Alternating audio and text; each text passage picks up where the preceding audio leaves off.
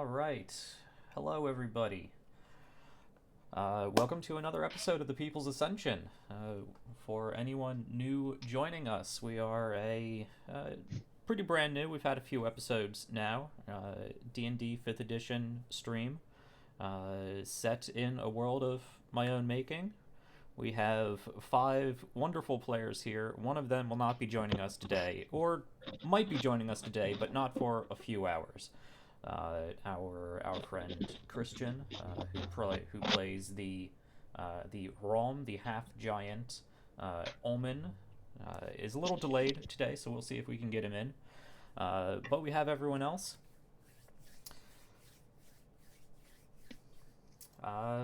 Let's see. Before we get in on any more of the action, I did just want to say hello again and plug all the usual things down in the cards below here on Twitch, or in the description in YouTube later. Will be links to YouTube and/or Twitch, depending on where you are at.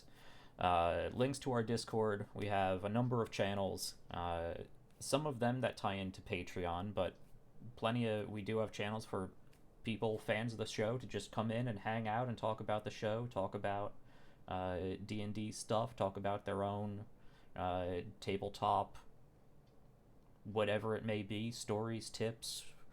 So the Discord is down there if you want to say hello. We are almost all of us are in there. So we'll be around to say hello. That ties in with Patreon for just a couple bucks a month. If you want to support us, if you think we're doing good work, you can drop us a couple dollars. That'll open up different Discord channels to specifically talk with us or other Patreon members who want to talk specifically about the campaign or specifically about DM advice, and of course gain access to the channel that we will more or less likely be hanging out in. I'll be hanging out there all the time. We'll see how often everyone else gets in. We have been doing live shows for the events just to give an idea of what I like to do after the show and get an idea of how the players are reacting to the various episodes. But that is now going to be a Patreon reward. So if you enjoyed those, if you want to continue hearing us ramble about nonsense for half an hour or so after our episodes, with most of it touching on current gameplay aspects, that's where we'll be at. And there'll be a number of various different lore posts and DM tips and advice that might come out sooner than it will be released on normal YouTube video, as well as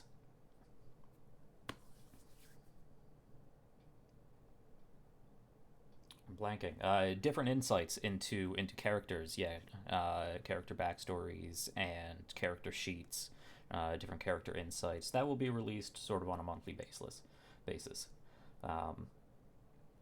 But we're all brand new, and as the channel grows, more things will come out. The quality, quantity, variety will all increase as time goes on. So viscosity. I don't. Maybe. That's a good word. That's going to be a much later feature. Viscous content. That's going to be higher tier. Yeah, that's quite Another high. word, honestly. Yeah. Because that takes a lot of production budget, but I mean it's something to aspire to. Way to run with that. That's going to be after hours. Anyway, that's enough rambling. Thanks for joining us.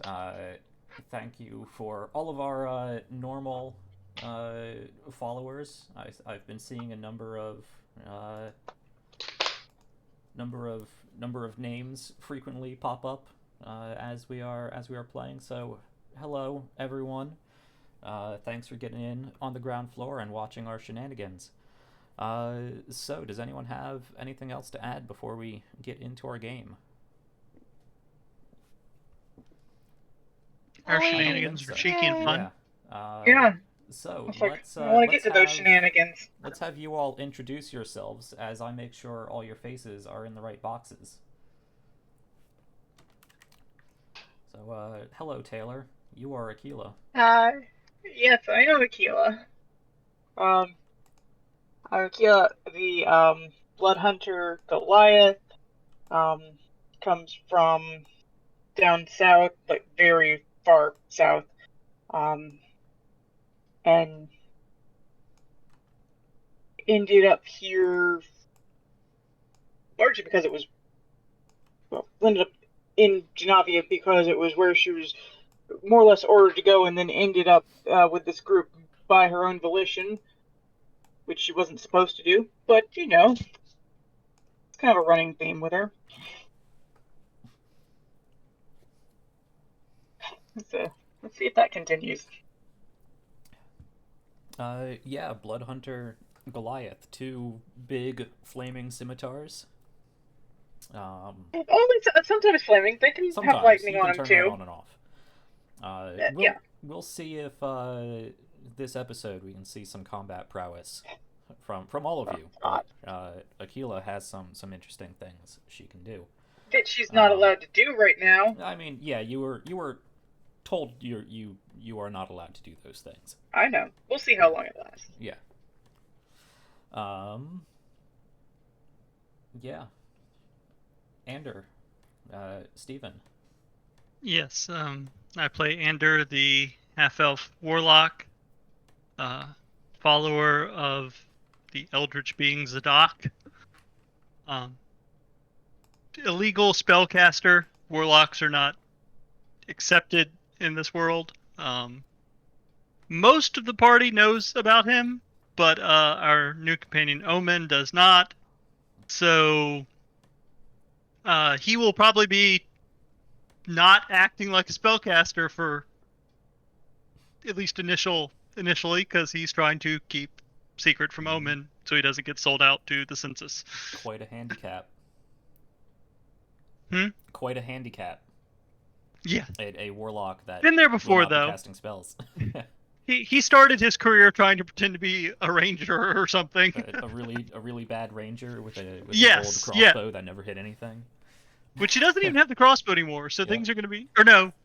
Did I replace that? I can't remember. If I replaced it, though, he does have a negative dexterity, so... You did replace it. I specifically remember you mentioning replacing it. But yes, can't hit the broadside of a barn with it, so it should be interesting. Okay. Batgirl. Batwoman. Is it Batgirl or Batwoman? Yes. I don't know. Bat the costume person. said bat dress. So. Bat Jack, female. 2020, bat person. It's got the emblem. I mean... Anyway. Yep. It's me. I'm Bat Arlene today. Yeah, Bat Lady. You don't have your bat ears on. Oh, shoot. Yeah, they give me a headache. Originally. But I can put them on for a few more minutes. Yeah. So, yeah, I'm Arlene. I play Solly. She is a Wood Elf cleric a Tempest cleric who is under Archlage, more specifically Saint Lewena, patron saint of elves and elfy people. I think she likes to make little wood carvings in her spare time. And that's really it, honestly. Nothing too crazy.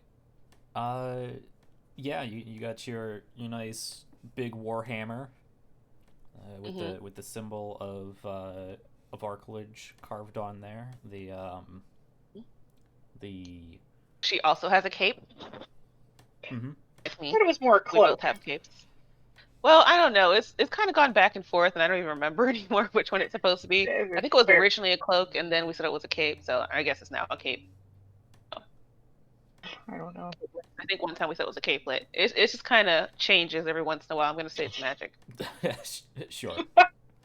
It's a magical capelet of indeterminate size. Yes. Just looks different every day. But on one side Quite is further. fur and the other side is camo, because that's an Archlich thing. Yep. Okay. Last but certainly not least, Stephanie Sevgi, the avatar. Yeah. Oh yes, so I'm Stephanie. I'm playing a Sevgi. She's a human sorcerer with draconic ancestry. The group found her in a swamp. So You and and several other people. yeah. Filming it. It wasn't just you. Yeah, it was just And that group of me children. and my majority dead party, but hey, no big deal, right? Yeah, you're still Time alive. they were alive. Yeah, so yeah, I'm Let's be clear, we didn't have a hand in killing any of them. true. Yeah, that just Probably. kind of happened on its own.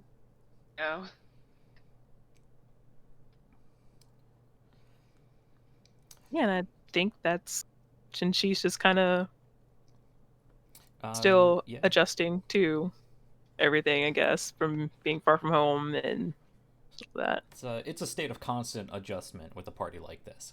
Yes. Yeah. It's always some new wacky thing going on. So I just had a thought though. Wacky or traumatizing, kind of interchangeable, really. Yeah. Yeah. Is Tolly wearing a Excellent. coke or a clape?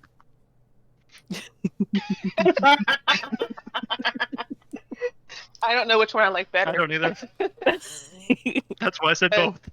Coke. Or Clape. clape. Oh my Ooh. god. I like clape. Mm. Because the other one sounds like a beverage. Well, Yeah. you can ponder that.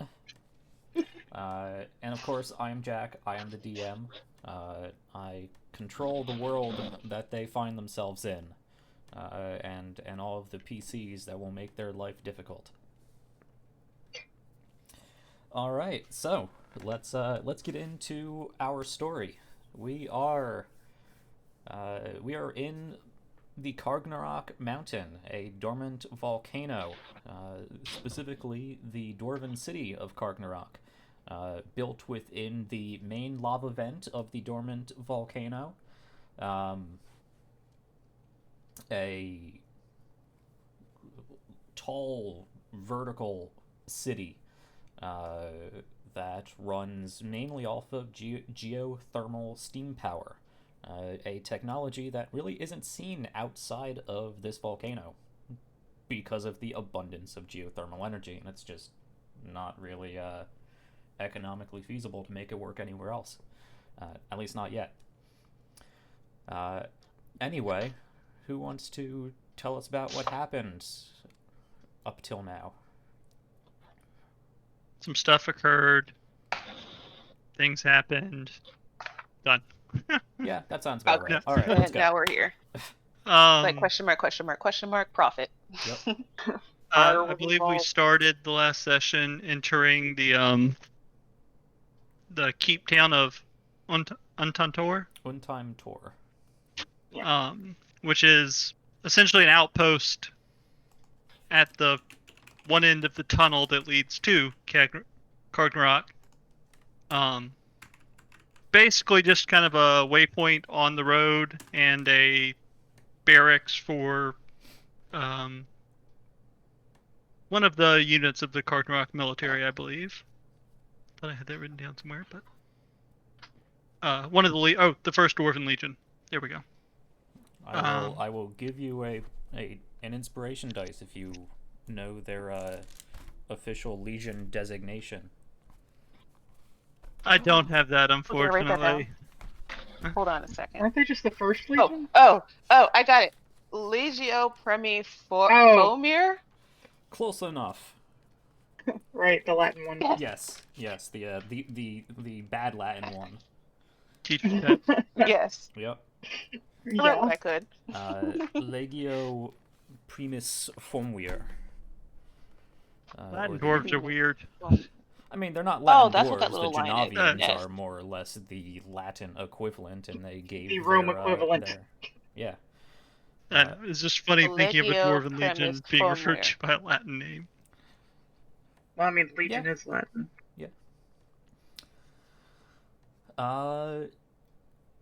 Yeah, Cool. So Tali gets inspiration later for something. Well, Tali can take Yeah. over then. Go ahead, Oh, Brad. dang it. Ah, Okay, crap. Hold on, let me go back to that page. I changed my mind. I don't want this to inclusion. So Take it back. we got into the city, Hold on. I think around the evening sunset time.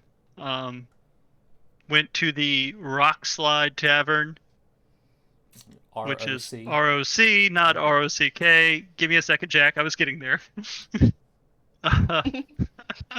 And the sign on the door is a bird about to be crushed by a bunch of falling rocks, really steering into the skid there. We got in, got some rooms, went to go get some food. Aquila decides to join in with the dwarven tradition of telling outrageous stories to impress other people. And unfortunately, not knowing dwarven history very well, managed to spin a very offensive story that got everyone in the tavern at best staring daggers at us. So, kind of did the good night, backed our way out thing. Next day, we got on. Turn there ever. Oh. Next day, got on the road or the tunnel to Kargnorak. On our way through, we found a bunch of murals and frescoes that explain dwarven history, and we put together why the story that was told the night before might have been somewhat offensive. Well, the story particularly was with ever increasing vaguity, getting up to the punchline, was that you took down a fire elemental Myrmidon. I think you were going towards the buildup of taking down the fire giant, but once you mentioned the fire elemental, that's where things went downhill. Yeah. But for Yes, context, apparently. yes. Yeah.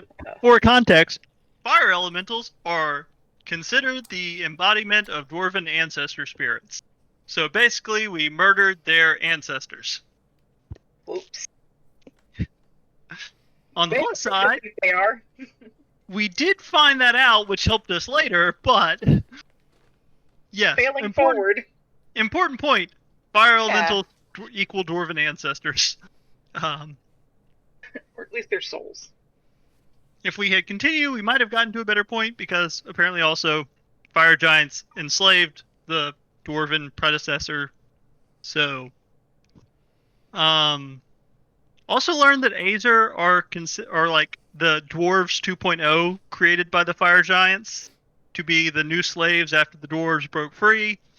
And so it's probably a good thing we didn't mention killing them, because they're kind of viewed sympathetically. The poor bastards don't know how bad they have it, kind of thing. I believe was how you put it, that they've lost essentially their free will and are forced to be evil slaves to the fire giants. I want to make a sci-fi reference, as I am wont to do. So anyone familiar with Stargate SG-1, they are basically Jaffa. Gotcha.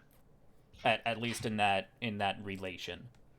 They have been enslaved for so long and very much psychologically conditioned to they're not enslaved. This is what they are meant to be doing. Anyway. Plus or minus some sort of artificial intelligence, maybe. Got through the tunnel, no problem. Nice quiet trip. And got to the actual city of Kargnorak, which, as mentioned, is just a giant steampunk dwarven city, basically. I wouldn't say it leans all the way into steampunk. It is steam-powered, sure. Fine. Semantics. Asking around, we found the Red Bell Inn where we stayed for the night. Before walking in, Tali rang the crap out of the bell, because Tali. I gave it a good 3 to 5 dings. It wasn't the crap out of it, but yeah, it was enough. Next day, we bought a ticket to ride the elevator.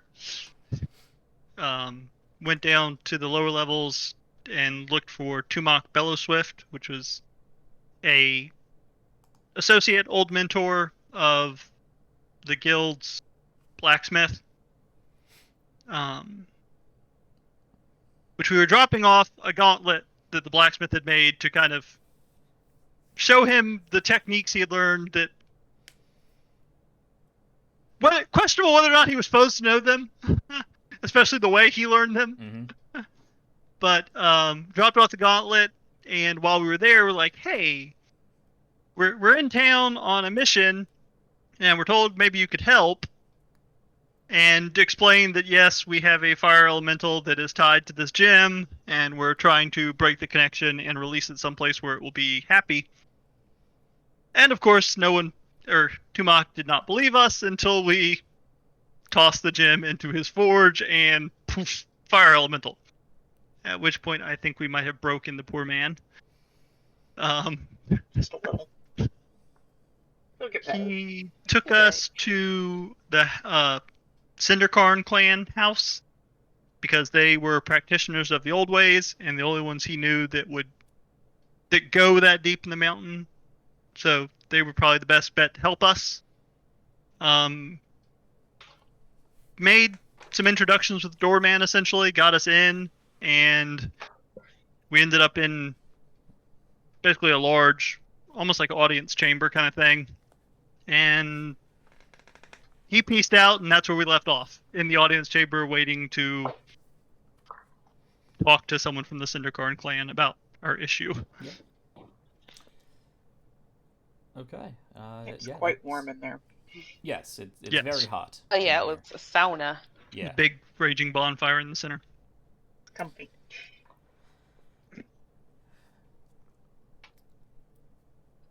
Okay. Yeah. That's pretty much it. Anyone have anything else to add?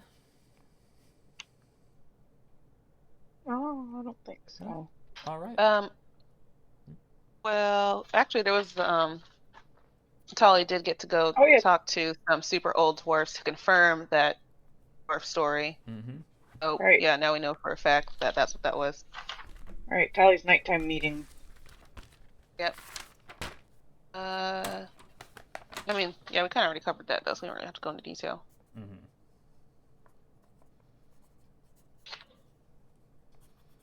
Yeah, that's about it. Okay.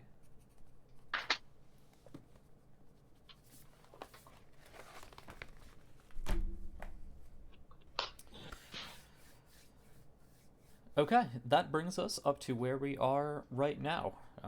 So to set the stage a little bit more, you have just been brought into one of the larger buildings within this sort of whole estate cavern that makes up the Cinderkarn estate.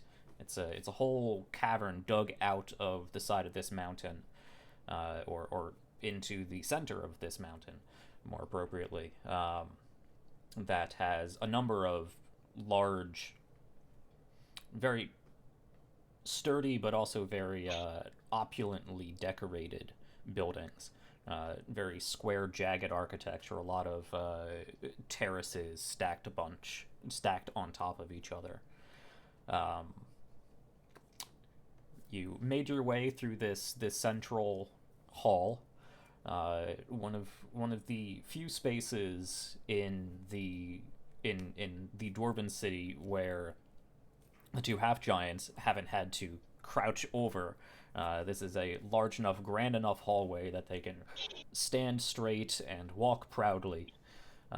You were brought in past a number of gilded walls and columns, a number of frescoes and paintings and various decorated torches and sconces and candelabra, brought past the sort of raging bonfire in the center of this hall, and sort of skirted around it because it was very hot, possibly hotter than it naturally should be. So it is very hot this whole cavern, but in this room, in these chambers. It does have a very sort of spiced tobacco like aroma to the air in here. Very subtle. But it's sort of like a tobacco-esque potpourri going on. Led back into a sort of just general waiting chamber where you are left to hang around for a little bit, just as opulently designed. There is a polished. There are two polished. What is the name of this metal? I am thinking. Bronze? Yeah, bronze mirrors that are along the wall. Another fire in the center of this room. Very intricately carved stone benches for you to hang out on. And you have been left there for probably a good 15-20 minutes since the doorman pretty much told you he was going to fetch somebody for you. Is there anything you guys want to do in this time?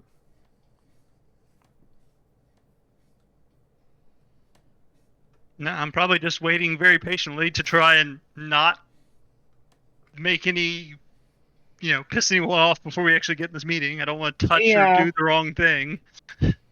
Yeah, probably not try and mess with things. Checking out the room. Is there anything that stands out of anything of major interest that? I mean, the two probably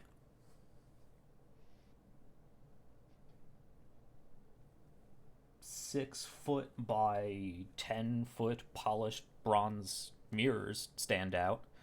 Like I said, it's a very opulently designed room, decorated room, all entirely stone architecture. But yeah, the benches look like, benches carved out of stone with intricate designs in them. Looked like it's work from a master craftsman, a master carver of stone, stonesmith.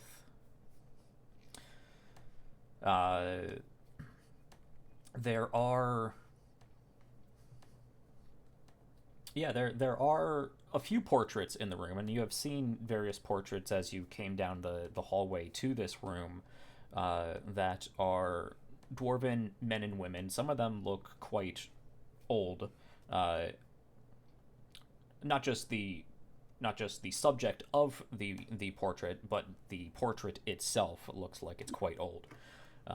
And they all have this sort of it looks like they have gray hair, and those who have their hair longer, whether it be their beards or just their hair, it is gray, but it almost has this sort of internal reddish yellowish glow to it. Okay. And they are all wearing this very, I keep using the word, very opulent armor, this sort of gold-plated armor, some with different metallic chains of gold and silver and copper, some with different gem inlays, but they all have almost gaudy armor. And they're loaded and flaunting it. Yes, they very much are. The roof tiles of this building are polished gold. This is There's definitely no reason to do that except show off. Yeah. And you would know from the brief description that Tumak gave you that this is one of the original big name clans of the dwarves, big name houses of the dwarves. So they've been around for a long time. They are politically important. They have powerful individuals in their family. That's probably who all of these people are. You don't see any names attached to them, presumably because they don't need them. Yeah, we should know who they are. If we were dwarves. If you were dwarves, I was going to say, I don't know if we should. Yeah. Wow. Very important people. Tali's gonna check out that mirror, or one of the mirrors. Yeah, I mean, it's not as clear of a reflection as you would get in modern day IRL mirrors because it is just stamped and polished, or pounded and polished brass, bronze. But I mean, yeah, you get a general sort of wavy reflection of yourself. Cool. You can Yep, you can it's a fix your mirror. hair, make sure all the vines are knotted in there correctly. Okay. Yeah. Cool. Yeah, Tali would probably do that. Okay. Since we're about to meet somebody very important, might as well. I don't know. Does it have any more potpourri in here? The scent does seem to be coming from the fire, and there is also a sort of fire ring in this room. That is providing a much smaller fire to the one that was out in the central hallway. But yeah, there is a small fire pit here that is emanating this sort of scented smoke. Can I tell what any of that is based on the scent? Make a nature check. I was hoping herbalism would help with this. Sure. Yeah, roll an herbalism check. Uh-oh. Why is that not on here? So, wisdom and proficiency. Okay. Roll a, what kind of check is this check? Yeah, Roll a check. check. 1, 2. That's 13. Okay. I'm sorry, 12. 12. Oh, tired. I mean, there does seem to be tobacco in this. So being in here for 20 minutes, you're starting to, for those of you who are not used to smoking, which is probably most of you, if not all of you, you are starting to get a little hotboxed in here. But it is just tobacco in a fairly low proportion, so you're not getting dizzy or anything. I'm going to start making con saves. Not unless they keep you in here for quite a while. But yeah, it's basically some form of spiced tobacco. You can't pick out the individual spices, whatever they may be, but they are very warm. You get maybe a hint of cinnamon, maybe. Ooh.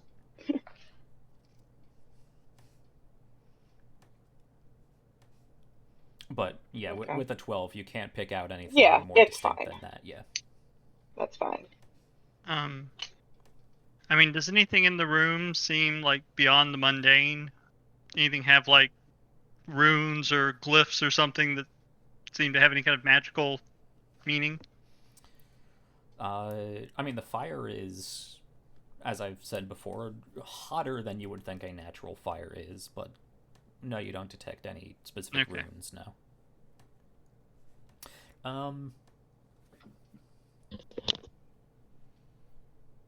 Make an investigation check.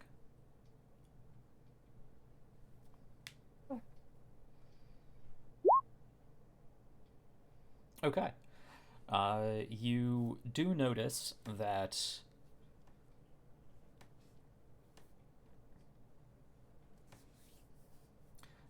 you notice that inside some of the sconces along the outside of the room,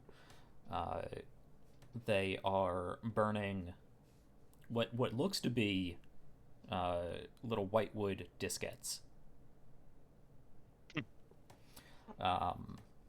And likewise inside the fire pit, and you kind of singe your eyes a little bit as you peer over this unusually hot fire. But you do notice that inside the fire pit, it is ringed with an inside ring of whitewood. Is there any actual fuel in there, or did? It seems like the sconces are burning the whitewood itself. You would know this is probably a variant of like an ever-burning torch enchantment. I think we've run into this before. Yeah, I feel like we have. The ring inside the actual fire pit, though, may be providing something, but that doesn't seem to be its source of fuel. it does look like there are there is wood and coals in there as well. Yeah. Okay. I wonder if this fire can change color. You have seen that before. I know. In Sarumov's parlor. Yeah. Mhm.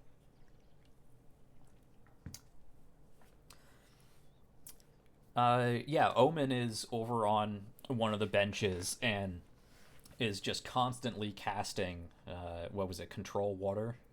Shape water, Shape I think. water? I think so. Whichever the Because it was a cantrip cantrip. is, yeah.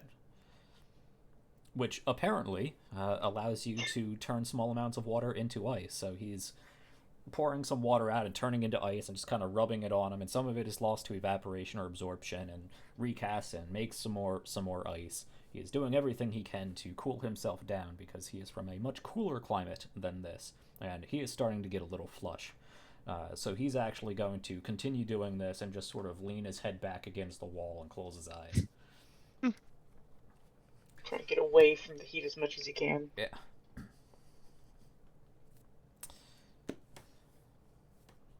Okay, so if you guys aren't particularly doing anything in this time, we'll say that you were probably left in this room for about half an hour since the doorman originally excused himself. And then the doorman comes back, opens the door, gives a shallow bow. Yes, Sir Ogred has agreed to see you. This way. And you kind of have to nudge Almond to get his attention as you are led back out into this large hallway, sort of receiving chamber that you've walked into, and into one of the side doors this time, which leads into a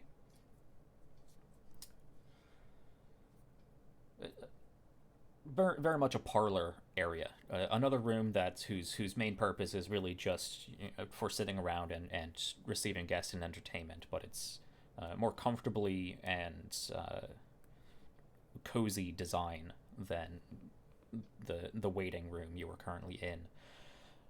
There is a very, very nice rug on the stone floor in this room. Doesn't depict any sort of scene or anything. It's just patterns. But within those geometric patterns, you see every now and then the flaming spear crossed with the flaming hammer, which is a motif you've seen before. The flaming spear of Karg and the flaming hammer of Ulo.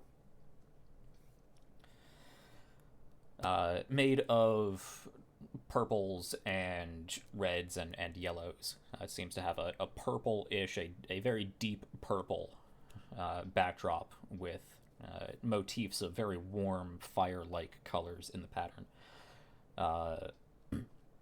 Likewise, there are more portraits and mirrors and pedestals with vases and busts and various knickknacks and carvings on them.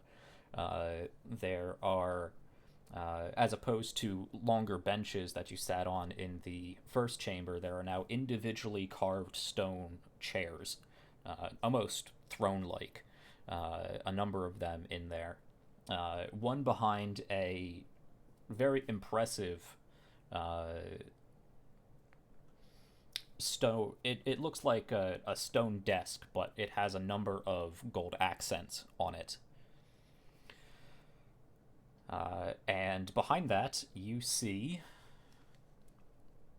of course, a dwarven fellow.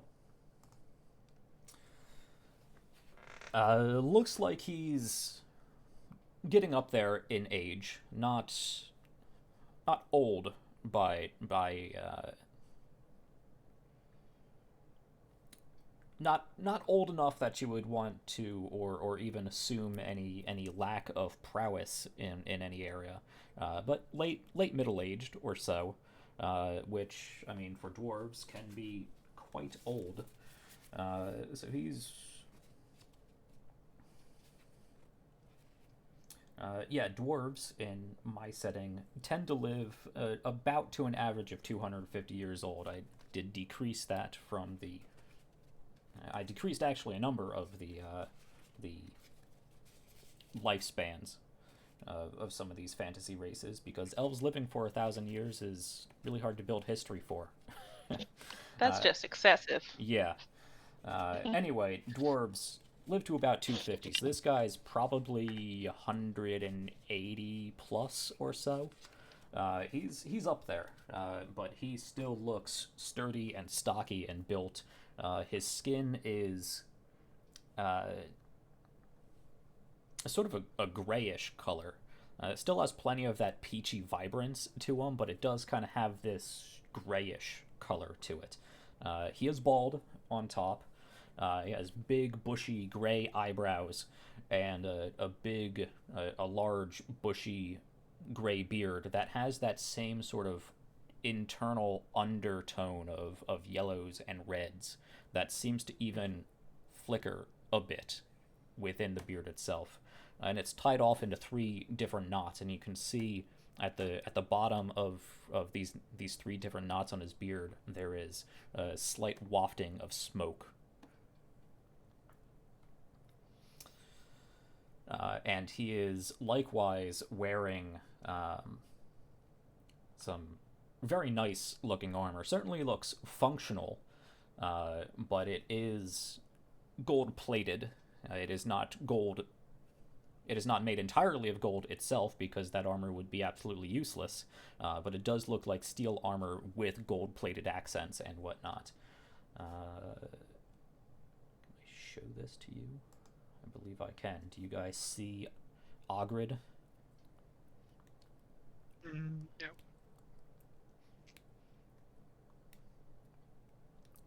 No? Oh, well. not seeing anything. Not I. It's, all right. Interesting. That usually works. Anyway. Yeah, technology. Yes, very very nice armor. You don't see it's not as gaudy as some of the other ones you have seen in the portraits. You don't see any jewels or big thick opulent chains. This guy looks like the armor is there both for functionality, both for form and presentation, but also for functionality. And you see behind him, up on the wall, a very impressive looking battle axe. And in the center of the battle axe, where it would connect the head of the battle axe to the shaft, you do see a small ruby embedded in there that does sort of flicker with a firelight on the inside. Likewise, the non-bladed portions of the battle axe looks like they are plated in gold,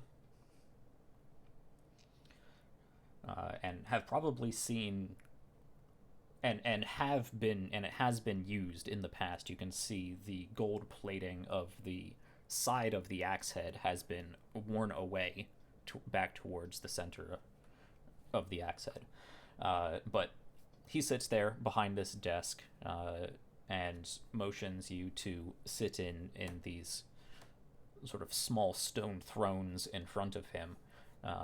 You can tell just by some of the depressions in the rug that these stone chairs were probably brought here knowing that there were 5 of you to have this meeting. And these things look heavy. No wonder it took so long. Yeah. Let's say, Jesus. Well, that feels a little excessive there. But you can take a seat on these stone chairs, and Ogred, as he is introduced by the doorman, the doorman would actually see you each to your seats and present both sides. Yes, Lord Ogred Cinderkarn, we have I did not catch any He specific didn't ask title for a name. for you. But your visitors are here. He bows and walks backwards out of the room. Thank you. Cinderkarn gives him a nod and stands up behind his desk. Aye. So, welcome to House Cinderkarn. I am Ogred. And Thank you are. Thank you for the warm welcome. My name is Ander. I see what you did there.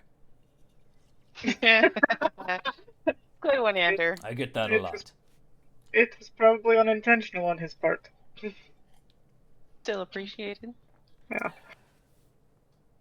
He said, my name is Ander, and kind of gesture towards whoever's next in the line. I am Akila. Ollie. My name is Sevgi. One of you elbows Omen. Yes, I'm Omen. And Ogred continues, well, it is a pleasure to meet all of you. I hear you of quite a tale to tell. Quite fortuitous that you arrived on this particular day. Ah, alright, I remember. Yeah. Sholtalia? Yes. Sholtalia? Yeah. You may have found that within the city itself, we do not subscribe to the entirety of your Genavian pantheon and all its religion. But you know us dwarves cannot pass down a good celebration of story and feasting. Can't blame you for that. And he walks over to a large bronze plate on the side of the wall, a sort of domed plate.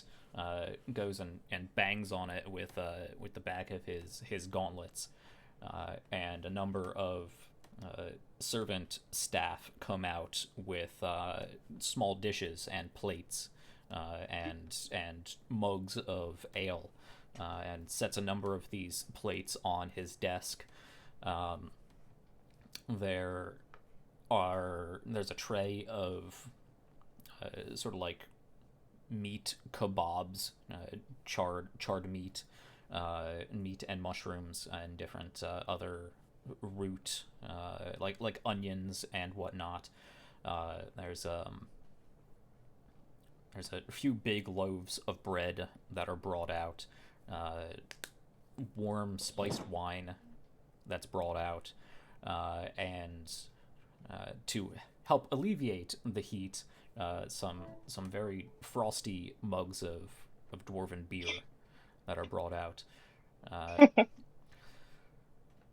So, in honor of our guests here and the story you are about to tell me, let us celebrate as you do. Help yourselves. Okay. Alright. Look at Anders. Thank you very You can much. tell it this time. As Ander is reaching for a kebab and a mug. Mm-hmm. So, Yeah, I guess.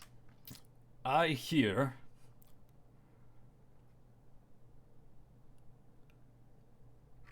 that you have come into possession of a flame, an elemental.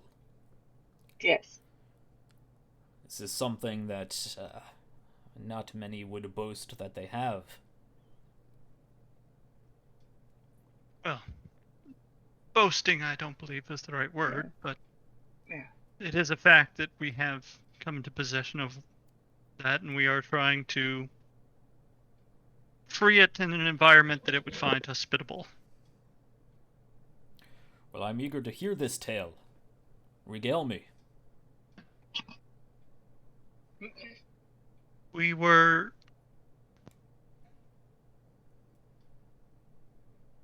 What was the name of that? I know it was in race. Race. My brain was going to ROM, and it's like that's not right. Give me a sec. That's a while ago. We I were have to look through my in notes for Race, attempting to. A tribe of lizard people had been raiding a small town, and in an attempt to broker peace, we found out that they had been forced out of their home.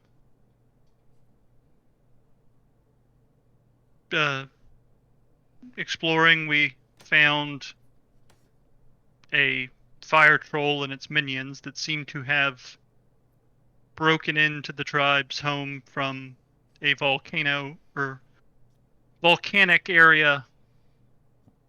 Yeah, he holds below his it. hand up and speaks, mouth full of bread and spiced meat. You tell so dry. Be proud of your story. Boast, be bold. Where's the theatrics? Yeah, show off a little bit. Would you like to pick up? Nope. We saw how that went before. Fine. Since I don't really know exactly what, can I attempt to make a performance check for telling the rest of this? Sure. I'm gonna cast guidance on Ander. Let's get him up to a good start. Yeah. To everyone's attention, you know. Let me see something real quick, Tali. Oh, okay. Um,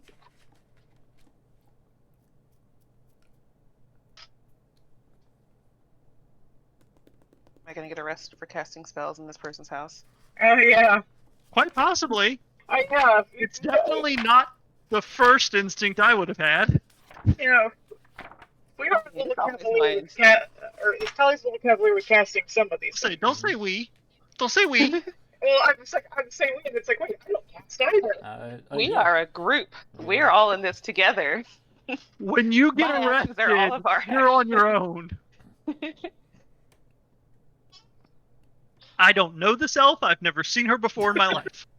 It's like Just an Ander, idiot why? officer. Crazy elf just started following us. Casting random spells. She was very friendly to us. But, I mean, she won't stop preaching about archilage. I was like, has anyone ever heard me preach about archilage? You tried before and it didn't go well. What was it? Because you were like talking to That's why I Morgan don't that do one it. time, and it was hilarious because it very much came across like, "Have you heard about our Lord and Savior archilage?" Yeah. So, Tali, make a wisdom check. Just make a wisdom check, not a saving throw, but a check. Oh. Okay. All right. Let's check my wisdom here. Okay. Oh. Yeah, you can wise. see as you begin casting this spell, there is a what looks like a bowl carved into the desk, the stone desk he is standing behind, with a fire coming out of it. This one seemingly without any obvious source of fuel, and the fire does spike a little bit in intensity as you begin casting, but nothing happens. He does raise an eyebrow and begin to put his hand up. Stop. Okay. Yeah, looks like something's about to happen. I'm like, maybe I shouldn't. Guidance does have verbal and somatic components. It is very obvious when you cast it. Yep. So he kind of raises an eyebrow at you, and you, as you stop. I was gonna give him a boost to his story, but never mind. I don't know. Maybe a boost would benefit them. Turns back to Ander. Go ahead and make your performance check. Yeah. It wasn't meant as a dig. Oh, wow. Ooh, yes. I mean, All right. It's the most exciting story I Let's ever heard. assume the rest I tell of this is incredibly entertaining. Leave Yeah. out the Azer as much as possible. Especially the shatter spell. Well, It's probably the most interesting part. I will let you continue the basic synopsis, and we will all headcanon that you are telling it in a much more bardic style. I'll try to be as impressive as I can, but yeah, let's. For content, what Yeah. are you delivering? Yes. So, fought the fire troll, found the entrance to this volcanic chamber, went exploring into it, and found a metallic metal, like black metal fort inside the volcano. Specifically mentioned that a fire giant was living inside this fort, and what seemed to be some kind of gateway had been set up to the plane of fire. We, through cunning and skill, and not just sheer luck, managed to kill this fire giant. And while we were in this fortress exploring, we came across what I assumed to be his forge, and found this elemental in the forge, bound to a gem. And in talking with it, agreed to try and find a way to set it free. Emphasizing Anders' probably distaste for slavery in all forms, considering their history. Couldn't watch a creature that seemed to be sentient stuck in a underground forge for the rest of its existence, so I agreed to try and help it. At the time, we didn't have a way to disconnect it from the gem, and by the time we did, we were nowhere near a volcano. Hence why we're here now, hoping to find a place in the magma chamber below the city to hopefully release it from the gem and let it go about the rest of its existence. All right. So let's just be clear here. You're purposely leaving out the small regiment of Azer that were the ground troops of this whole endeavor, and the fire elemental Myrmidon you fought. That was basically the gatekeeper, and the gate itself. No, I did mention the gate. Okay. I did specifically mention that the fire giant had set up a gate to the plane of fire, it seemed. Yeah, you did mention that. Okay. Definitely avoiding the Myrmidon, considering our previous... And I'm guessing if he asks about anything else, I would probably come clean on the Aether, just because that, considering what I know now, I don't think he'd believe me if I said there weren't any Aether whatsoever. Mm-hmm. Just since that seems to be... The fire giants created them specifically to be slaves, it would make sense that it would have a regiment of them. I mean, we didn't have much choice but to fight back against them. Would not emphasize any of the parts that involve fighting them, but if it comes up, yes, we had to fight them. Okay. No, it really doesn't come up. He does nod along to the story you tell. Yeah. Basically emphasizing the parts I think would be more interesting, but not lying about anything. Yeah, he doesn't seem overly suspicious about anything that you've said. You can see there's kind of a... he picks up on an obvious plot hole in that you are leaving out the Aether, which would have been the main way that these lizard folk were displaced, and you kind of see that gear turning in his head, like a single fire troll displaced a whole tribe of lizard folk. guess it Could was a have really mentioned strong the fire Genasi. trick. Do you mention the fire ganassi? Yeah. I mean, would you even really know that it was a fire ganassi? Did we establish that you knew what she I don't was? I mean, remember I who don't think she I knows don't fire remember. magic. Yeah. Wait, no. I think did she just hit us like a fireball or something? I mean, she looked funky too. Yeah.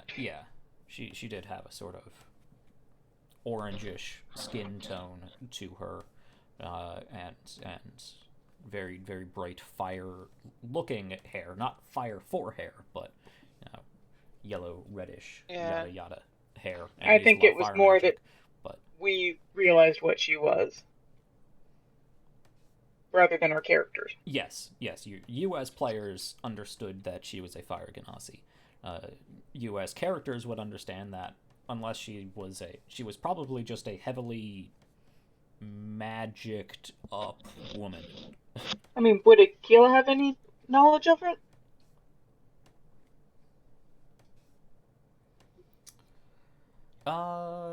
Roll a wisdom.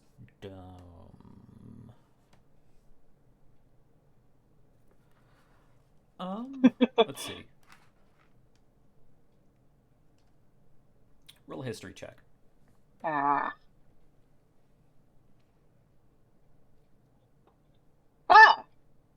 Okay. Nice. I was like, hey, I might know something. Unfortunately, though, 17 is good. Not,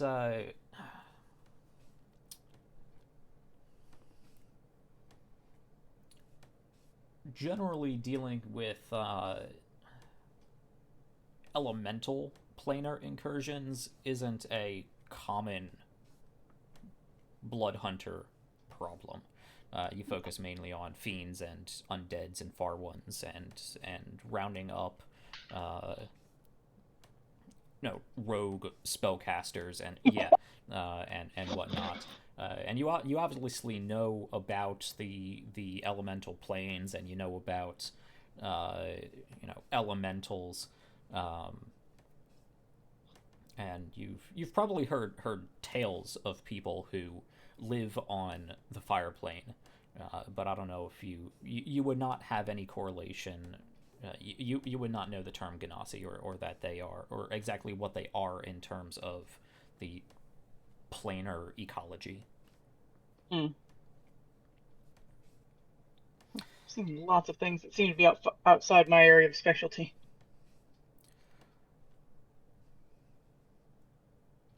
Yeah. Well.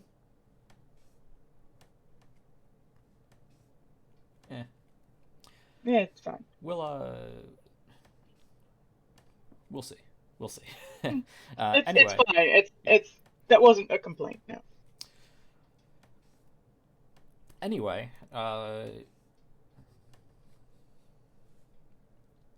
yeah. So you finish up your tale, with the.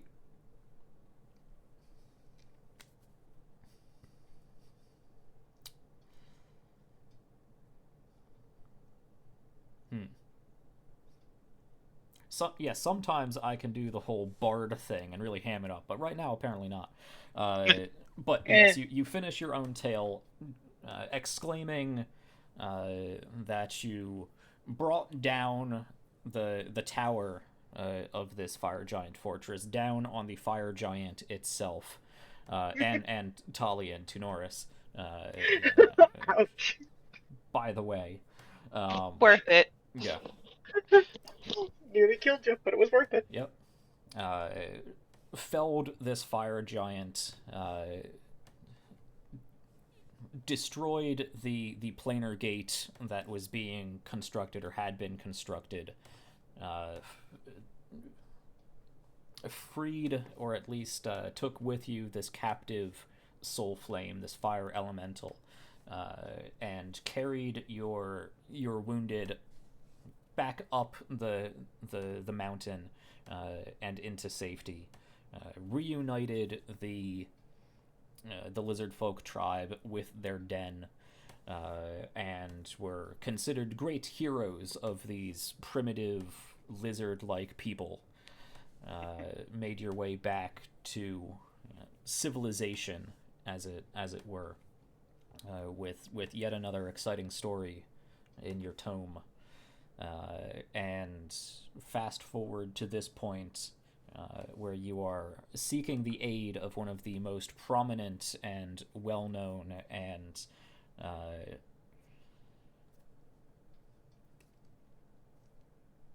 historically, mythologically minded old families, great families of the esteemed Kargnorak dwarves who have been friends of the Empire for hundreds of years, beseeching the Cinderkarn family for any assistance that they may be able to render in freeing the captive soul flame that you have rescued and agreed to set free.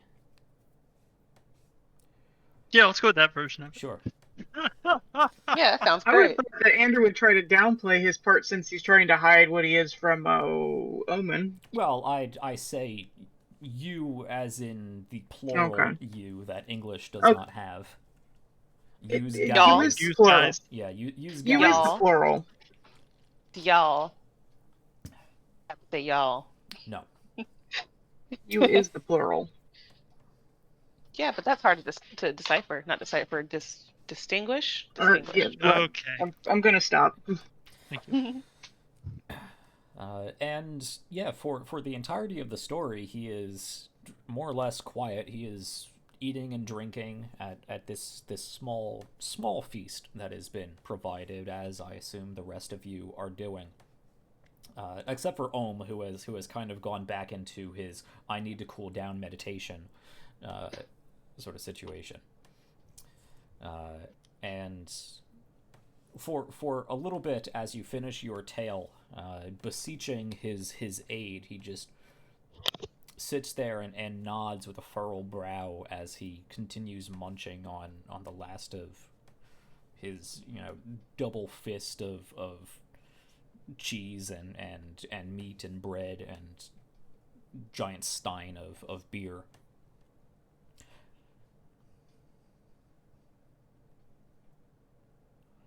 That was quite a tale. Quite a deed. I hear that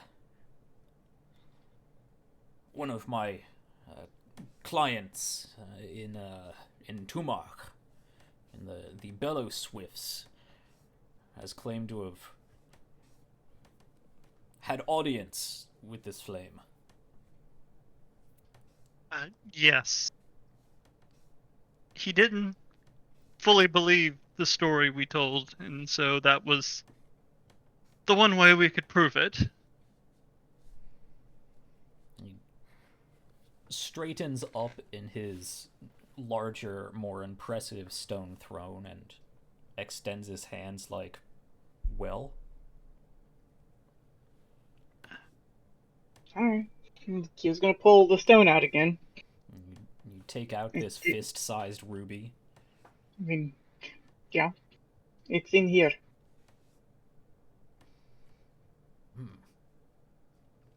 Stands up and leans over his desk and Yeah, hold it out to gives him. a long look to him. He picks it up and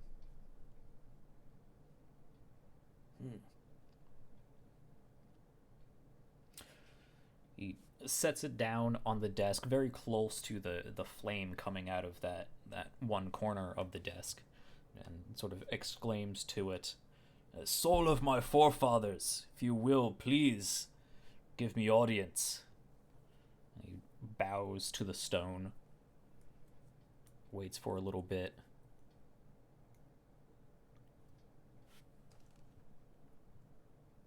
It is slightly perturbed that it is not in the volcano yet.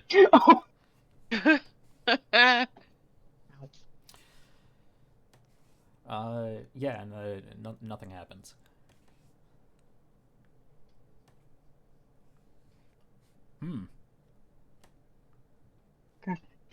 Picks it up again and takes a closer look at it.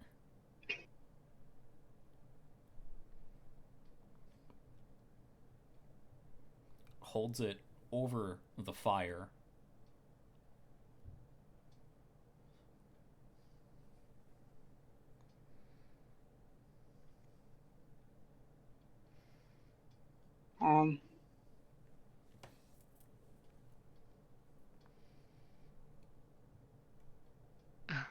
As I said, any of you it doing is... anything, or just waiting? No, I was going to say, as I said, it is less than pleased with the time it has taken us to free it, and has already been essentially trotted out as proof once today. At this point, it may be a bit too annoyed. I would say it's like, so in Giant, I would say to it, we need you to come out, because this might be your ticket home, or free to freedom.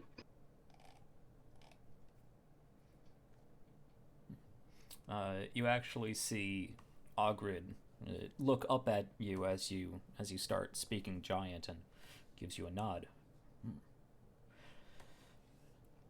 Let me actually, I think this would be more appropriate.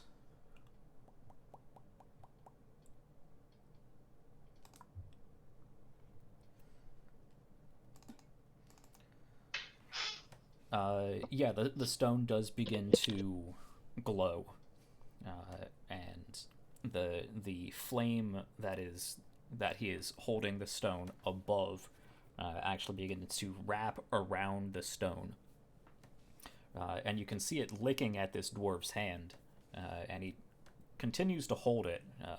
You can tell he obviously feels the fire. His brow furrows, but he doesn't let go, at least not immediately. And the flame erupts out of the gem, and at that point he does drop the stone, which sort of falls and rests on top of the basin that this flame was coming out of, and the fire elemental erupts and takes shape and sort of flickers and bends in the air around, and turns around and takes a look at the group, and turns back around and takes a look at Ogred.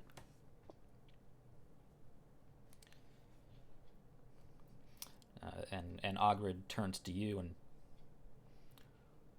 the language of our captors, our slavers, yes. The language of that my makes people. Sense. Of your people. I am Goliath. I suppose. Yes. We do not speak exactly the same language. His is, he speaks of the fire giants. Of course, yes. I did notice a dialect difference there. Flame, you honor us. I will see you to a place that where hopefully you will find your way back to the eternal flames, where you can do us service, do your people service once more. Elemental just kind of wafts in the air around him.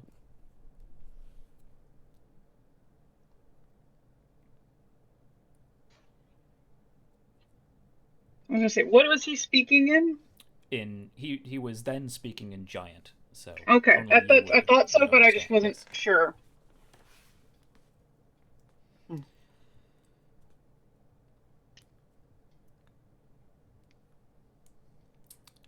All right. He does bow again to the elemental,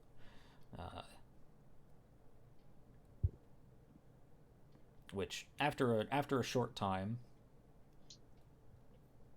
does recede back down into the gem, and Ogre goes over and sort of swats it out of the fire.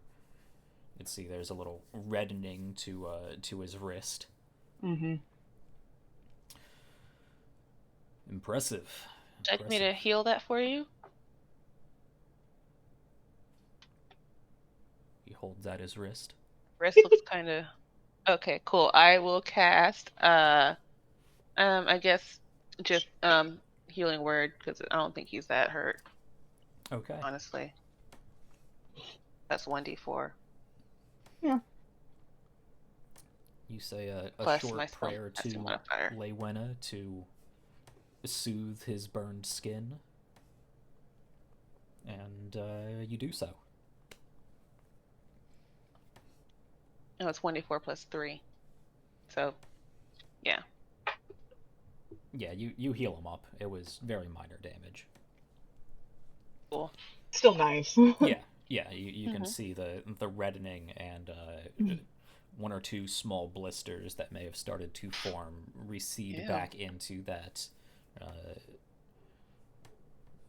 grayish, older dwarf skin tone.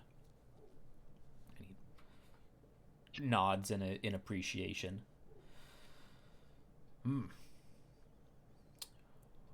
Quite impressive, quite an honor, and quite disturbing that it has been enslaved once more by our ancestral captors.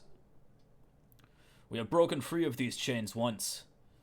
I'll see to it we free it as well. I do know of a place deep within the mountain where it would be beneficial to set this flame free.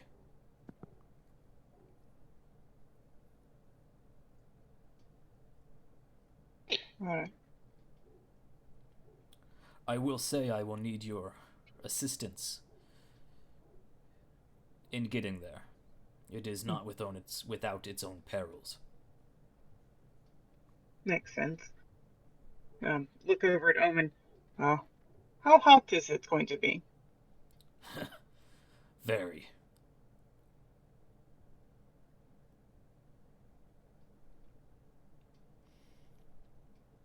And yeah, Omen sort of lets out a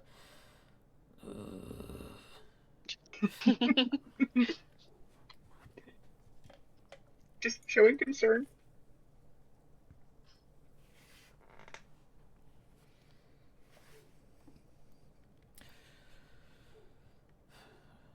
down in the depths of Kargnorak, down below our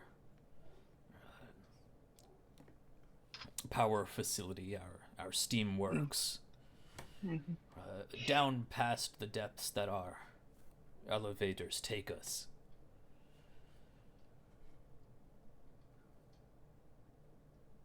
Kind of looks over amongst the group.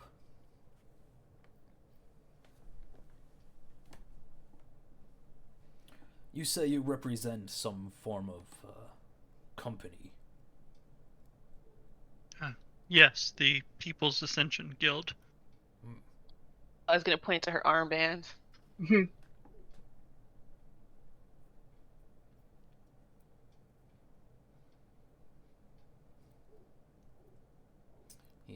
He looks over the group, sort of stops for a moment longer on Sevgi,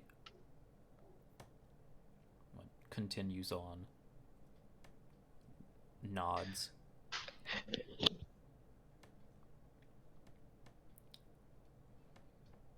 Well, I suppose if the story you have told me bears any truth, which apparently it does, you have seen...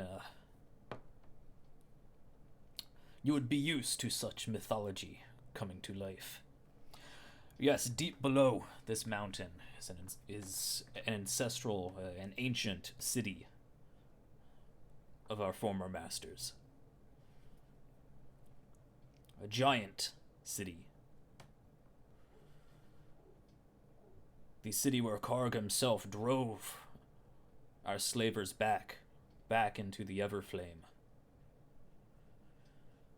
A gateway there still stands, protected by us and our patron.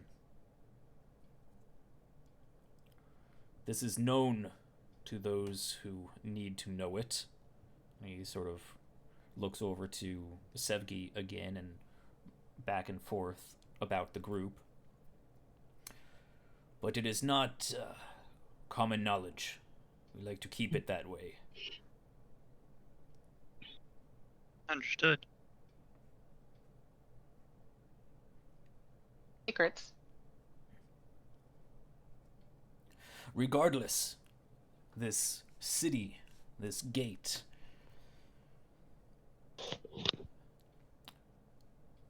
is unsealed, protected, but ever open.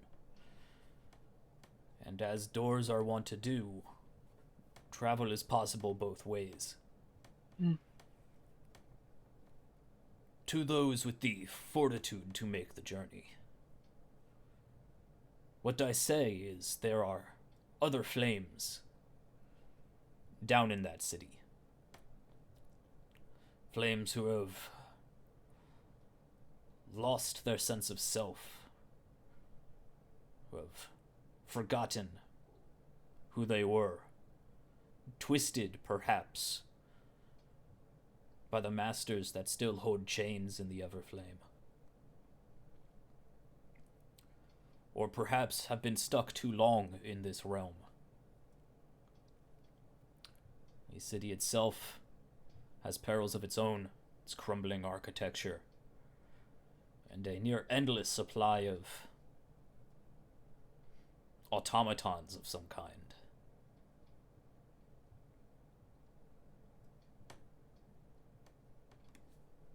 These have become golems for some of the flames.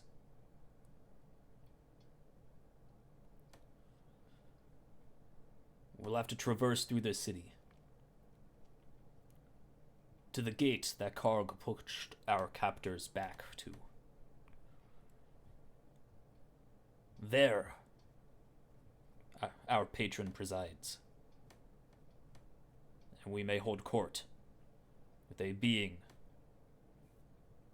who can see this flame to where it belongs.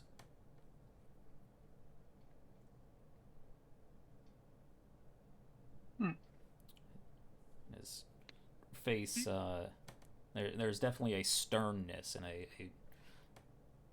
very observant look to him as he takes in all of your reactions.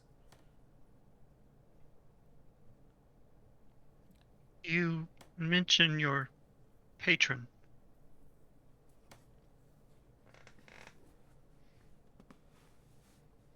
He As lifts a... his chin in response.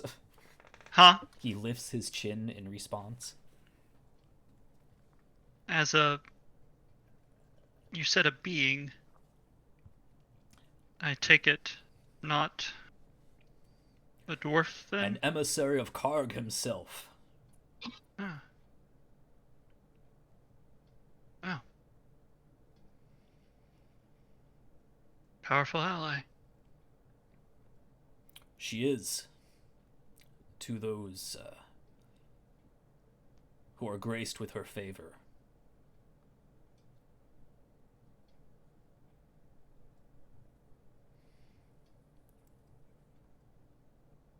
She speaks for our forefather, holds his spear.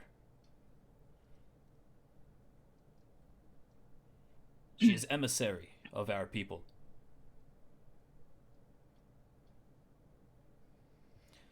It is she we must speak to, for she presides over this doorway. I do not see this being a problem. He again looks over the group and nods mainly to himself.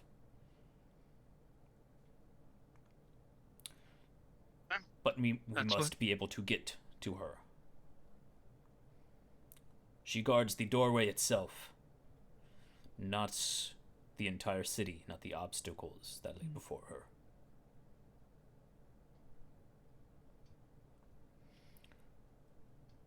Well, if that's what it takes then, we'll see it through. We made it to a gate once before.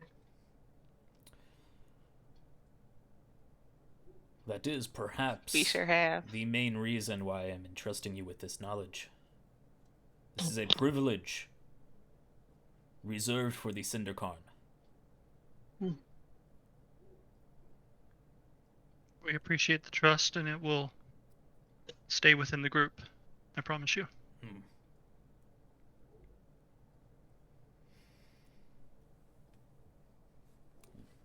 Sits back down and leans back against his stone chair. I'm curious. Where did you learn giant? He sort of scoffs and squints, tilts his head, squints an eye at you. It's taught to all of my people. Those who excel scholastically. I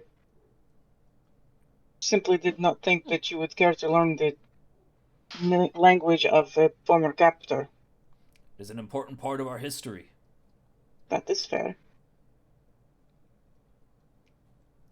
Wonder We if need to Proud know knew giant. such things if we are to continue the fight in the Everflame. They are still our enemies, whether they are here or not. It is important to know your enemy.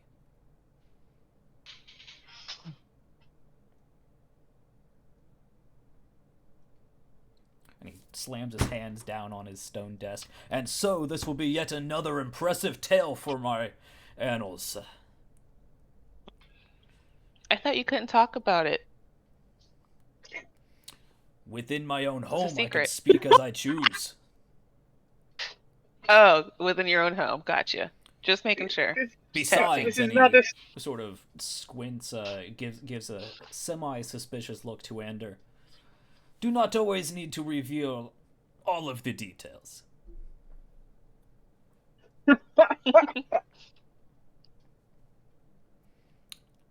Come, my valiant allies, we shall descend into the molten bowels of Kargnorak itself. Walk the journey of Karg, my ancestral forefather, the bearer of the flame spear. Walk the path that drove the giants out and deliver one of our forefathers back to that realm to continue the fight. This is Raise my really mug. exciting. I'm ready to go now. Yeah. Huzzah! Don your Yeah. gear. Make yourselves ready. For tomorrow we descend.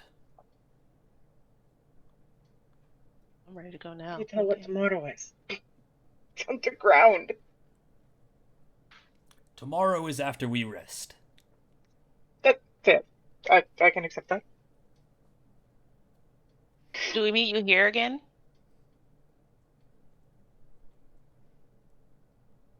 Yes, that will do.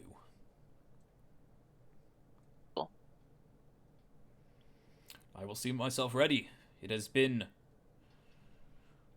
many a year since I've made this journey.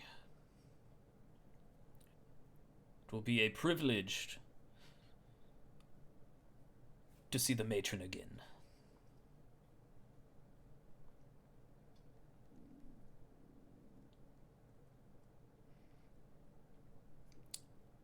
Well, until then, if there is nothing else.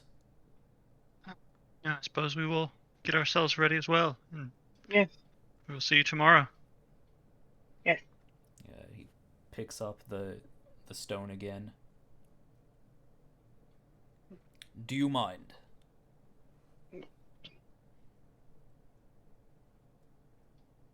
I assume he's asking if he can hold on to it. Yes. Suppose it is just as safe in your keeping as ours. Possibly more so.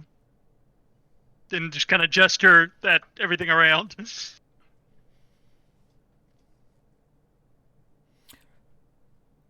I am honored by your trust and the privilege of housing a flame in my home. He Only seems fair after the trust you've shown in us. goes over to one of the marble pilasters that holds up one of the decorative bronze vases that are there, takes the vase and goes over to the door and opens it up and just sort of places it outside and punches at the brass plate again.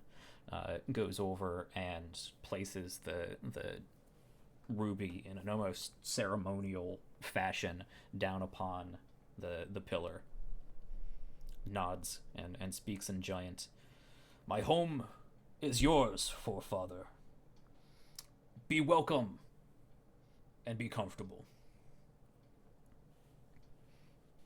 Sort of stands there hoping for a response that doesn't come, and turns back to the group. Well, I hope you have enjoyed my hospitality. Make yourself ready. Rest well. For tomorrow, we shall write a tale for the ages. Sounds fun. He walks over Love to tales. his desk and grabs his stein and downs the rest of it and slams it down. Motions for the door. Mm-hmm. Finish mine off. Have and, a nice rest. We'll head And out. it's like, yeah. It's like, don't want to leave half drunk ale. Especially not dwarven ale. That's the good stuff. There's lots of good stuff. Okay. Yeah, you exit the room as you see one of the server staff sort of rushing off with this bronze vase into one of the back rooms of this hallway, and are free to make your way out of the estate. There are a few other wait staff and whatnot moving about that sort of clock an eye at you, but nobody's really escorting you or anything. Yeah. And I assume you just make your way back out. Yeah. Okay. Exploring someone's house when I hadn't been given permission to. I know. It's like, let's not do that. It's a nice house, but yeah, no, probably not the nicest thing to do. You have more common sense than many an adventurer. That's what's kept us alive, Is it? I thought it was dumb mostly. luck. Well, a lot of us have died, but mostly Wow. or gone away. Ogred, or But for the most Omen part. kind of. Ignore that. I said or gone away. Not all of us. Ignore that. Okay. Yeah. So you That was make your- mostly out of character anyway. Sure. Yeah, but it does sound like something Dolly would say. Yeah, you make your way out of the estate, out of the cavern, and back into the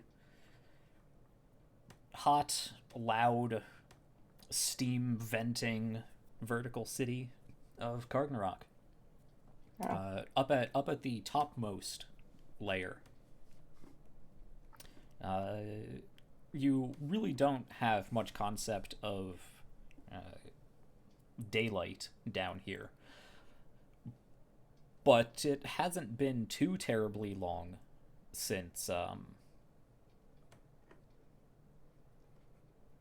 mean, just going by your internal clock, your internal sense of time, and how long you've been awake, it's probably early afternoon. You have several hours before you need to worry about turning in.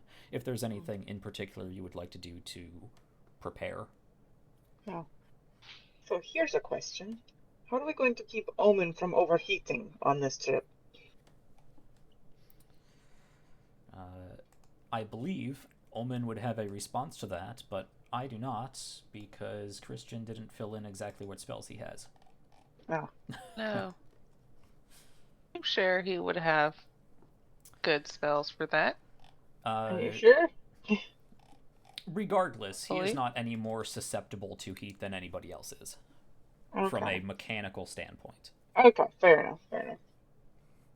He just wasn't Just doesn't comfortable. like it. He's very Yeah. uncomfortable, but he's not quite taking uncomfy. damage. He's not risking exhaustion, and when it does get to a point of risking exhaustion, if it does so, it will be for the entire group.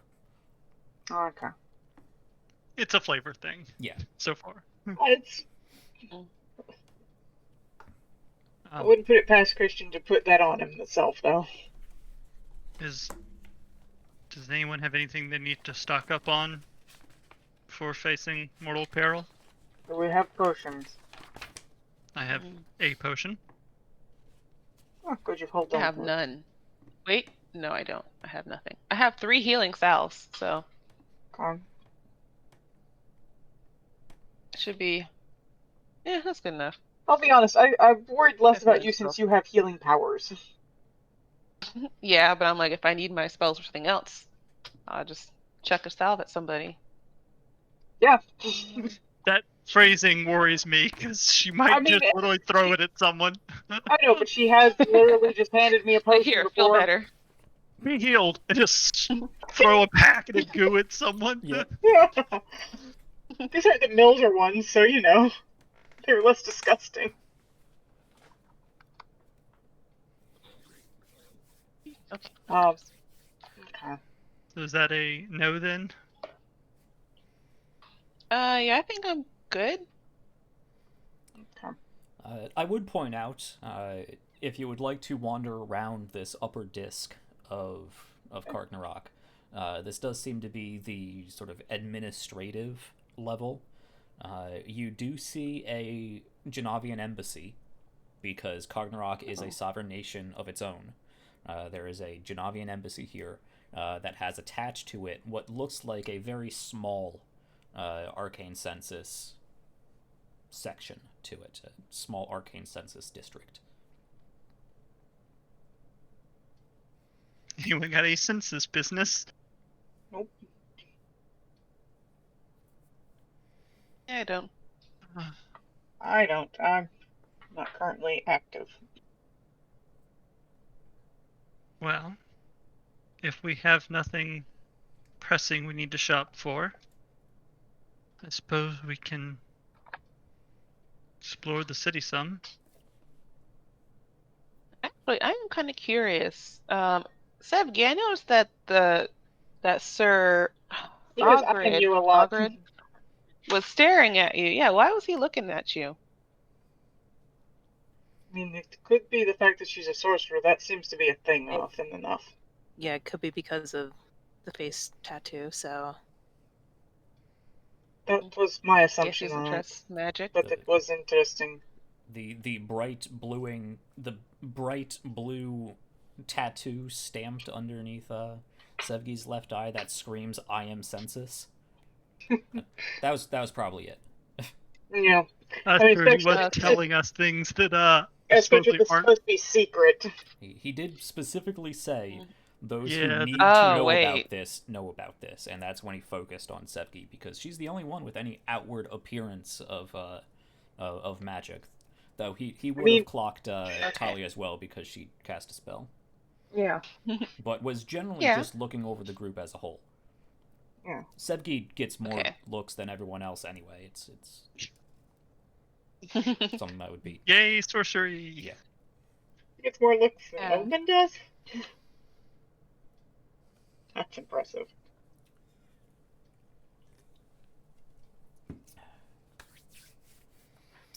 Okay. Is there anything in particular you want to look around for? No, not really. I'm Souvenir pretty much shop? just gonna. Oh, what? An ear shop?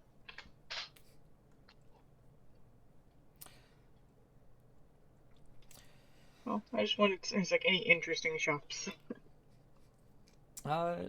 Honestly, on the second disc, there probably would be a number of touristy shops that have, different stone steins with some of the dwarven geometric patterns carved into them. The fancier, more expensive one have polished brass lids that can be pushed up and down. Are they sturdy enough to use as a bludgeoning weapon? Maybe. Probably. Depends on how hard you hit something with it. Find a dwarven Milzers. Yes, I would love to find one of those. Dwilzers. Oh, yeah. I mean, yeah, you can find various little knickknacks. I went to Kargnorak and all I got was this stupid T-shirt. No, I don't want. Doublet. Cool. All I got was a stupid doublet. Yeah, it's this Yeah. stupid tunic. Tunic. Oh, I'm not looking for souvenirs. Get a nice shiny, dwarven accented belt buckle.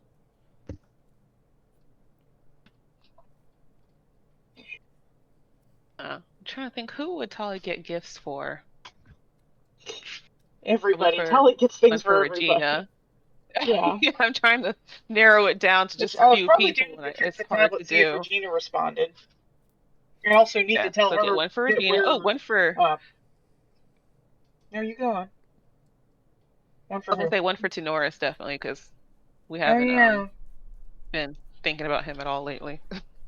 I've thought about him a couple times, did I forget? Well, y'all are sort of just faded in the Forgot to background. ask about him. Yeah.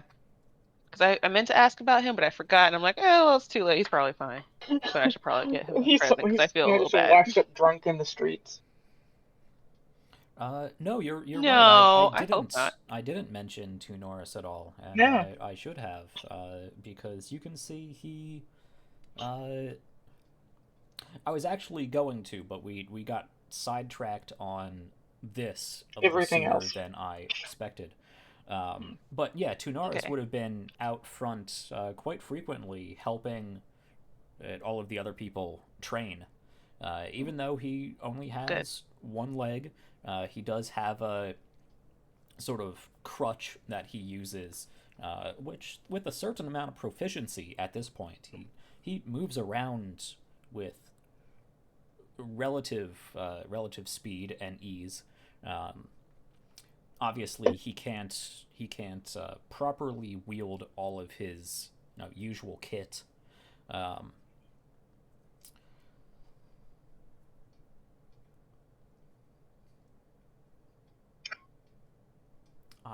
Yeah, Tali's going to get him a mug.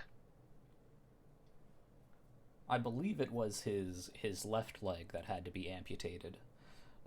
Sounds about right. Yeah, so Sure. I don't remember he would exactly which have one. to use his left arm for the crutch.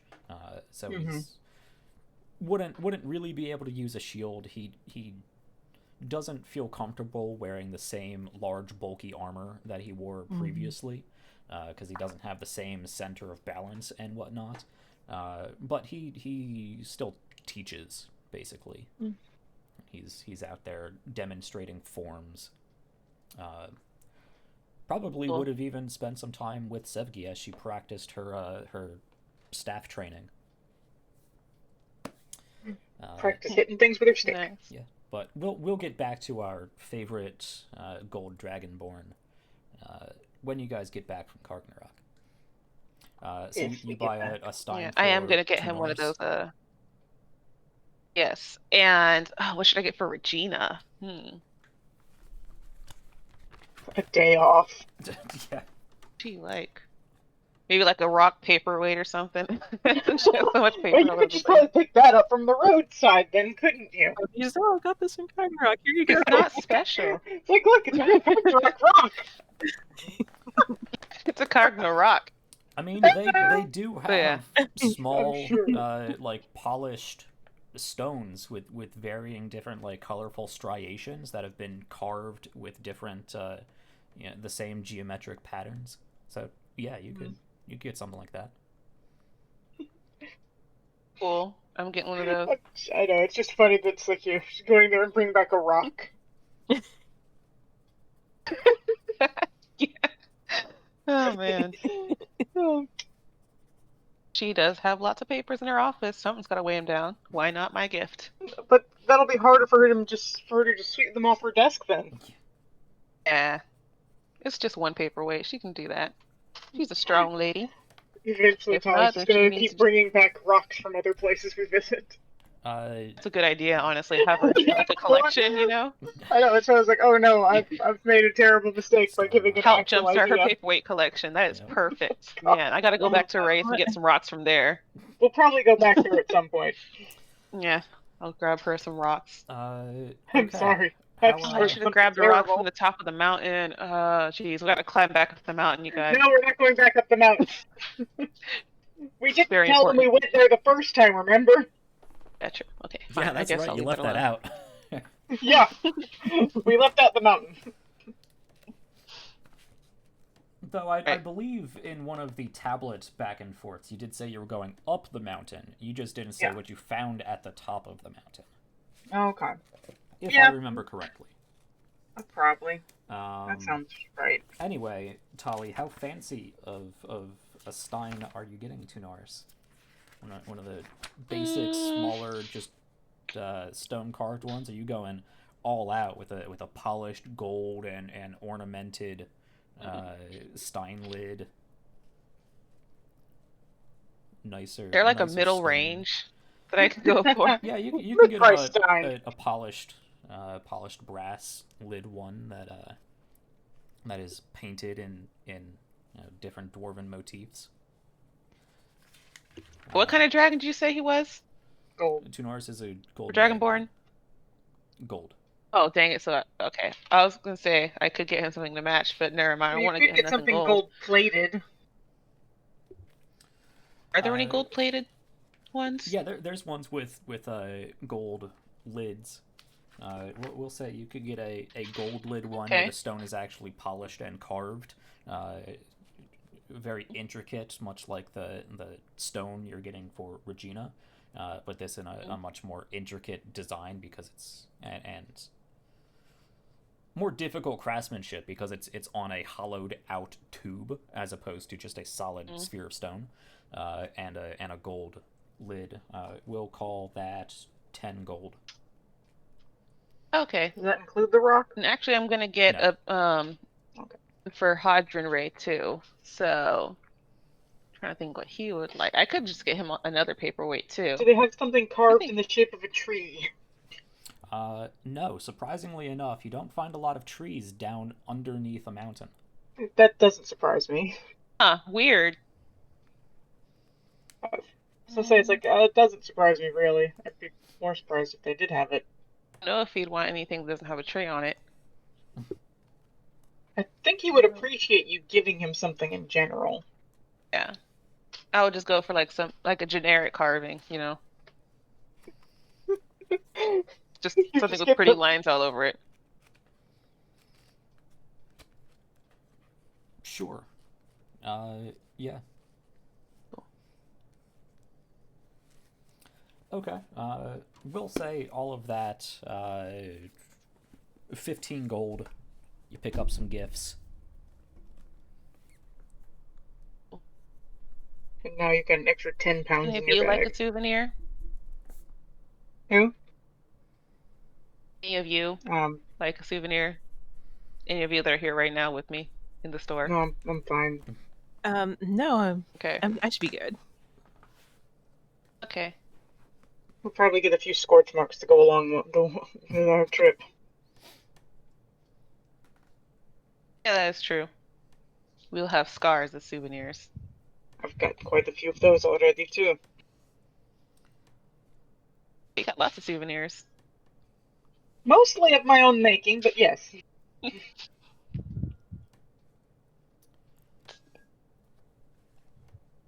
Okay. Any more other preparations? Oh, yeah, so I wanted to check the tablet. Right. Check our magic chalkboard. Your last message was... Mostly just saying that we had arrived. Yeah. And, you know, now I'd mostly just be saying it's like we made contact with someone of the Cinderkarn clan who is going to help us get rid of the fire elemental. You know, just trying to do better about updating Regina. Sure. Because we've been known to be pretty bad about that. I just like the wording, Well, get rid of the fire elemental. Yeah. Get rid of this stupid rock. They don't think of it in the way that we do.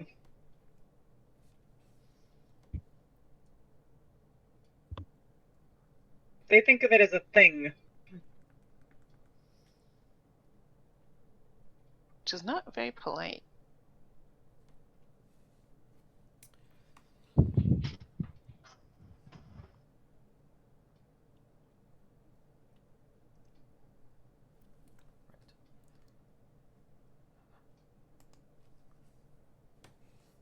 Okay. Mostly just sending an update. Yeah. Yeah, there was a fairly generic response to your previous message to the affirmative. Yeah, figured. Good to know. Good luck. Keep in touch. And then you write that back and stick it back in your bag. Mm-hmm. Okay. Are we simply going to head back to the inn and rest up for the evening? Sounds like it. I mean, we should probably go to a Yeah, tavern and kinda listen to done. some of the storytelling going on. Oh yeah, that sounds like fun. What? Yeah, you It's can, a holiday. you can head back to the Red Bell Tavern or look That's around right, for 'cause- other places. I'm okay with just going back to where we I was were. gonna say, sure, since it's right where we're staying. Yeah. Okay. Yeah, you can head back there. There's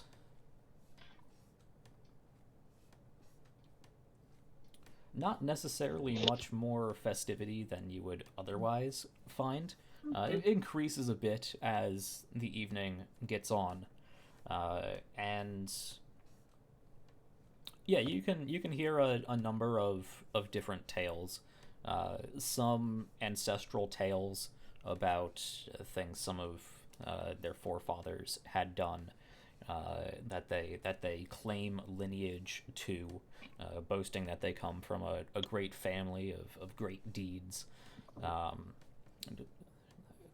Someone boasts that one of his forefathers was responsible for laying the chains of that elevator over there as it was created. A number of different tales about how several different dwarves had, on a number of occasions, saved the mountain itself, saved the entire city from a catastrophic sort of meltdown situation down in the steam forge, the Steamworks. How they abated a catastrophic pressure overload that would have erupted Kargnorak in a fiery molten eruption, the likes of which have never been seen before. And, yeah, a good dozen or so claim similar tales. Yeah, there's a large amount of food and alcohol is consumed, and raucous storytelling and boasting of all kinds, of all different types of subjects. Some of them boasting that they created such a well crafted axe that it could cleave through a boulder or whatnot.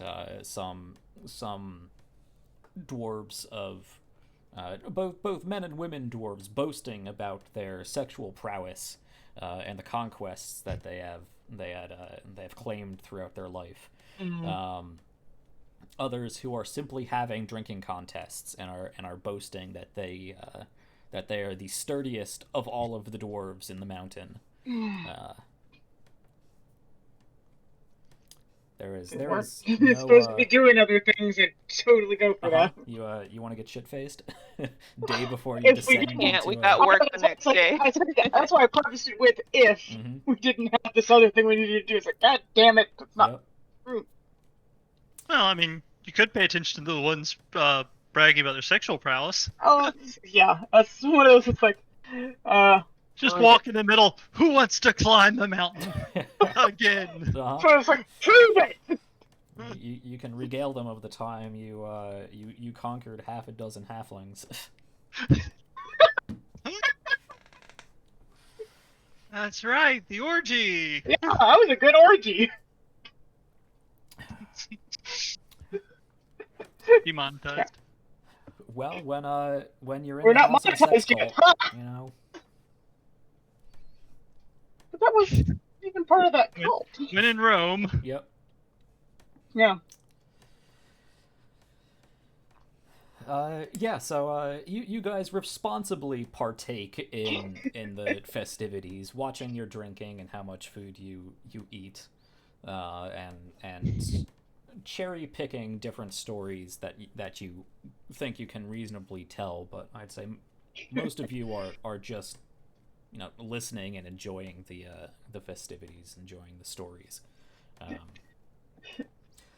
Feel probably very disinclined to be telling stories again. Yeah. And She learned her lesson. There's no doubt Traumatized. that every single one of these stories is being heavily embellished, but that Which seems sucks. to be a sport of its own. Yeah, but it sucks because we do have a great story. Mm-hmm. Yeah. No one would believe it. And not if we told all the details, especially. I mean, you have a Yeah. number of great stories. Even your lower level encounters would I was be thinking of quite the time heroic that, for normal average people. Yeah. I was thinking about the time that Andrew scared those bandits just by looking at him.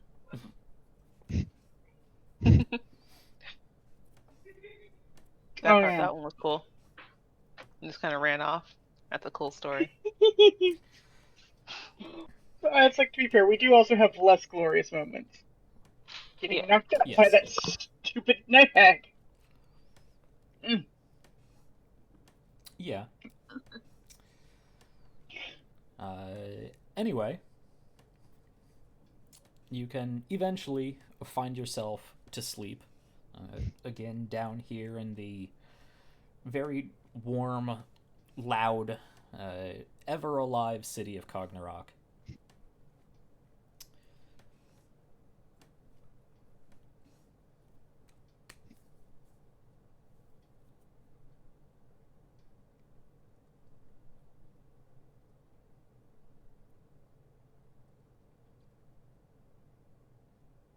You look like you're thinking hard, Jack. I am. I'm thinking if there's a way I can mess with any of you in the night. Kelly falls I don't- asleep again. Well, no, I was gonna say Tali just usually does like her 4 hours of meditation and then does her little, wandering. Okay. Just because. You're gonna So, go I mean, a if there's wandering. anything. Sure. Explore Probably the been city told a little not to bit more. probably been advised not to wander too far since we do have a thing we're doing in the morning. Nah, just in this general vicinity, Mhm. Okay. Be a block or two over. Yeah.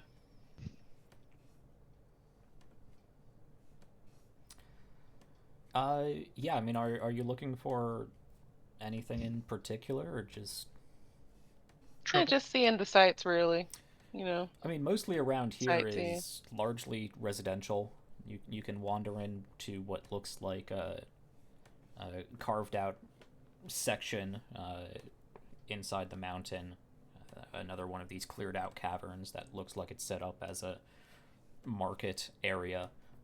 Currently, of course, all the stalls and storefronts there are closed.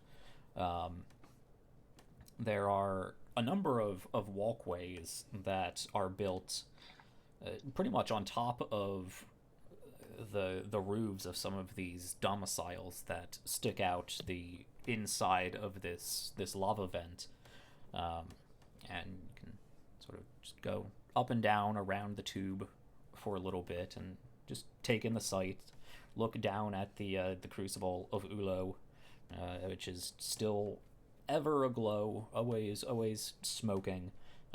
Smoke wafts up and largely dissipates by the time it gets to the second disc, which is just a little bit above you because you did go down a few stories to get to this tavern. Mostly residential or market areas.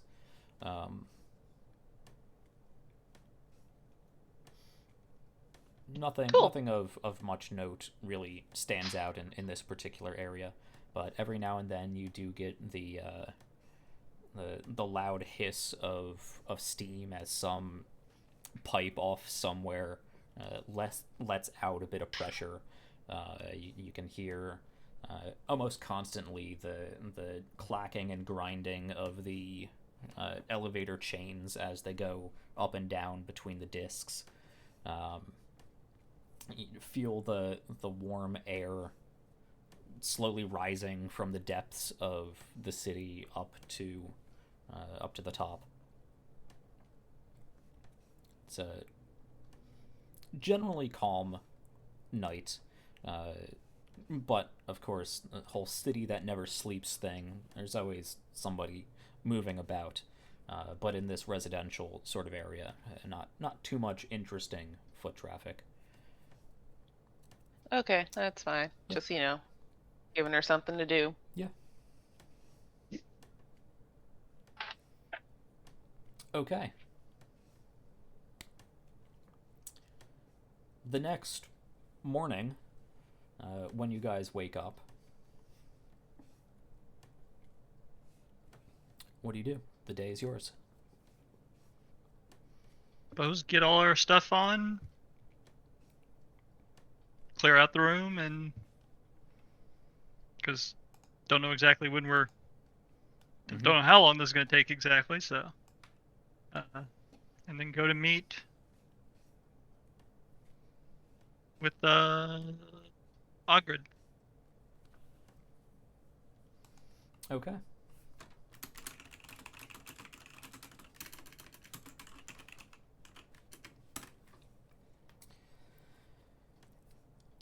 Okay.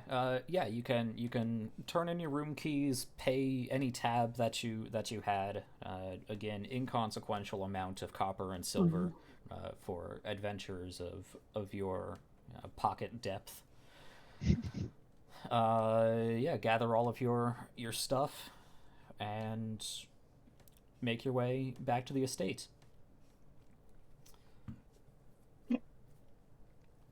It's going to cost another couple gold. Getting there's going to cost another couple gold. Yeah, you head back over to the estate. Yeah, and the I elevator. think that is where we're going to take our quick break. We'll pick up at the estate, meeting back up with Ogred, and beginning our descent into the mountain. We might have a Christian when we come back. Our other half giant, our Rom friend, might be a bit more put together today after a night of rest, after having a couple days of getting acclimated to this hot and humid mountain interior. So let's go on a quick break. Let's take 10 minutes or so. It looks about 4:10 right now, so 4:20 we'll check back and see how our story progresses. See what we can do with this fire elemental. All right. Well, everyone, stay tuned. We'll be back in a few minutes.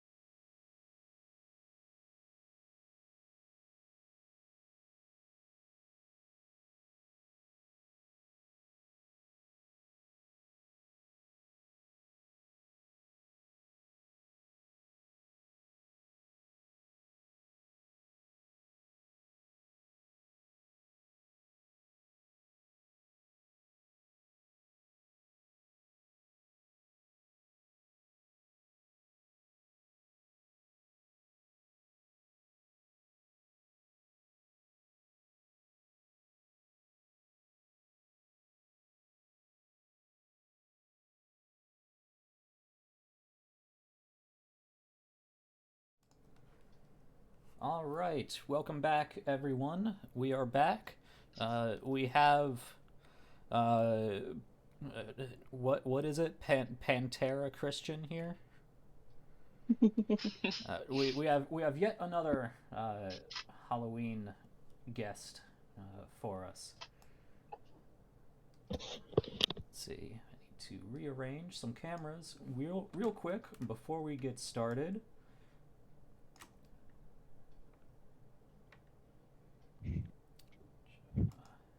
That should just be his new thing. He just wears it every time as the anonymous D&D'er.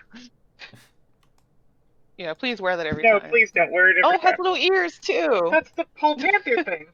There we go. I actually didn't notice that until just now. I just looked at the whiskers. Oh, okay. Oh, Is yeah, I that see what the that teeth is? too. Yeah. Little All fangs. right. Those ears are adorable. Yeah, I got nothing for Halloween. Same. Anyway. For Halloween, I am a functioning member of society. Ah, great disguise. Yep. Yes. It's a costume, Wonderful not a costume. disguise. Same thing.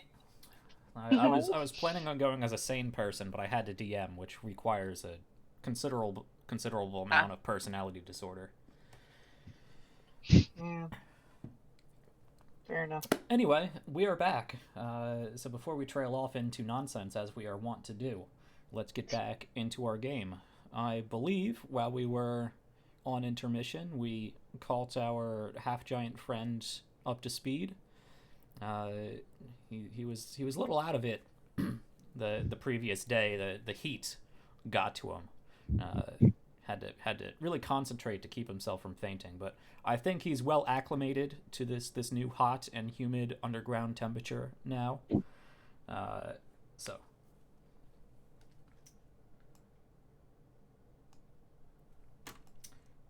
So, yes, we are inside the dwarven city of Kargnorak, built into a dormant volcano. A city built along the inside main lava vent of this volcano.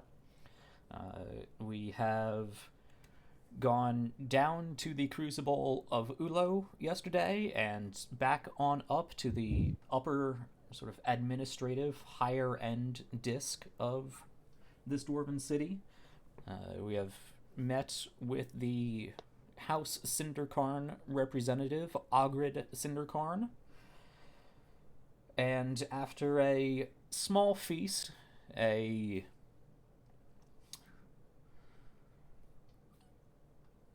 tale, a boasting and elaborate tale of the party's exploits down underneath a different mountain in Race, convinced the Cinderkarn representative, Ogrid, to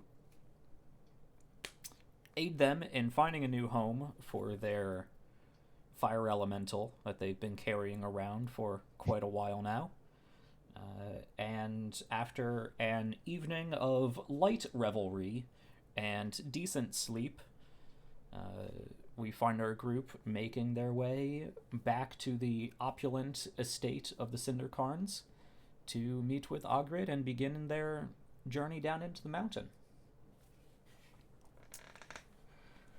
So we will pick up right there. Phrasing. Pick all of you off one by one. Yeah.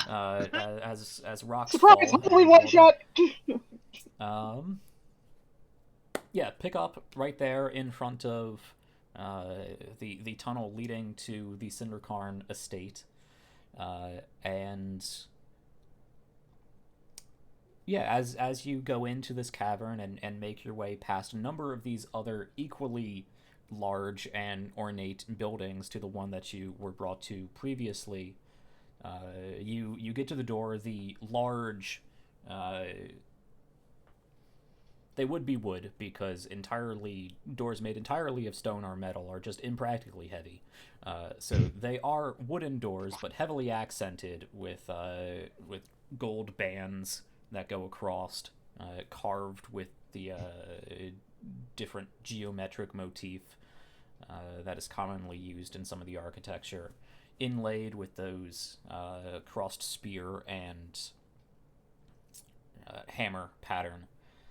You do notice, which you didn't notice before, because you were distracted by everything that was going on and the quickness of how things proceeded. The knockers for the door, these large gold Knockers, plates. Jack? Yes, the Look at large those knockers. Man. It's like Steve and I both had that thought too. I You- could see it on his face. You have to grip the large knockers firmly and bang them against the door. But they are every time, every single time. I'm a child. It's not just you. It is every time the phrase "large knockers" is ever mentioned in D&D ever, or any role-playing game. Could be large tract of land. Yes, they are these large golden discs, but inlaid in those discs is made out of red metal. Not just red tinted metal, which you can get from certain heating processes, but this looks like particularly red metal. Has been inlaid into these discs in the pattern of a flaming spear sticking out of a pile of rocks that is surrounded by a circle of fire.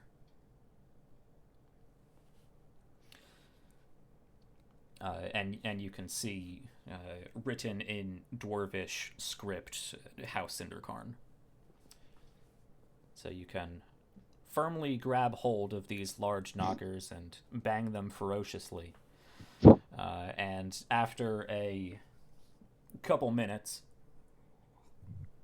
expecting the doorman again, you actually see Ogred answer the door himself, outfitted in the same armor that he wore the day before.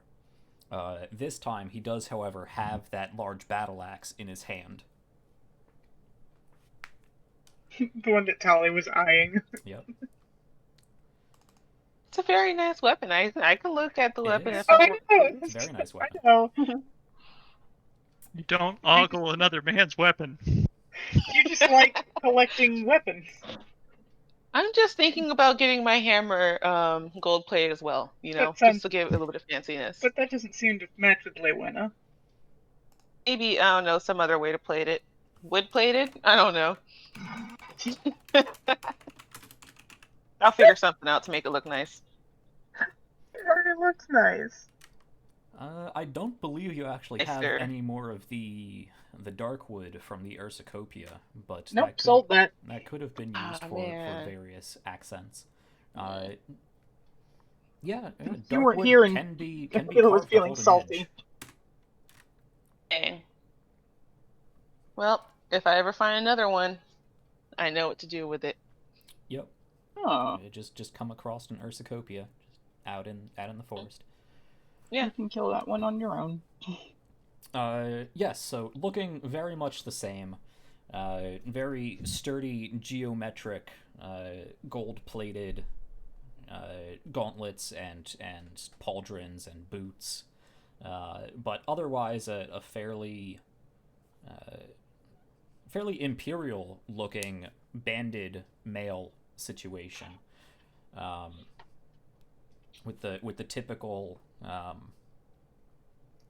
always forget the word, and I'm always very disappointed in myself when I forget the word for the Roman belt.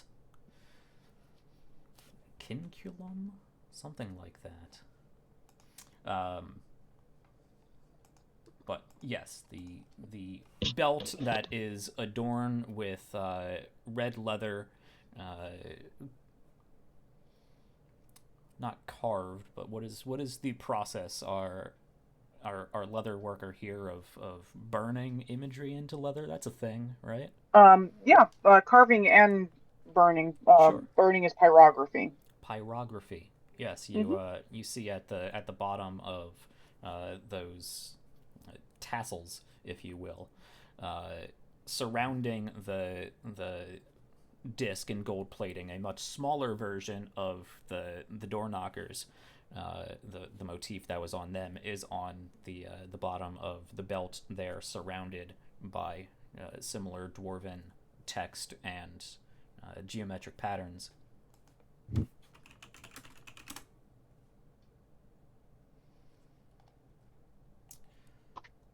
Yes, a Kingulum.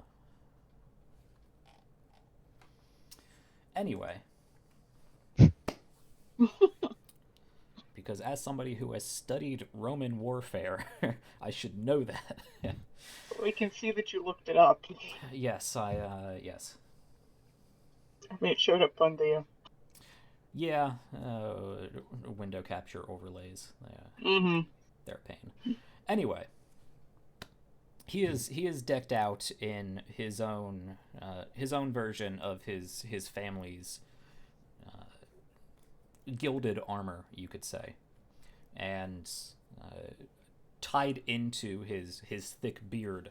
Now that you are closer, you can tell it looks like he actually has small metal balls, like sensors, that have been woven into the knots of his hair that are lightly wafting this scented smoke. Same stuff as yesterday? Yeah. Okay. This guy would smell really nice all the time. Mm-hmm. And he's Good for him. Always slightly baked. Yeah, good for I was him. gonna say, how's that for Keel with her more sensitive smell? I mean, yeah, you definitely smell it. You definitely pick it up. It's a very, I mean, if you like spiced tobacco, it's a nice smell. Okay. It smells like a nice cigar.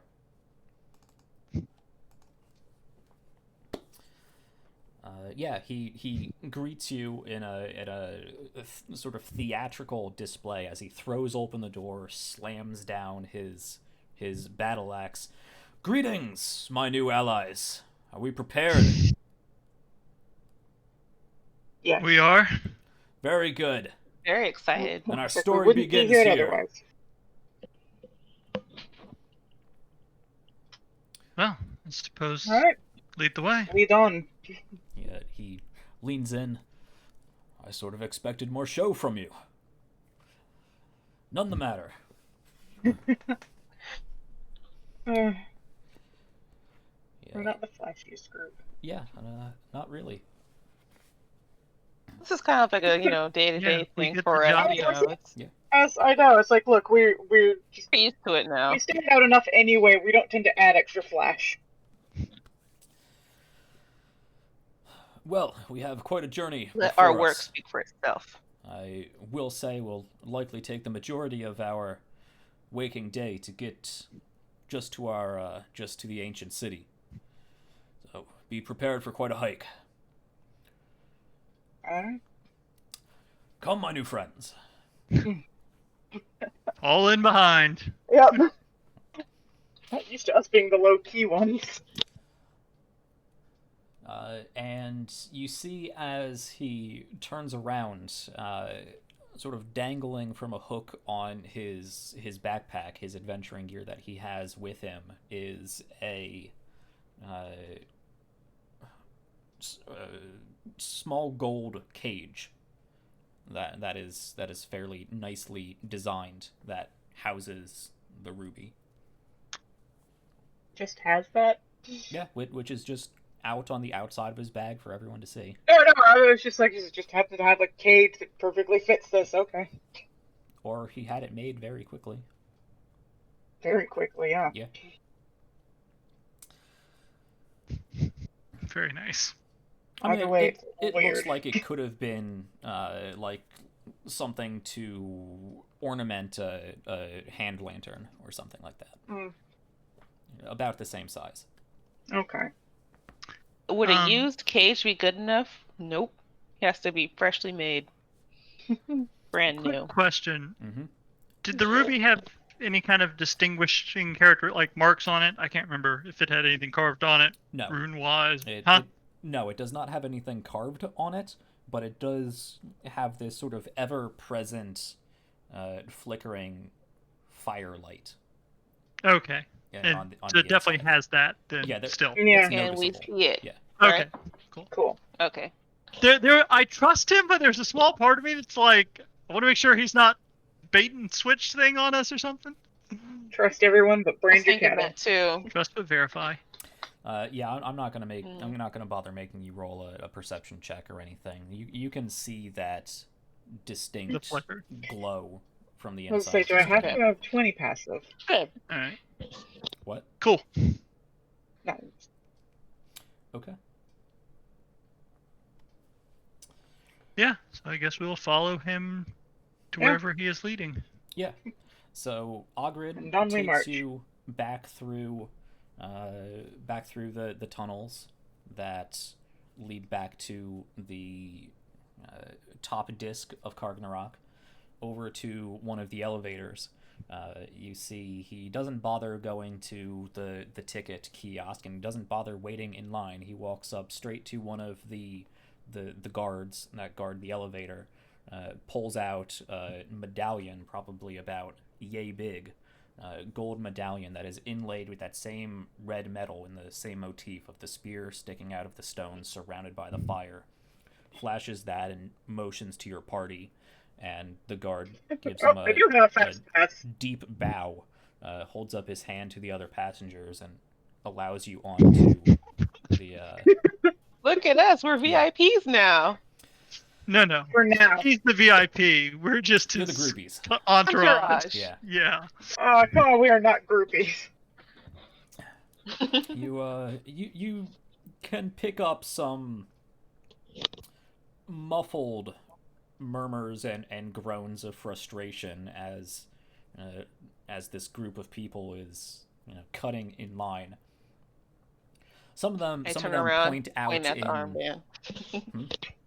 No, our armband doesn't Oh, mean anything.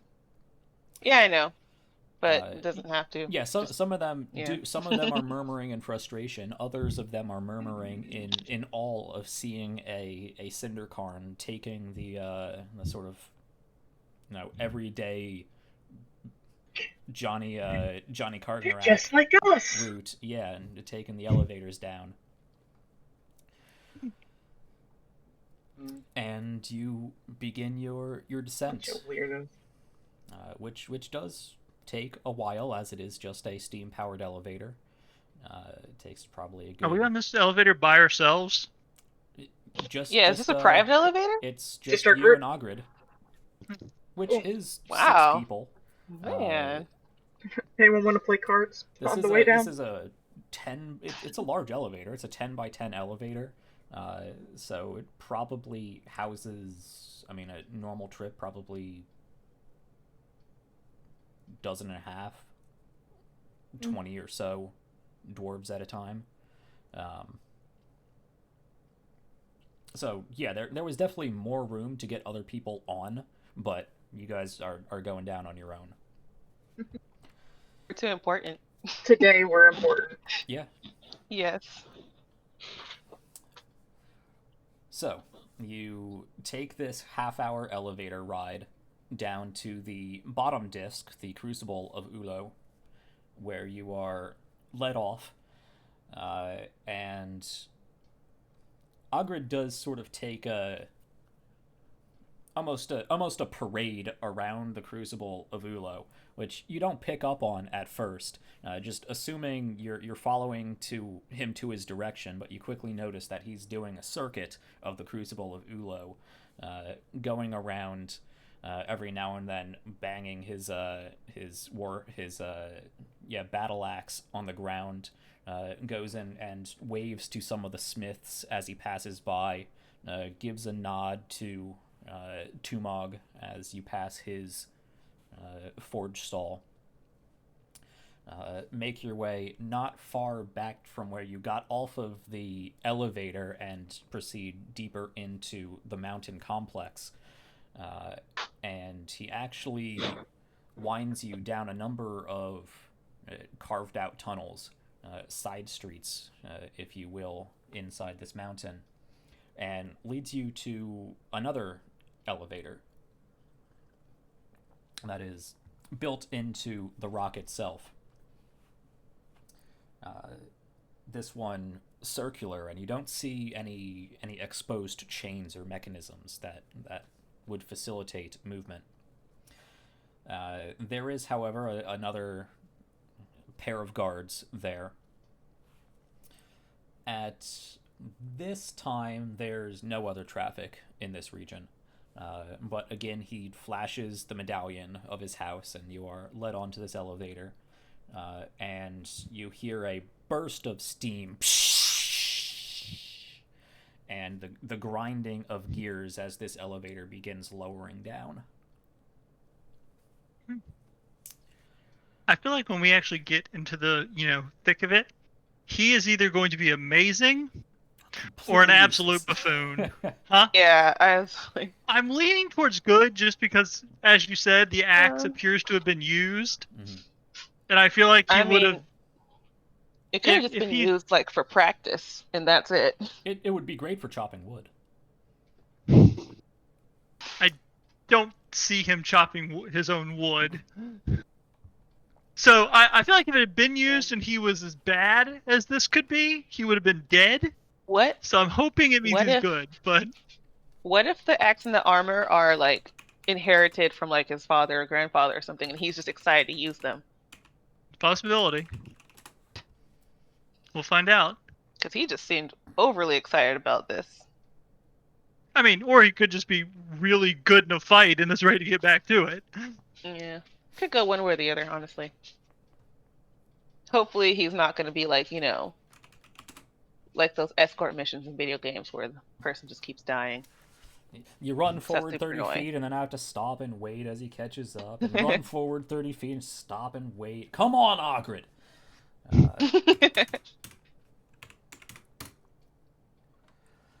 Okay.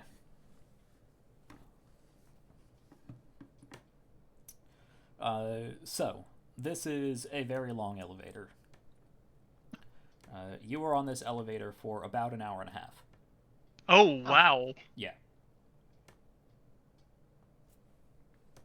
Just constantly moving down the whole time, or is it Yep. one of those like, me?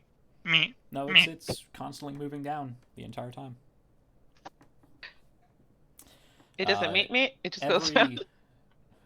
Every probably 150 feet or so, you get another burst of steam. It doesn't release into the elevator, but you can hear it back behind the stone walls. Every few minutes.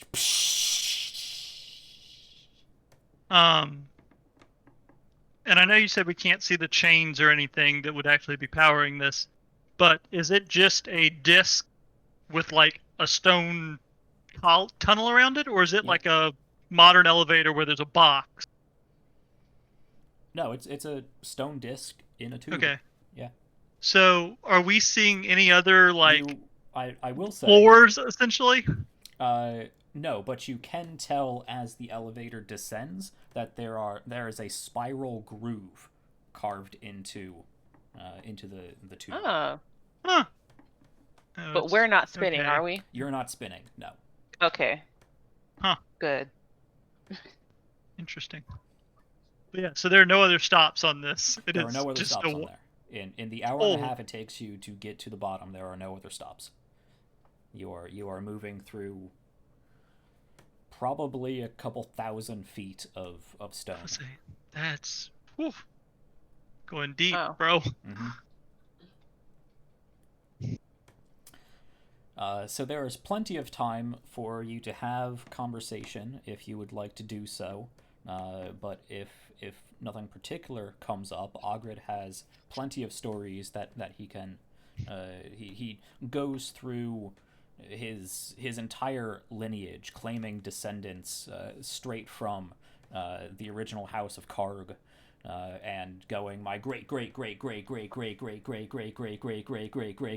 grandfather was yada yada, and his son, my great yada yada yada, was this guy who did this important thing. But Tali, you. I don't feel like I'm going to regret asking, but when's the last time we used that axe? Please tell us about that. Ah, my beauty here, yes. It has been many a year, many years, probably close to 80 years or so since I've had much need to try my hand with this weapon. That was quite a tale, quite a tale. Let me regale you with my exploits. And he goes off on this flowery, exaggerated story about how him and a band of other dwarves helped to put down a demonic cult that was that had sort of infiltrated one of the silver mines and manufacturing areas of course. I want to make sure I get this correct. Of Onderos. There was apparently a cult that was trying to summon some sort of demon that had use for large amounts of silver. And he tells the story of how this helped cut down many a fanatic cultist, many a vile warlock. Yep.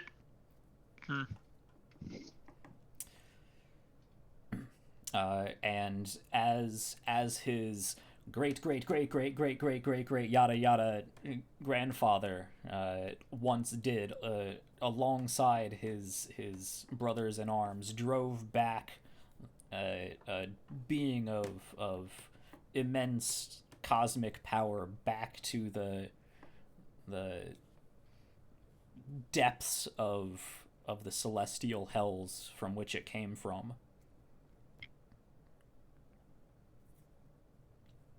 Points out a couple scars that he got. Kind of want to make an insight check to try and figure out how much of that is bullcrap, but I don't think my insight's good enough to actually do that, so sure, I we'll go want with to it. do it. Sure.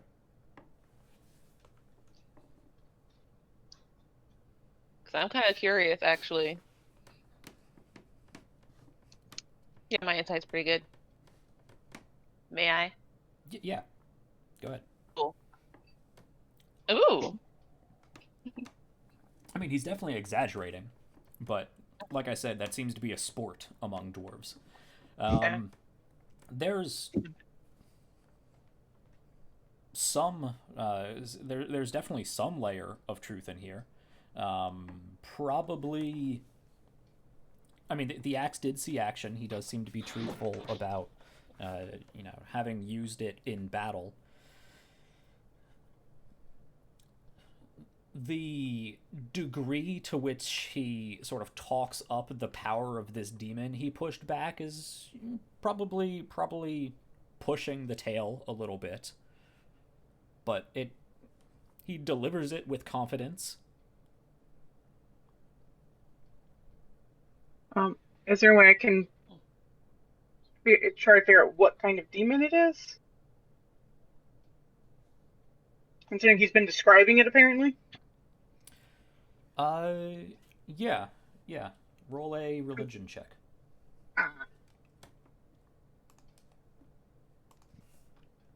There's that skill.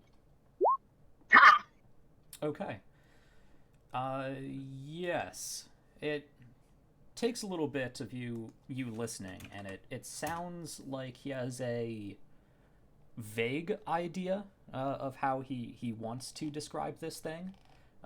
But the way it is described sounds like a... scrolling back through my notes because this was a long time ago. This was 80 years ago or so in the timeline. But it sounds like it may have been a Glabrezu. Which he describes as a gigantic, four-armed creature. The two upper arms with tree trunk-like limbs ending in razor-sharp pincers that could rend several men in half with one grip. The others, massive, bulging, muscular arms designed to pummel and grab and throw.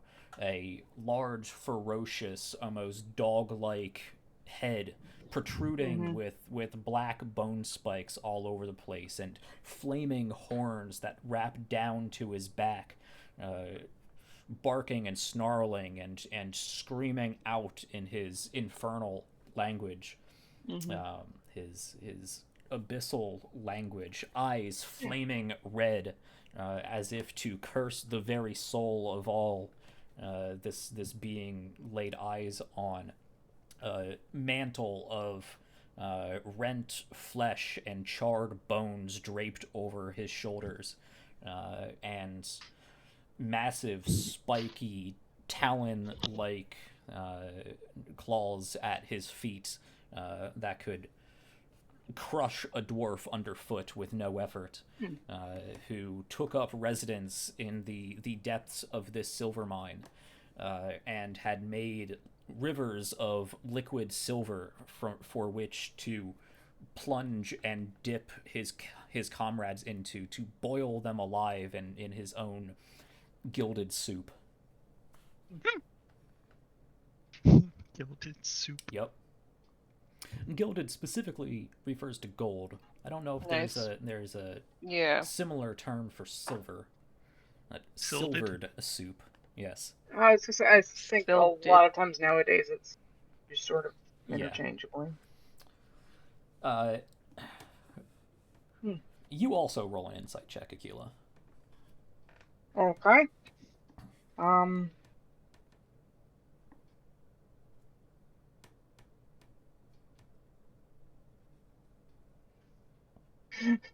Where is it? There it is. 18. Oh. Let me make sure that's there's not something funky that goes with it.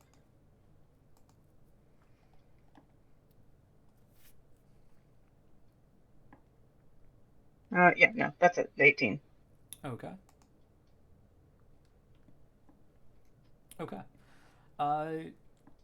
Yeah, you get the sense that he's describing this with enough accuracy that it's most likely true. Whether, I mean, the state of this being at the time that they arrived, what they actually did with it, how much of this tale was true. You sort of question, but again, boasting is a cultural sport here. But he describes it well enough, and again, with enough confidence that he generally comes across as knowing what he's talking about.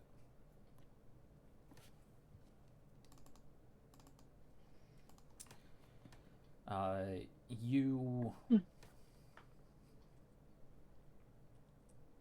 80 years ago. Never mind.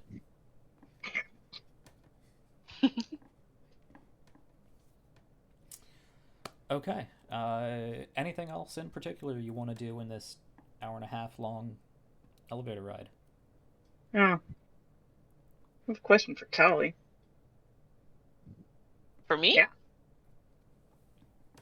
I've been wondering something for a while. Why did you leave Korsta? Well, I was just kind of, wandering around, really. I just kind of picked a direction and went in it. And you went... Is Korsta island? No. Korsta is connected to the east. Coastal. Okay. Oh, it's coastal. Okay. Most of its settlements is in Korsta is coastal because 80+% of it is a massive forest. Oh, okay. A massive forest that has weird qualities to it. Okay. And is more often than anywhere else associated with portals to the Feywild. Ah, which would be that might particular insight you would have as a member of your order. Everyone else just knows it as sort of the fairies' forest. Anytime you go in there, you risk coming out an indeterminate time later after, pixies and whatnot have played tricks on you. Yeah. So you just wandered all the way to Genavia. Yeah, I just kind of wanted to travel. I ended up, finding the flyer and decided to join because I like traveling a lot, and I figured I would do that here, and I am. Yeah. Just like to explore. Never Help did a people. whole lot of exploring in the forest there. It was instilled in you from very early on in childhood not to wander into the forest. Whether you stuck with that What, is a different Polly? story. Listen. Yeah. When she, considering she goes off into the strange cities pretty much every night, probably not. Well, no, not really. No. I'm sorry. I was just remembering you running off after that deer. That was prime Polly bait. Okay, I had to. Well, that was a It giant. was fantastic. That was a giant glowing alabaster stag. She didn't just chase a random deer I into the know. forest. Oh, I know, but still, it's like, yeah, she'd run off into a fairy forest. Maybe. It depends on the day. It's fair. Huh. Very interesting. Okay. I was gonna say, man, I wish that Tully and Penelope would have had more time. Yeah, I know. Yeah, I have a feeling that they would be buddies. I had so many things planned for that too. Oh man. Oh well. And then it just didn't happen. Bring her back. Bring her back. We'll see how long. Oh, she's so damaged. We'll see how long Omen lasts. No, this one needs to last for a while so that Christian doesn't have characters that just keep disappearing and dying. A little sad by all of the ones that are just gone. The track record's not great. I don't expect it to improve. Also, Regina's gonna start questioning us. Why Yeah, do that's all these people fair, keep too. dying around you? What are you doing? Like, What do how you is mean? it that only you two are? She's gonna start going back through her records, realize that Ander has been a part of every single one of the missing and or gone characters. Yeah. Yeah, it's like, wait, evil warlock. Under the warlock who she is Think of the suspicious of. sacrificing party members. Yes. Oh god. Like, Rowdy? Yeah, he just went home. Like, what? Not sure if I Went believe home. that. that was such a weird. Anyway, sorry. Alright. Okay. Suppose I expected something more, but maybe I shouldn't have. Because you just seem to like following your whims, and that's fine. Most days. Yeah, my whim was west that day. Not everyone is running from something. I didn't say she was running from something, I just thought she meant to have reasons for leaving, other than just she wanted to travel. No, I mean, I didn't really have any family there, so. Perhaps traveling could be the reason. I suppose.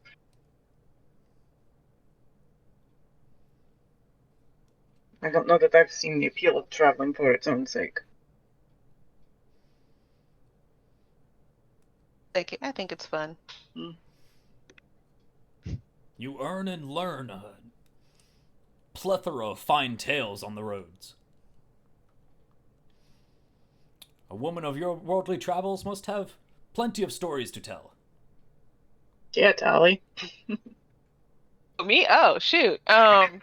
Yeah, actually, I'm going to tell him about the Ursicopia and how we chased it we chased the stag into the woods through the portal and fought the Ursicopia and ate it. Okay. And now she's wearing some of its hide along with Hander. Yeah. Yeah, I'm wearing its armor. Make a performance check. Yeah, with his negative Oh, charisma. God, that's not going to be. Go, Yep. go. Hang on, where the heck is that window? There it is. Is it performance? Yeah. Mm-hmm. Eh. Okay. Oh, not bad. It's a fairly averagely delivered tale, told in Tali's sort of usual train of thought. Yeah, winding back and forth, emphasizing strangely particular things. Yeah, and Ogred listens intently on your story and actually looks about both you and Ander as you describe how you came about the armor that you are wearing. I cut it off the corpse. Quite impressive. Took not only its bones and hides to make yourself stronger, but feasted on the creature itself to absorb its very essence. Yes. It was a gift given to me from Arculage that I wanted to share with my friends. That is quite a boast. And if true, quite a blessing. Don't like the if, but yeah, definitely a blessing. Because it was true. As far as you can tell, the dwarves of Kargnorak don't really subscribe to the Genavian pantheon. Yeah. Yeah, I know. Probably does, though. Yeah.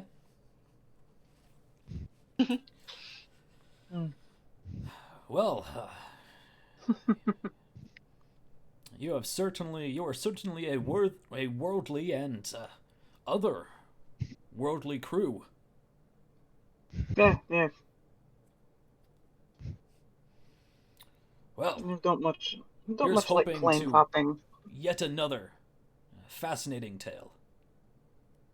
Just so long as we don't have to actually go through the portal.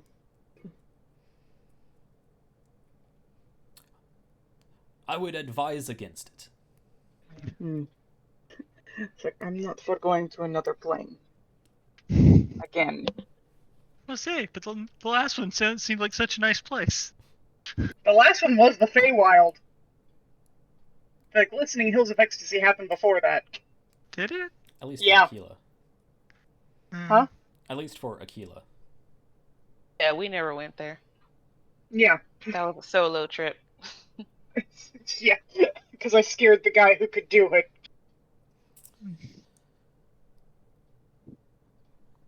So eventually, you make your way down to the bottom of this large elevator shaft. And surprisingly, it gets warmer as you go down. Not that Surprisingly. surprising considering I'm we're not going especially into a surprised. volcano. Yeah, normally Our you place go with underground lots and of things start to cool geothermal off, energy. but you are traveling in a volcano, so I suppose it makes sense. Yes, you are...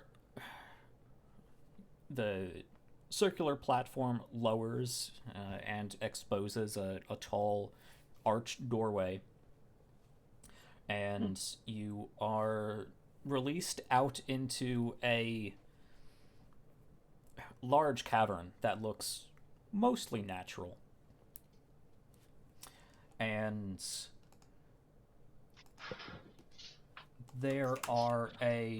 there's steam all over the place, and it is loud, terribly loud for Aquila, with the clanking of different machinery, the grinding of gears, the ever-present orchestra of steam hisses that are almost constantly going off. Not almost, that are constantly going off.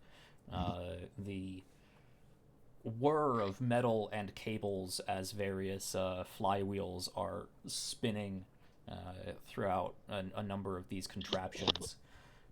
And you see several very, very large machines, probably 10, 15 feet tall, that are made out of what looks like some sort of reinforced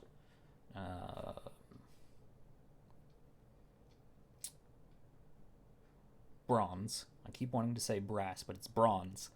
And you can see coming out. They are large brass spheres that are on a shaft that goes down into a larger box mechanism that houses whatever internal mechanisms there are. But attached to those to that box is a set of rather large flywheels that are constantly spinning. The ball itself on top is also constantly spinning, as there are four sort of L-shaped tubes coming out on each of the sides of the sphere that are shooting out jets of steam. So surrounding this rapidly spinning bronze orb is just a constant ring of loudly hissing steam. And there's 24 or more of these machines about this complex that all tie into various different things. There are other similar mechanisms that feed off into pipes that travel up into the cavern, disappear up into the rock, and presumably make their way back up into various parts of the city. You can see a number of dwarves moving about,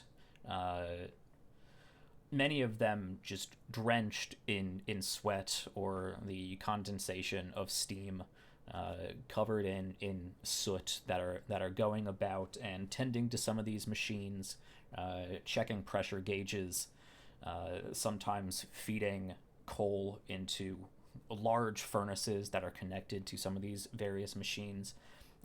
Far less than you would think, but you do know that the majority of the power is presumably coming from underground, from the actual heated rock that is warmed through the magma or pressure heat of the volcano itself. And it's almost impossible to hear anything but steam in here. It is quickly going to drive Aquila to headache if we stay here for very long. Hey guys, let's hang out here for a few hours. But I'm gonna kill you. he does shout, "These are very intricate machines, very important to our people. Please do not touch. And if you see the steam behave oddly, let it be. It will not bother you." What? Good you. And he begins leading you through some of Not these gonna answer the mechanisms. question. Let go. Just kind of staring at the steam, like, how does steam behave? No. Make a perception check as you move throughout this facility. Oh, Okay. everyone? Anyone who wants to. Yep. Yeah, sure. Anyone who is keeping an eye on Fuck steam. One, hell. two. I wish I could just use my passive. 7's terrible. After that, I'm very much like, how does steam behave oddly? What the? Well, I wanna keep an eye out for that. Just wants the sound to stop. Mm-hmm. Yeah, so you can see above your heads, because, like I said, these machines are probably... On top of the boxes they are attached to sit probably a good 15-20 feet tall. So above your heads there are constant rings of steam going off. And as you pay attention to them, every now and then you see small portions of that steam sort of shoot off into a different ring of steam. Ander and Tali notice this. The other two don't until it is pointed out. But you see what looks like probably foot and a half wide steam-based entity of some kind, or at least steam that is moving in ways that is not normal. It does split off, and after it leaves its initial ring, but before it gets to the next one, you can see it just barely takes shape into some sort of flowy winged creature before it settles back into the rotating steam of another machine. Cool. Can I make an Arcana check to see? Would I have any idea what they are?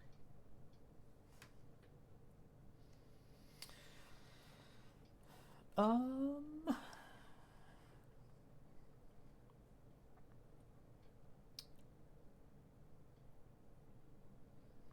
mean, you can both roll a history check, but it's going to be a pretty high DC.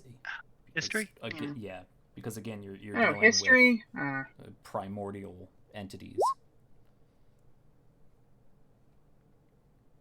That seems like it's up Omen's bag of tricks. Sure. Both of those things. Yeah.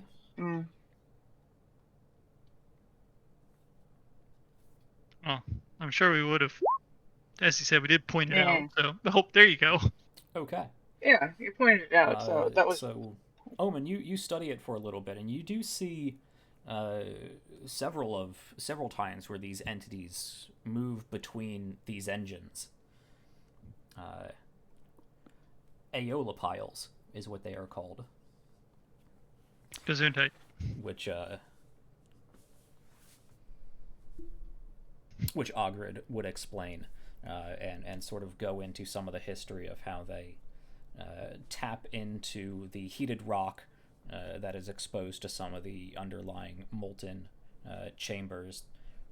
They feed water in from the aqueducts that come down from some of the mountains, feed it into these machines, and the steam causes the spheres to turn, which in turn spins the gears, which power the flywheel, which stores kinetic energy and grants mechanical force throughout the city.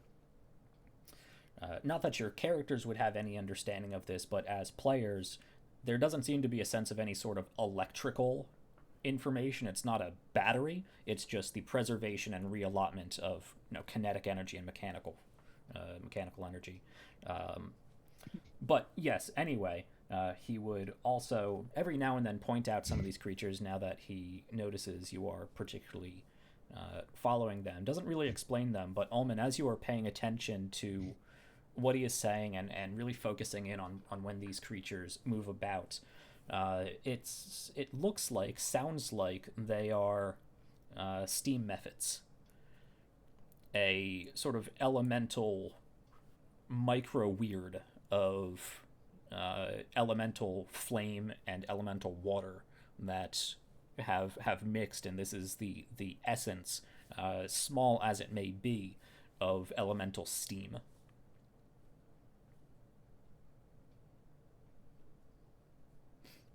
And whether they are trapped in these machines or purposely aiding the machines, you can't tell. But they do seem to be tied to the steam. Not all the steam is...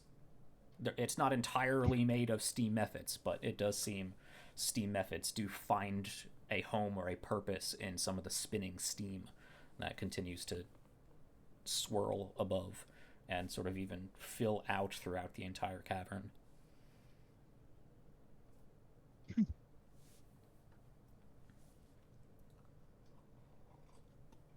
I'll ask in Dwarven.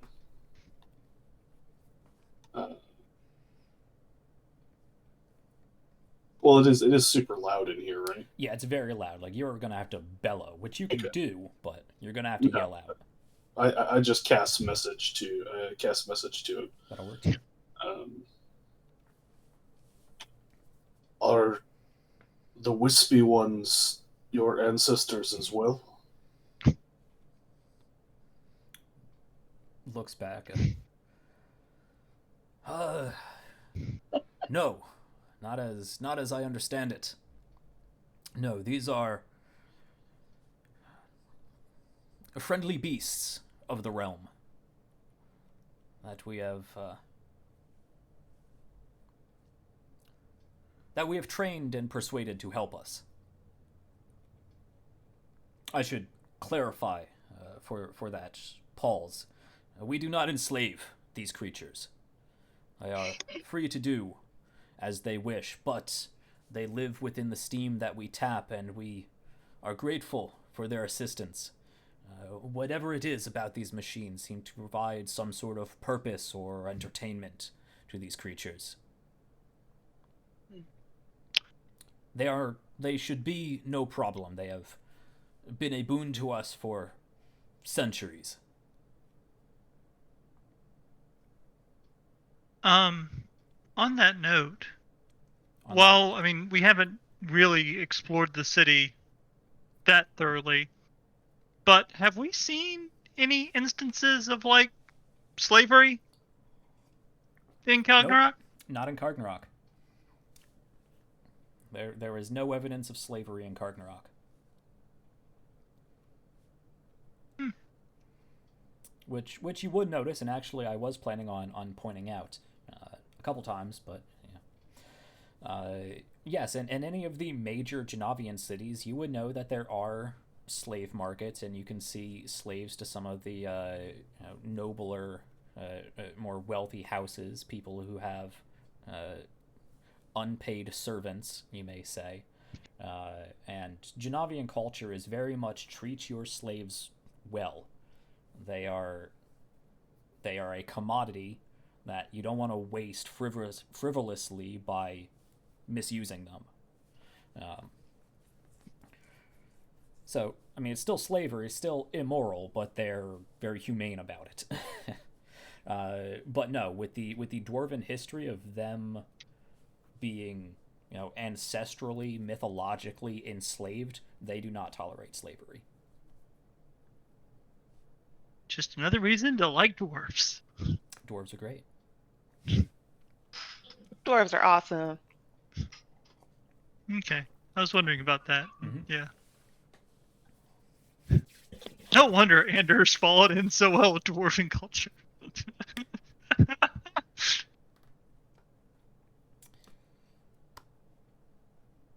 But yes, I'm not going to go poke the Steam methods. Yeah. This definitely seems like a case of they do their thing, we'll do ours. Mm-hmm. Anything else from Omen as we pass through this area? I don't think so. Probably just admiring the craftsmanship,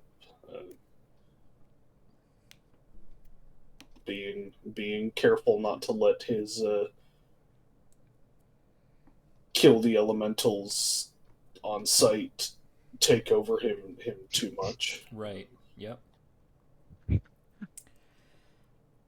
Yeah, likewise, as a member of the senses, you would know, while elementals aren't as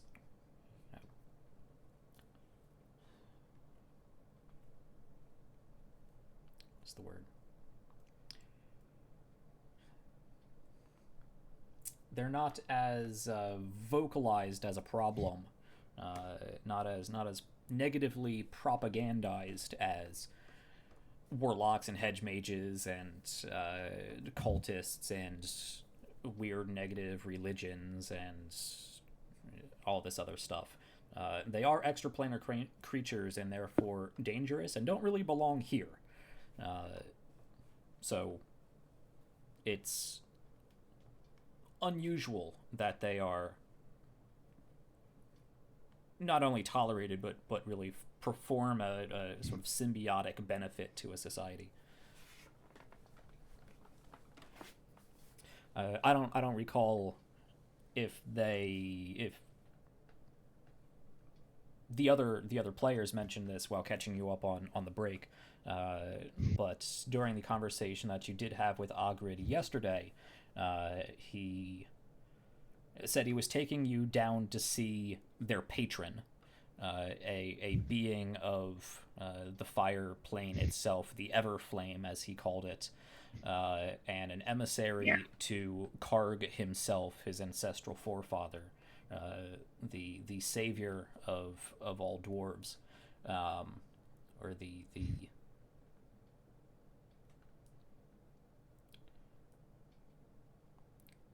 liberator. That's the word. The liberator of the dwarven people. but did refer to it as their patron, and very clearly pointed out that anyone who needs to know about this is in the know about this. Mm-hmm. Yeah, we did go over that. Okay. I know that Kargnorak is so it's its own sovereign nation, Yes. separate but friendly with the Empire. Yes. Does the census have like operational jurisdiction in Kargnorak? Like, I know you said there was a part of the Genavian embassy. There was a census office, but do they have the same like power that they do in Genavia? The census would say they have jurisdiction over all of Altemia for the sake of the world. In Kargnorak, I mean, politically, no. But if push came to shove, if they needed to, if they felt like they needed to, politics likely wouldn't stop the census. Gotcha. But whatever has been worked out here is seemingly fine and has been fine for centuries. Yeah. I'm just curious. Yeah. But the dwarven city of Kargnorak was the first ally of the early Genevite people and the founding Genevite republic, so they get quite a bit of leeway. That's waning in the modern era, as it's been about 1,500 years, and all the the nobility is starting to be like, we have to work really hard for this to maintain this status, and the dwarves are just kind of born into this because they helped us out a long time ago. So the overall respect is starting to go down, but ancestrally, politically, they have a lot of leeway. Almond? Would I know, and this is a little bit of a stretch just for my character, but would I know if the dwarves used or displayed this level of technological advancement during that war when they came to Genavia's aid? Make a history check. Okay.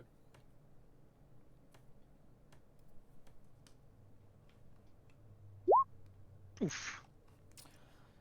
Yeah, you're not sure. You would know that the dwarves are particularly tight-lipped about their technology, their techniques.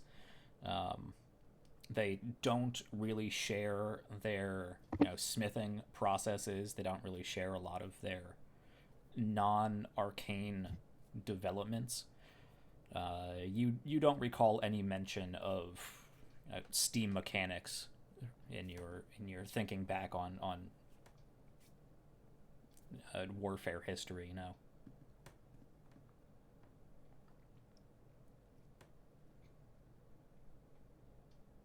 Yes, when the dwarves rolled in to fighting giant steam golems.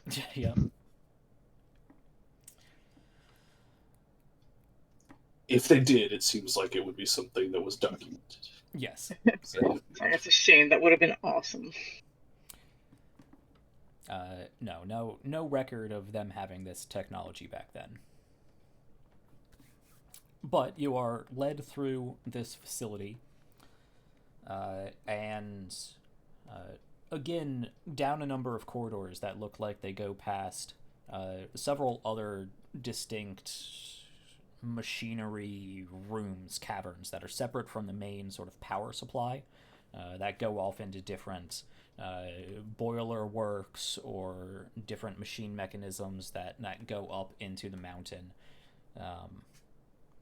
And you pass by what looks to be some sort of barracks where there is a sort of a guard presence. You do notice that while none of the workers down here are armored because it's way too hot for that, they do all have sidearms. They do have weapons on them.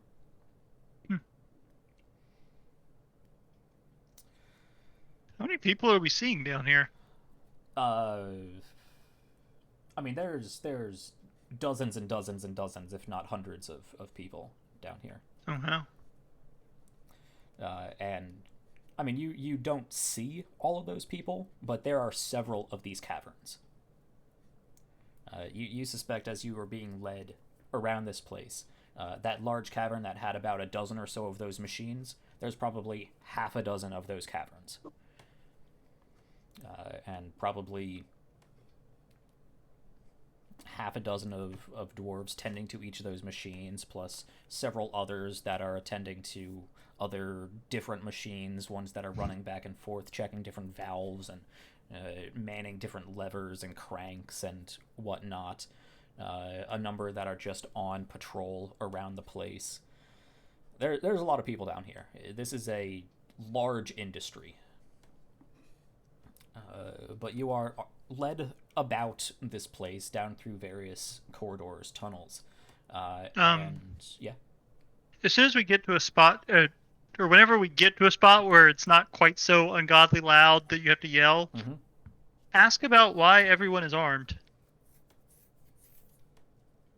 Mainly out of curiosity, like, what is...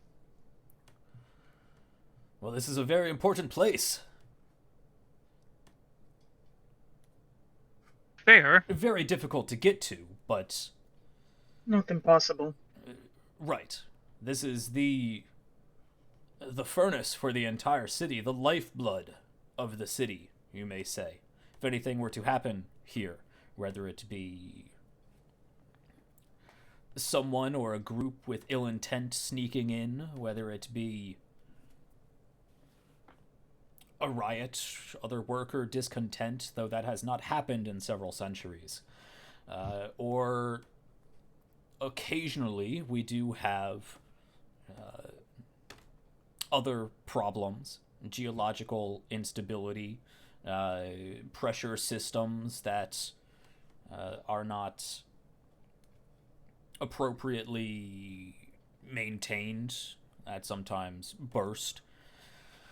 And every now and then, as we are approaching, and he mentions down one of the hallways, very rarely, incursions from the depths. Yeah. Sometimes a catcher makes its way up here, or even a deranged flame may make his way up here. On top of any number of other natural inhabitants of the mountain. Does not happen often, but we must protect such an important resource. It does seem as though the slightest change would disrupt, well, I suppose it's not an ecosystem, but it could potentially greatly harm the city. Yes. Yes. Not only does this keep a number of our various works working, notably the Crucible itself is powered almost entirely by what you see around you. But yes, there is a lot of pressure down here, and we rely on a very thin equilibrium with the geothermal energies. I don't have an entire working knowledge of how this facility works, but I do know that it could go catastrophically wrong. We are tapping into the essence of the Kargnorak volcano itself. We must be very careful not to anger it.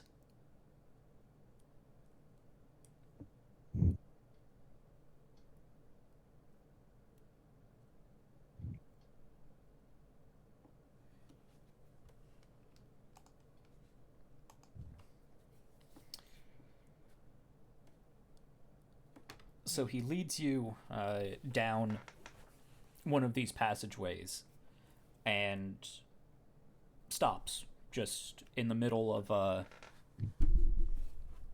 one of these walls. Takes a look around, walks 10 feet forward, and then stops and walks 10 feet back, and turns to the other side of the wall and walks a couple feet further, and takes out his medallion and begins uttering some sort of incantation, which, Ander, you would recognize as primordial.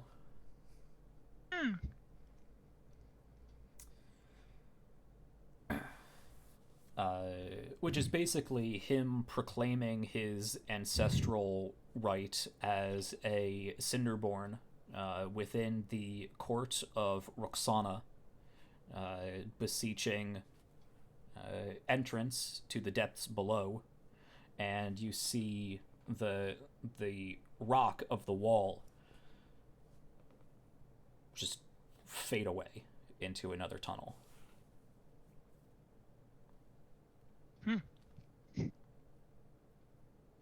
And he begins taking you down that tunnel. As Omen also is fluent in primordial in Sure. whatever way that manifests, did that seem as though he was a wizard reciting a spell from memory, or did that seem more along the lines of a ritualistic or perhaps spiritual casting? It sounded more spiritual. It definitely sounded like he was beseeching the aid of some sort of entity, very similar to how Tali beseeches Leywena for her gifts. Hey, Winna, give me spells, please. You know, the thought crossed my mind. You do not, however, That he was a cleric. recall any important saint of the Genavian pantheon who goes by the name of Roxana. Yeah, that name caught my attention too. No. I'd ask to find out about it, but I don't speak primordial. As we enter this tunnel, I'm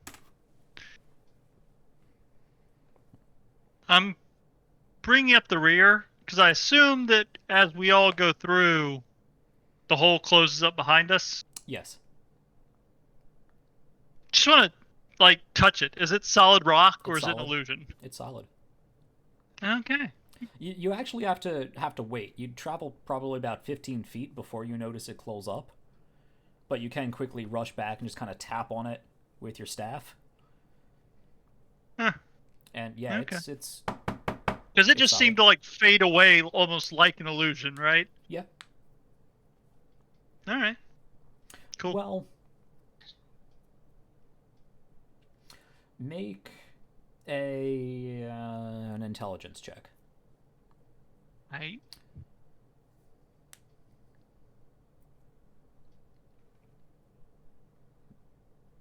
ain't that smart today, apparently. You must be having a bad Yeah, day. I mean, it looks like an illusion generally. Sure. But it's clearly not an illusion because it is now solid rock. Right. Unless it's a very, very high-powered illusion. Especially considering I would be aware be. of it, which would make it even less effective. Mhm. Yeah. Mm-hmm. Okay. Cool. That was more just curiosity. Right. Okay. Mental picture though of Ander walking and then running back real quick, poking it, and then running back to the group again. Yep. It's just funny. What are you doing?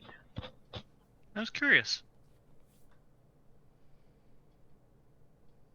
Is the wall still there? Yes, and it is actually a wall. Huh. Cool. So you found out it was a wall.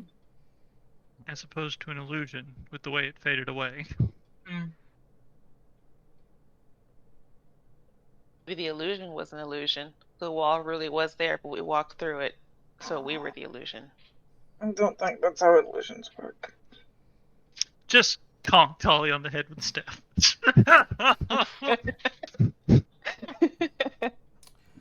It's like No. Bad Tolly. No. Not making my headache any better. The whole world is just an illusion propagated by golems that are using the sleeping dormant races of Eos as arcane batteries. That's a crazy thing. No. Bad Doesn't make any DM. sense. No. John's like, huh, now what does that remind me of? Cheese. Anyway, you are... There is no spoon. there is no spoon. Yeah. Stupid fucking spoon. Matrix 4 coming, y'all. I know. I'm so excited. Anyway, you are led down this tunnel. And after a short while, it does give way to what looks like a natural tunnel, though stairs are carved into it where need be. But it does slope and meander about. There are a number of different offshoot branches that you come across, but they are all sort of half-walled up. You can tell that there is a branch there, but they are walled up for whatever reason. If I ask why, Primarily to be sure that we do not lose our way as going down one wrong branch or another, but also there are native creatures to these tunnels. Yeah. Most of them not much of a problem, not many that would get through such fine dwarven architecture. And those that would could simply burrow straight through the rock itself. So. sorry, I don't ask to be suspicious. More just curious since we haven't been here before. I am glad you are admiring our architecture. Legitimately, and that is legitimately what it is. Andrew's just curious, and it's a chance to learn new stuff in a place he hasn't been. Every about 120 feet or so, I believe, there is a sconce on the wall that is providing illumination. So between those firelights, you do get quite dark, especially for the people who don't have dark vision and are more or less just relying on following the person in front of them. Fuck to be More all. levels. But those sconces are, again, designed like the symbol of House Cinderkarn, with the spear sticking out of the pile of rocks and surrounded by the motif, a carving of a circle of fire. That is actually not a carving, it is inlaid with what looks to be the design of a circle of fire with that red metal. But the tip of the spear that sticks out is actually a white wood inlay that is ever burning smokelessly. I actually do have a question to ask him. How did your house come to be the protector of this area? We are sons of Karg. That is how. Huh. Your house is directly descended. Yes. We are a He proud told us that's on the way lineage. down. Did he? Yes. Oh, sorry. Yeah. There was a lot going on. I guess I missed that part. It is Sorry, a my bad. complicated tale. Never mind then. Pretend I didn't ask that. He told us that on the way down.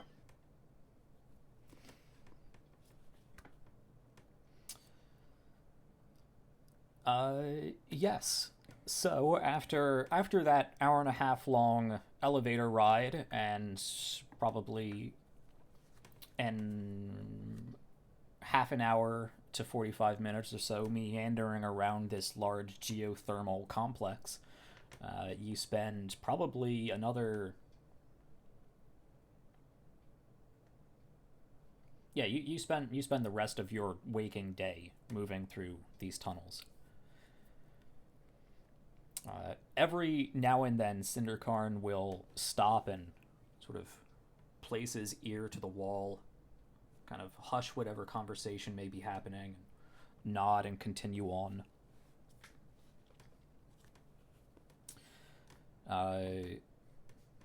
But yes, you travel on for probably another 8 hours or so.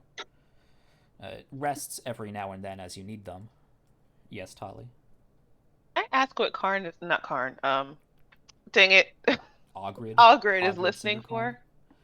Yes. Yes, as I said, there are beasts about this mountain that can burrow straight through this rock. Gotcha. There are, Well, thanks. he points out to, carvings in the stone that look like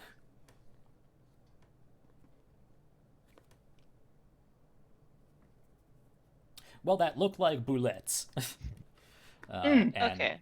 every now and when he sees those, or when he knows to look out for those, he stops and makes sure that the ground isn't rumbling and he's not hearing any burrowing through stone. Okay. That's fair. That the party doesn't know that was what we heard. No, you do not. Okay, all right. I was just making sure. Yeah. Yeah. We dealt with the molten wormy things, but not the boulette. Yeah. Yeah, because every time we heard it, we stopped moving. Yep. Couldn't deny Jack that. Sometimes that trick makes players get up, start donning the gear, or start trying to move away from the scene, and that's what triggers it. But yeah, if you stay still, don't make any vibrations, the graboids won't get you. T-Rex. Its vision is based on T-Rex. movement. But not really. It's really not. That would But yeah. not make a lot of sense. So after about 8 hours or so of just walking down this winding and meandering cavern system, eventually does stop. I'd say this is good enough progress for today. The accommodations are not great, but spread out as you would.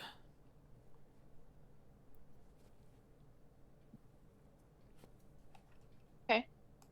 And we're just in a tunnel, right? Yeah. Yeah.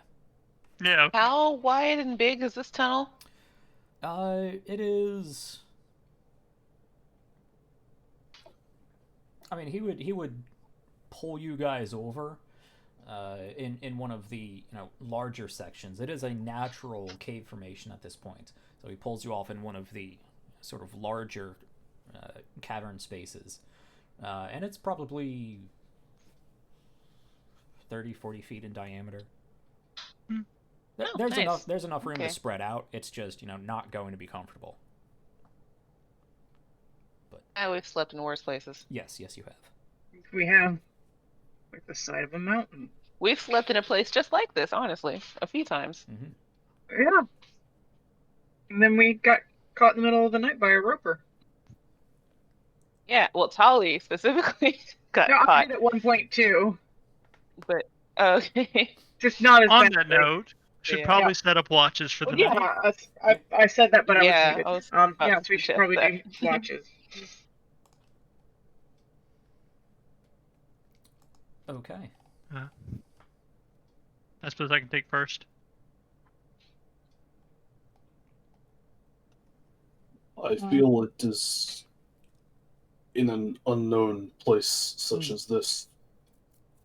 It would be wise to have multiple people I just don't to watch disagree. each other's backs. Yes, I was just waiting for someone else to volunteer. Watch with you. I can take 2 watches, by the way. Mm-hmm. I guess I'll take second with you. Cool.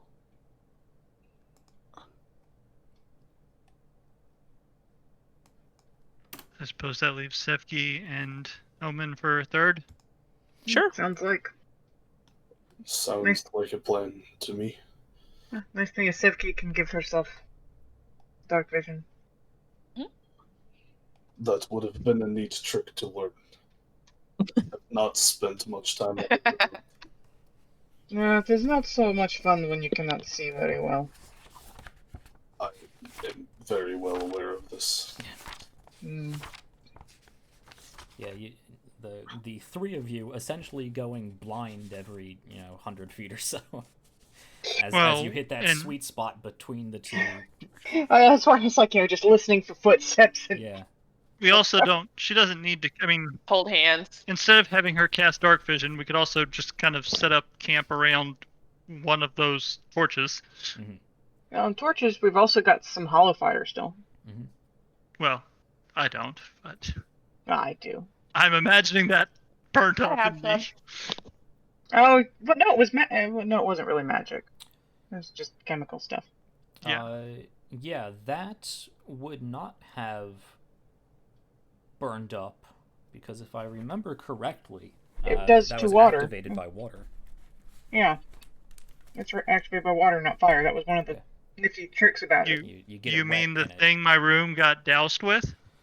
That is Oh, true. yeah. I was about to say. Yeah, it was 30 sprayed with 30 gallons of gallons it. of water, so it was not originally. It didn't originally erupt because of the fire elemental, but it did burn up because of all of the water thrown on it.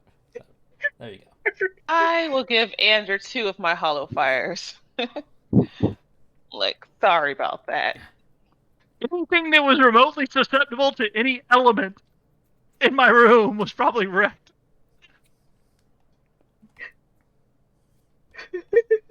We had fire, we had water, we had ice. It's missing electricity.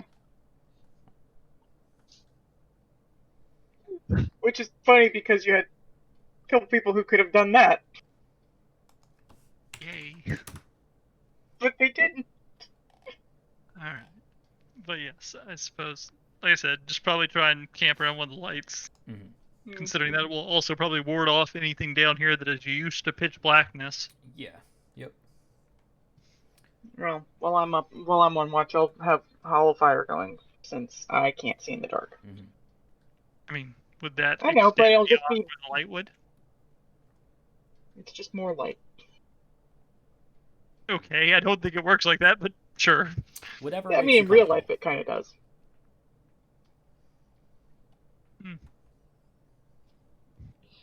Plus, you have your great listening skills. Yep, listening and smell. But probably relying on the listening more.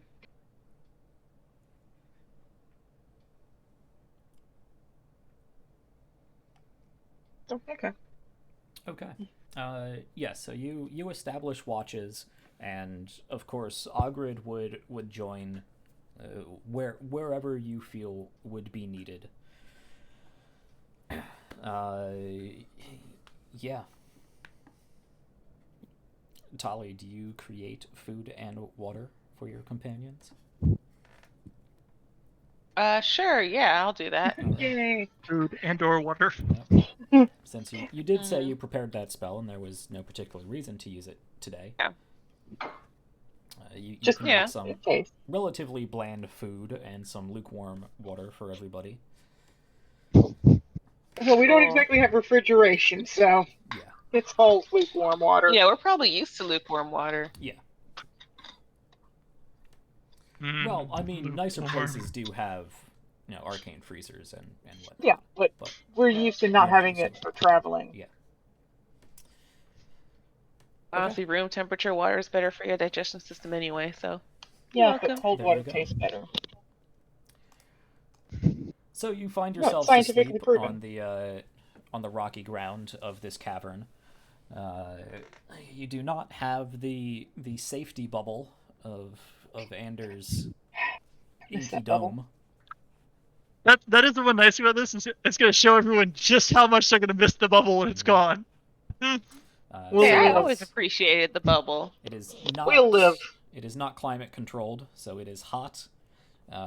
You can feel a gentle but hot breeze of constantly moving air as the hot air from the depths, the volcanic depths of the volcano, finds its way ever higher and out through whatever cracks or tunnels may filter to the surface. And you do, on occasion, hear various little skitterings of creatures and clacks and growls. Nothing that sounds particularly large and threatening. Good. You did stop quite a ways from the last time you saw one of those, boulette crossing warning symbols. So the night goes by uncomfortably, but without much disturbance. Or what you would call night because you are tired, and in the morning, because you wake up and are no longer tired, the day is yours again. So Such as it is. you would get up, you would prepare your spells. Tali would take an hour or so meditating and beseeching Leywena for your particular gifts. Which I know you don't usually play up, but if there's anything in particular you would do. Actually never thought about that. Especially seeing as you are so far removed from your natural, sort of woodland element. Is this all just straight stone, or is there like any kind of like dirt or dust or anything in here? Yeah, I mean there's loose stone and small fine ground particulate. Maybe not dust necessarily, but thin gravel. I mean, she's probably got wood in her bag. I will probably take some of that gravel and form it into the shape of a tree to make it more tree-like. And then meditate with that. Some sort of arcane way to do that, or are you just piling rocks on top of each other? Nah. Yeah, no, I'm just like taking rocks and like not on top of each other, but like on the ground, like making a little like I guess like a gravel doodle of a tree. Okay. So yeah. Darn, I was thinking of building it up. I was like, that'd be impressive. Oh no, I'm just literally just arranging rocks on the ground. Like, okay, that's close enough, you and make then a just pile. like meditate. But no, why don't you try using some of the wood in your bag? You could do that, but that's for carving. That's my carving wood. There's a difference. It's not her worshipping wood. Oh, I was like, oh, so Yeah. that's too good for you to give to Leywena. Not good enough. I have special Special gift what? for Leywena. Special what? Special wood? Special gifts. Special gifts. Uh-huh. Special gifts for Special Leywena. wood. Not carving wood. Gifts. I heard it as soon as I was going to say it. I was like, wait, nope. Change the word. Gifts. I mean, Special gifts. I wanted to make a joke when Jack was talking about big brass balls attached to shafts earlier. Yeah, I know. I saw your face. Yep. Sure. I saw the expression you were making. It's like, kind of exactly what's going through your head. So you This make is like last year with the wall sphincter.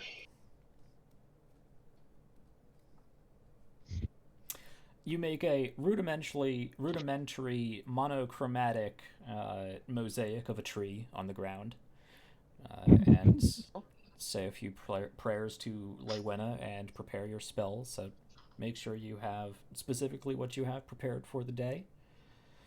Yep. Got the cards. Yep. Sebgi doesn't have to worry about that. Ander doesn't have to worry about that. Ullman, though, it looks like he's still more or less asleep, is going to need to wake up soon and prepare his spells. Go through his spell book and memorize whatever is important to him. It's good being a caster that doesn't have to choose daily spells. I hate that part. I mean, it's kind of... Yeah, that's kind of the part that I sometimes. find most annoying about being like a wizard or a cleric. I have so many options that I can only pick so many. You are woken up and gather your stuff and prepare yourself for the day and continue on down this tunnel. And it is probably another 3 or 4 hours before it actually opens up into a much larger cave network. Not even cave network, a huge, gigantic, gargantuan cavern under this mountain. And you can see there are large, thick stone pillars that extend above what look like 60, 80-foot tall buildings all about this place. This is the ruins of a giant's city. Some buildings which would even have multiple stories, thus 60 to 80 feet or so high buildings, and the cavern itself is even larger than that, to the point where it was almost certainly excavated out, and there are those large pillars that look like they provide support for such a vast open space. And yes, you see before you the ruined city of some ancient fire giant tribe. Are we coming out like at street level, or are we coming out above it? You are coming out at street level. Okay. Never felt so small. You can see, you actually see a similarity between the architecture of the dwarves, and especially of the Cinderkarn estate, that matches in a smaller manner and with different decorations, different geometric designs and whatnot. But it is a lot of very blocky and terraced buildings. Makes sense. A number of which have crumbled. You can see a few that were like 4 stories tall that have sections missing and have crumbled and are leaning against smaller portions of buildings across the streets. You are led out onto a street that is about 50 feet wide, just the road itself. The buildings themselves not only being vastly large, buildings that rival the height of multi-story buildings in the larger Genavian capitals, but are also just huge in their other dimensions, spanning back well beyond the range of your dark vision. You can only see the apex of this cavern because as you look up, you notice small dancing lights, fire, swirling across the apex of this cavern, sometimes dipping lower, occasionally a few bits of flame shooting out from behind, from being obscured by some buildings as they swirl up the cavern and join the dancing fires at the top, some that proceed back down. And you can hear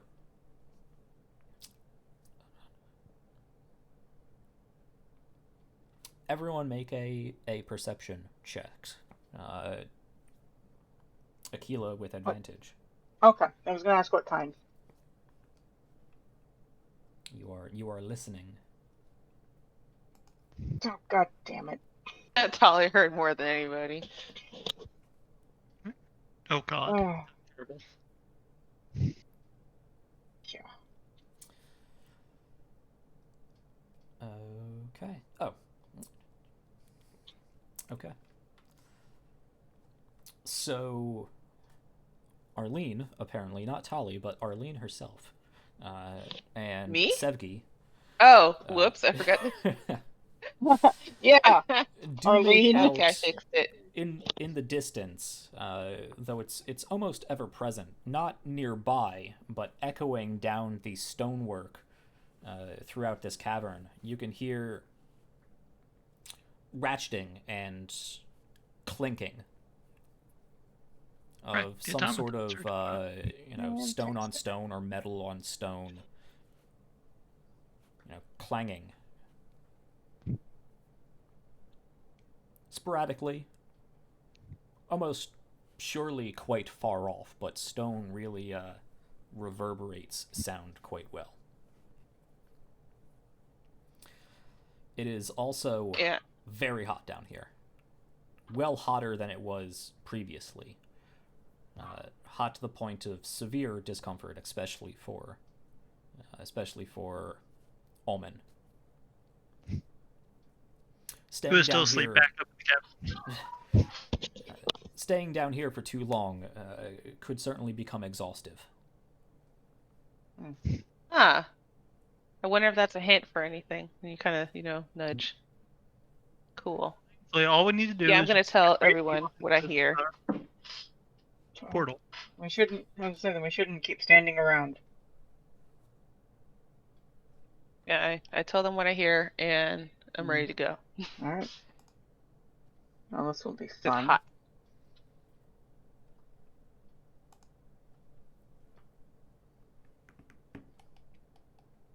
It's Ogred. Ogred, lead the way. Yep. Yeah, he's the one who has some idea of where exactly we're going. Okay. So as this much smaller cave system opens up into this vast cavern, this underground metropolis of giant buildings, Ogred will stop, and it is quiet down here. No more hissing of steam, much to Akila's relief. Yeah. Just the slight whistle of air moving betwixt the buildings, and the rough clanking every now and then of some kind of movement or mechanism in the background. Ogred will stop, and we have finally made it. Down to the home, the ruins of our ancestral masters. A place where we cast off our chains.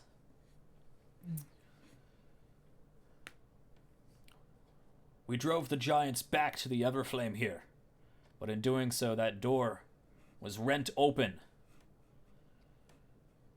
And as we pushed them through, so too could others from that realm break through. Fortunately, my matron protects the mountain itself from the greatest dangers of that plane. But every now and then, smaller entities sneak by. The She sounds quite impressive. Motions to the... Yeah, where is she? Probably at the gate. She is deep within the center of town, the old forge for the entire city here. Its facilities was originally where we eventually learned what we needed to build the Steamworks above.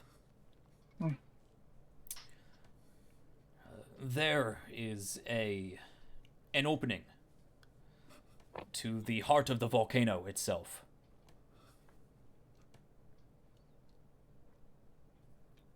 And within that opening was rent forth a portal to the Everflame. That is where we must go. Then let's go. Let us go, but do beware. He motions to the ceiling. There are flame here as well. I've noticed. Unbound both by chain and by sanity. We respect them, but they do not belong here. And if need be, if able, should cast them back to the Everflame where they belong. But they are not our concern. Not as they are. What is our concern are the mechanisms of our former masters. Deep within this city is a foundry of some kind, impenetrable thus far, though perpetually producing golems, mechanisms, automatons that roam the streets, the old enforcers of the masters.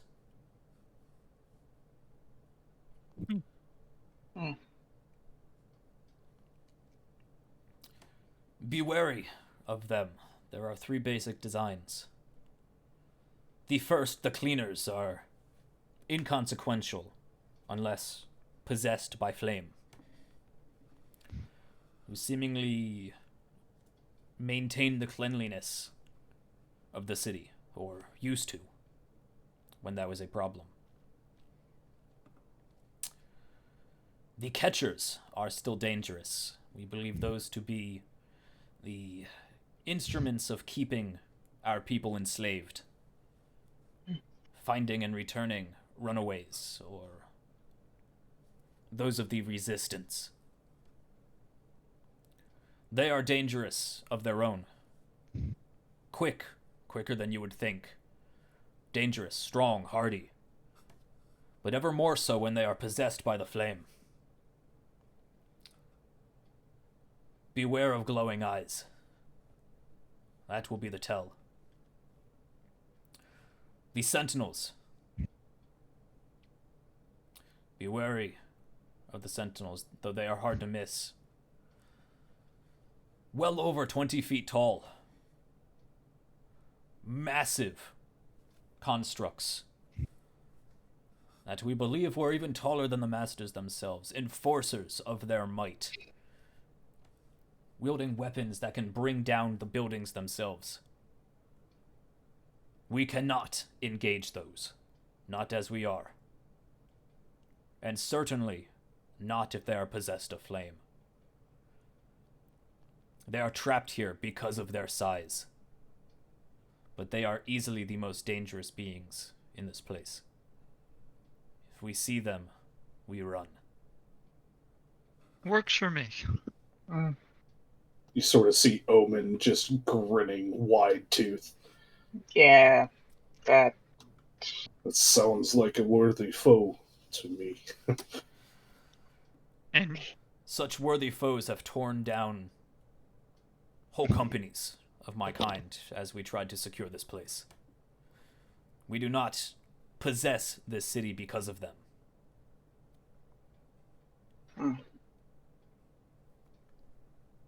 Alright.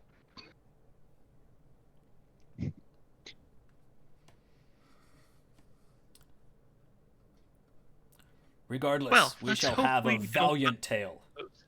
What were you saying? I said, let's hope we don't run into any of their kind. Indeed. Mm.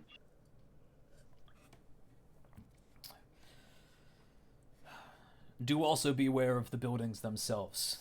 They are, we believe, thousands of years old. Very well built in their time. And while there is not a lot of erosion to take place down here, time will take its toll. Beware of cracks and falling debris, especially if we must engage with any of these old denizens of the city. So, be judicious if you decide to cast Shatter. I know a Dude, way Shatter that would be is- awesome down here. Yeah. Terrible, but awesome. I know a way that has been Terribly awesome. relatively safe in the past. We shall stick to that route if possible. Oh, alright. He continues forward. Follow, really wishing I could openly use my invisibility spell. Yep. Or fly, for that matter. Yeah, you can do that. Oh god, I have so many things that would make this so much easier. At level 17, Tali can fly. We're a ways away from that. Yeah. Okay.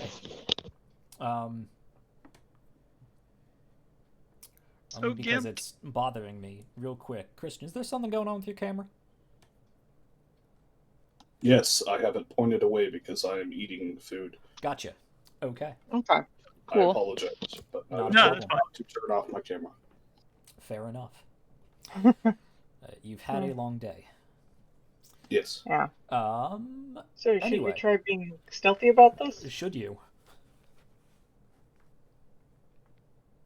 Dwarf's in full armor, right? Yes. Yes, he is. Yeah. Still have Pass Without Trace. Oh, yeah. Wait. Yeah. That's one of those Definitely that doesn't use it, like, need to be once a day. prepared. Mm-hmm. Right, that is a ritual. I don't know if it's I virtual. mean, I can only use it once a day because that was a Is it? feat thing. Yeah. Oh, it's a No, it's feat. Yeah, just it was virtual part of her, one of her like Yeah. wood elf things. Fancy Yeah. elf magic. Yeah, pretty much. Mhm. But yeah, so we could stealth because there's two of us who no longer have disadvantage on it. Mm-hmm. So are you casting Pass Without a Trace? It only lasts up to an hour, so maybe we should save it. Mm. Emergencies.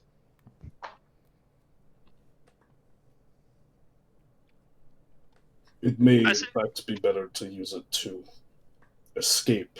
than Yeah, to let's hold on to it until we Mhm. find. Like, if we Yeah. run into something that, like, oh crap, we need to get past this. Yeah. Mm-hmm. Okay. But did we or did we not want to try being stealthy? We should probably still try to be stealthy, just in case. We could try.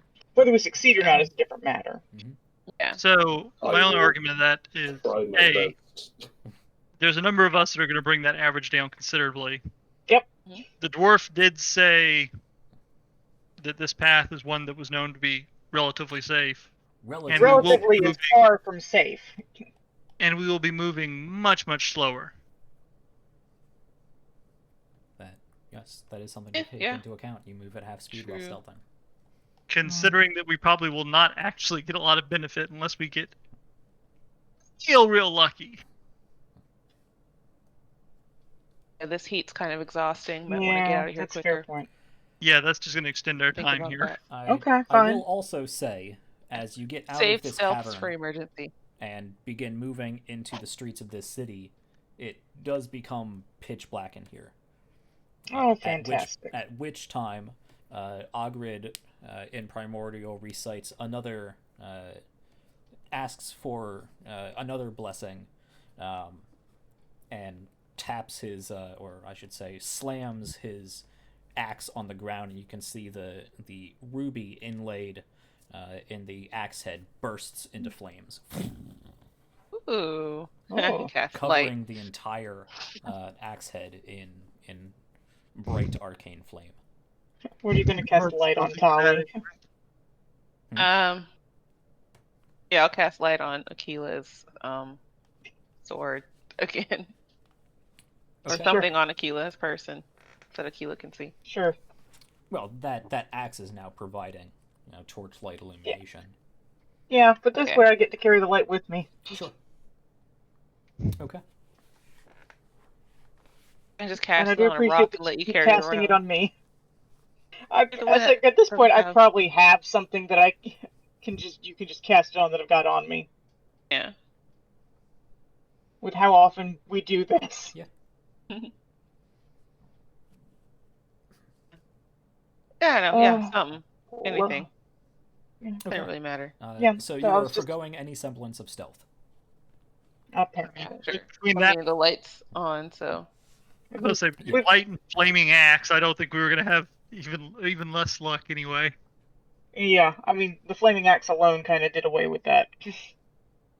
Well, visibility is one side of stealth, and sound is another. Yeah.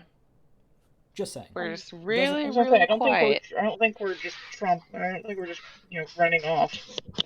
We're walking, but we're Yes, walking normally. moving with purpose, meaning all of your gear is clanking and you're not trying to obscure the footfalls.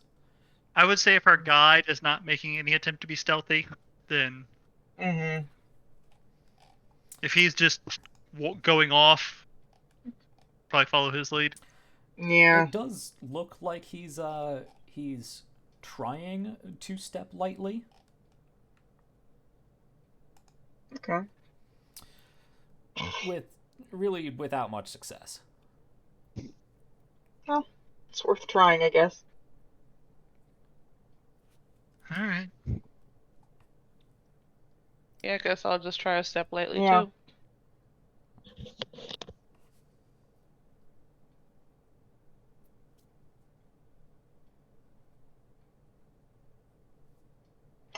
Okay. We're rolling. If you want to, yeah. It seemed like that's what y'all were trying to push for, so I'm Well, conceding. hey, gonna point out, those are not bad rolls for us. I mean, I Yeah, will. just wait. I Oh, I still know. think the time constraints God, are going to Omen. be a problem, but Yep, probably. When has that ever stopped us? So yeah, it's I up to tried. you whether you want to actively stealth and cut your speed in half. Because Ogred's just trying to minimize the amount of noise that he's making as he's moving along. Well, yeah, I Yeah, thought that's what that was Tolly's what we were doing. mostly She's just trying to following his do. lead. We're following his lead. But you rolled stealth. That was more or less to determine how successful he was at being quiet, but he's not, Oh, okay. you know, Okay, sorry. Misunderstood. he didn't depress the R3. He's just moving quietly. Okay. Then I guess those stealth rolls don't matter. It's a shame. Some good rolls too. I mean, it's Some of them, yeah. It's up to you guys. Yeah, I feel like we forego stealth until Yeah. we have to hide. Yeah. that was Yeah. kind of my. That's fine. I know that there's some armor that we want to try out, but the problem is we exchange that for 2 full plate wearers, so that sort of offsets any benefit we would have gained otherwise. Yeah, just light stealth, So diet yeah, stealth. you guys not full are stealth. purposely trying to minimize the amount of noise your gear is Yeah. making as you travel on, but you're not moving any slower. You're not trying to stick to shadows, though you really can't with all the light sources about the group. We're not crouch but you're- walking. Yeah, you're No. trying to be quiet, Ugh. and that's good enough. You travel on for a bit, winding down a number of these side streets, which even the side streets are easily 30 feet wide. And eventually, Do we see any- our Do we see any of these cleaner bots he mentioned, or just nothing? well, I was going to say, you eventually empty out onto another one of these larger streets, and as you are traveling about, you see coming down on either side of the street in front of you, 2 very large constructs of some kind. They are probably standing about 8 feet, about 6.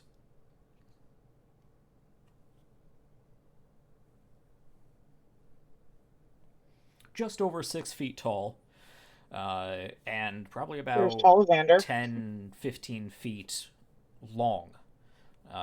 And they have 6 sort of almost insect-like legs that propel them forward. They likewise... Oh no, what did I do here? Must have hit refresh. They likewise, in the front of this construct, have these 2 large mechanical pincer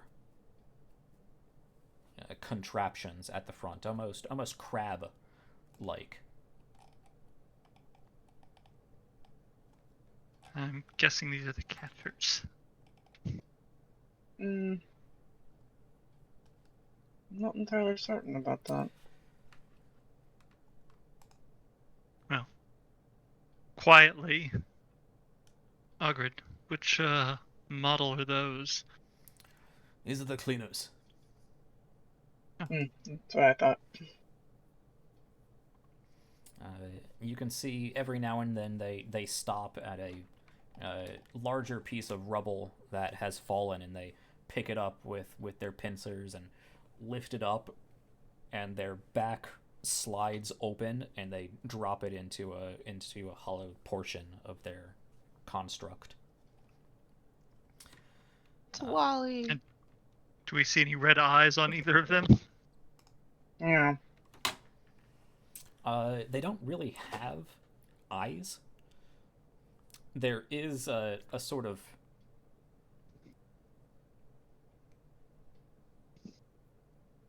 Yeah, there is a almost like a grill at the front of this between the 2 pincers. that has a light glow behind it, and 2 smoke pipes that stick out the top that are letting out a small amount of smoke.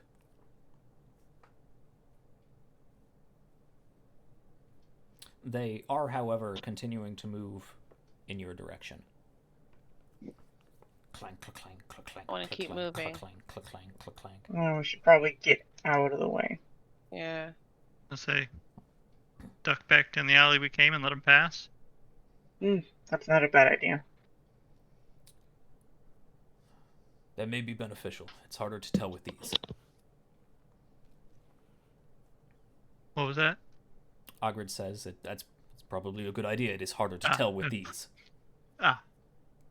Okay, well, yeah. Am I not coming through clearly again? When you start talking, it's real quiet, and then as you, keep talking, it gets louder. It's like it My takes the voice may microphone be a starting second to go. realize. So I Yeah. miss the first part of your sentences sometimes. Yeah.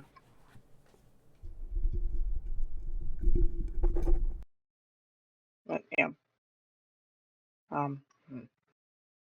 Yeah, I guess we'll duck back down then and... Yeah, can that stop sounds and like allow them to not pass. bad idea. See Omen sort of grit his teeth a little bit and slowly slide his longsword back into its sheath, the couple of inches that he had started drawing it. Okay. Yeah, it does take them a little bit to move past. This is a very large street, and they only move so quickly. A few minutes later, you do see them clank, clank, clank, clank, as they slowly skitter their way past this 30-foot alleyway that you are standing within. Pressed up against the wall. Alleyway. Yeah. For giants, For it sure giants, is. Yes, they seemingly pay you no mind and continue on. Cool. Let's go. Yeah, I guess when we hear him get down a little bit, yeah. Mm-hmm. Going the way we're going. Yeah. Onward. Onwards and somewhere. Okay. Can't be upwards. I mean, it could be upwards. You could climb to the top of some of these buildings, but I don't know what the point of that would be. Exactly. So it can't be upwards. Can and So, should are different things. Ogred will continue to lead you throughout the city. Mm-hmm. Occasionally, he does come to a place where a building has crumbled over, or a pile of rubble has blocked off one of these alleyways, and he has to stop and think, and walk forward a bit, and backtrack a little bit, and try to find a way around where this route has been obstructed. Hoping we can get through this. He does find another hallway for you to get through. He will stop in front of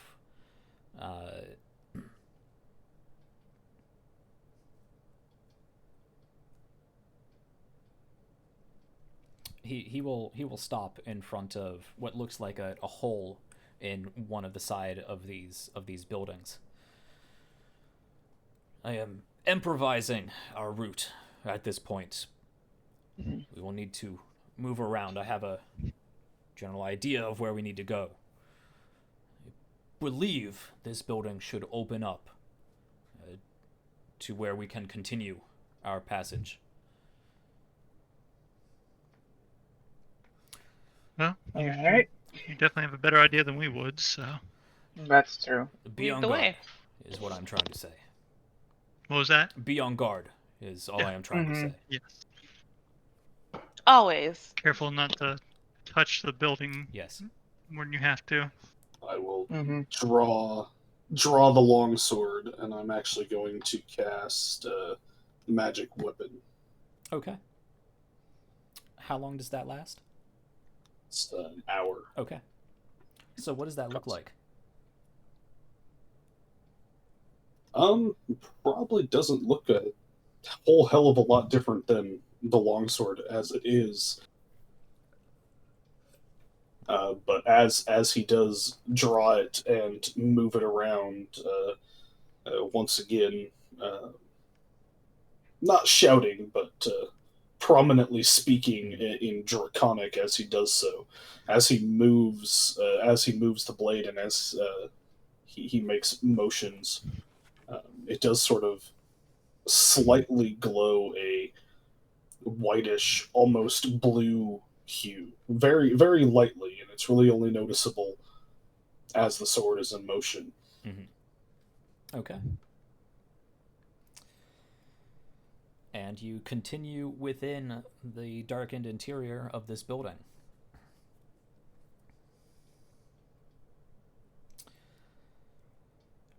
And it is a fairly large building. You continue through, and he actually stops and looks about and leads you into another corridor. This one, rather long chamber. The ceiling to this particular section of the building is a good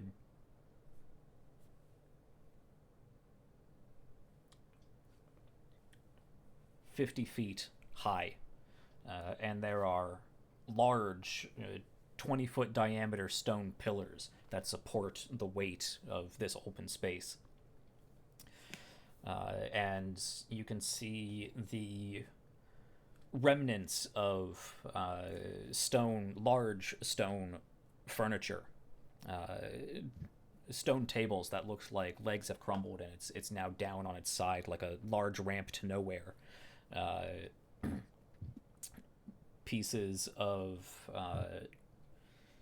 sections of stone where open-air windows have been carved out that have tumbled forward, and what looks like various long decayed and desiccated pieces of stone and other debris that have been just left to the ravages of time.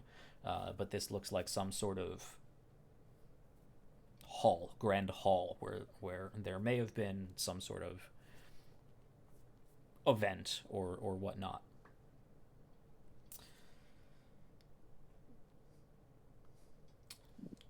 Or at least or perhaps even just a reception area, but a place where giants would have gathered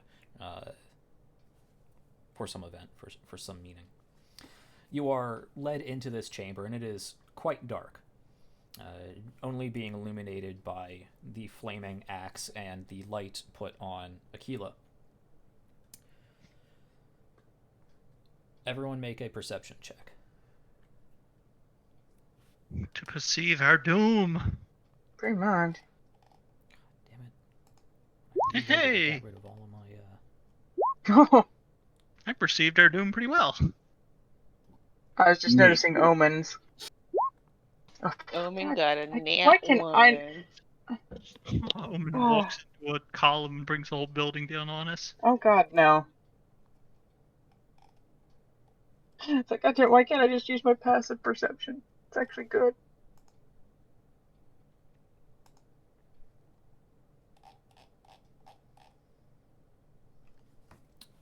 Okay. Because passive perception is for non-life-threatening things. I don't know. That doesn't seem right.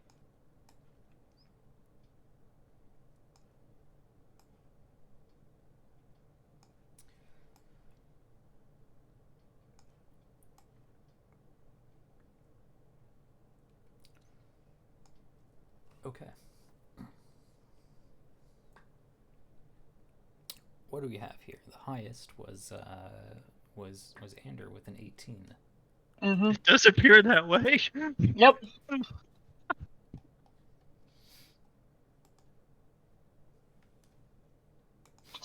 Yep. Our guide. Right in the middle. Okay. You are moving about this cavern, and the radius of this light is what, 30 feet? Hey, Tally, how With big's the the light light? spell? I Sorry. think it's 20, 40.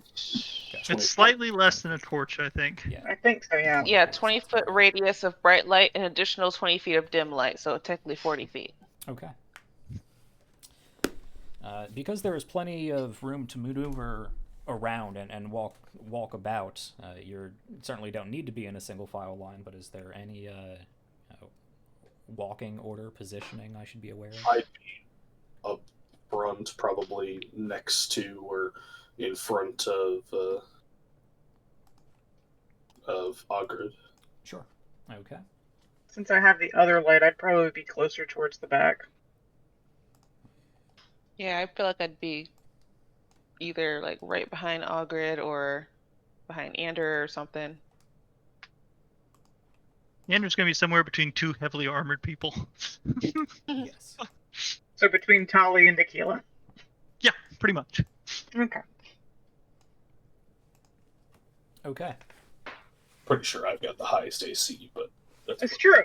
Sure, but you're also right in the front, and I don't want to be... Let them tear through a few of you first before they get to me. Yep.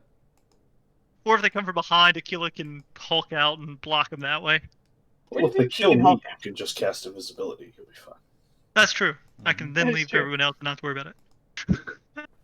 You're welcome. I can, three of us can get out of here.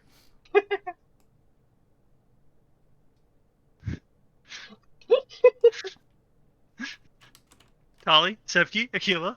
Who wants to live the most? I mean, I want to live. I got two extra people. Yeah, I'll be alright. I mean, being invisible would make attacking easier. Well, you only get one. I know. Sneak up. Oh man, a rogue doing that would be super cool. But we don't have a Because rogue. rogues get extra sneak damage. Yeah. I'm sorry. I just looked at Christian's face and I said Alright. that. So yes, Not anymore, I you think don't. that is the marching order. Nope, not anymore. Oh Okay. man, that's right. Dang it. So, Linnea. I don't believe you can see that And read. just yet. We've gone through two rogues. True, but one of them's still alive. Maybe. There's a way to set She's still alive. aura.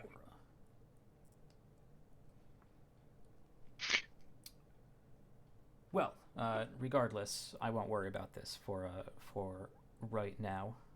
Reacquainting myself with the features of Roll20.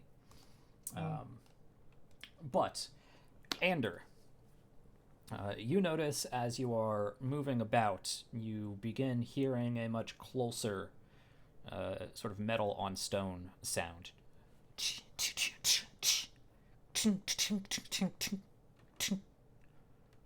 You don't see anything. It seems to be beyond your the light provided in your dark vision. Does But it there's sound something like in it's here. in the same... There's something in this room with you, this vast room with you. Yep, but something cool. in here. Guys, we've got company in here with us. Oh, I hope it's not one of those super giant things. Shh. That you might notice. Does not sound Listen. like a supergiant thing. Also, that would be a lot harder to not notice. Ogred grips his battle axe. Well, then we prepare for a valiant fight. And he sort of nudges at Omen next to him. How close are we to the door? From where I mean, you've passed through a couple different rooms at this point. It would be Okay. a several 100-foot run back the way you came. Probably, I'm more concerned about 300 to 400 fighting feet. in a decrepit old building. yeah. Mm-hmm. But okay.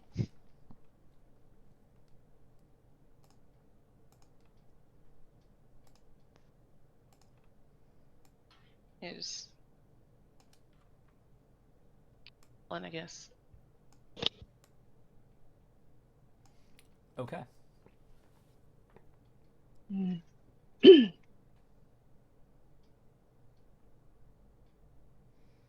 So if there is nothing else, are you simply standing where you are you proceeding forward? Are you going backwards? Are you trying to stealth? What are you guys doing? I mean, Ogred my has vote would announced be- that he is ready for battle, but he is kind of Good seeing for where him. you guys are at. I would Uh, vote that everyone get quiet, get still, and see if it. Tali, turn the light off. Oh yeah, I'll drop the spell. Ogred I'm going notices to slap Ogred square on the pauldron with my open hand, that. smiling broadly. Yes. Never mind, put it back on. Suicidal Okay, idiot. yeah, I saw. Okay. Back Yeah, up. so With stuck the that- lights back on. Everyone roll initiative. Omen's Yep. reaction. We'll start a combat A little with 20 concerned minutes about left in Omen. our show. Hey! Yeah. Certainly. Oh yes, the Ender initiative roll. Oh, wait. Everyone else, hold up just a sec. Hold up just Oh, a Oh, sec. crap. right. Hold up just a sec. I was like, don't we have to click our Don't forget people? to click your figure. Yeah, I forgot. Yeah. Ah, wait, what the heck? I thought I did that. Oh, you've been working on this. You know, I remember to click it when it's not actual like life or death combat, and then I forget. I'm noticing a couple cracks in these. Don't worry about that. Yeah, don't worry. Why is it black now? Because now it's what we actually see. Yes. Yeah, but we've got light. Yeah. I know. I'm sure he's working on it. that. I was Yep. talking to Steven. And I was going to say the same thing Jack just said. I'm sure I he's know. working on that. I know. Hey, I remember that initiative order. Yeah, if we want to keep that, I'd be down for No. I did not like that initiative order. I probably won't like this one either.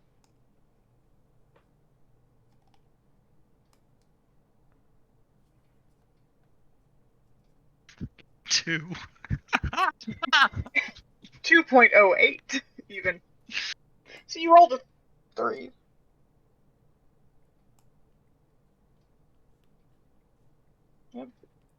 Oh Lord.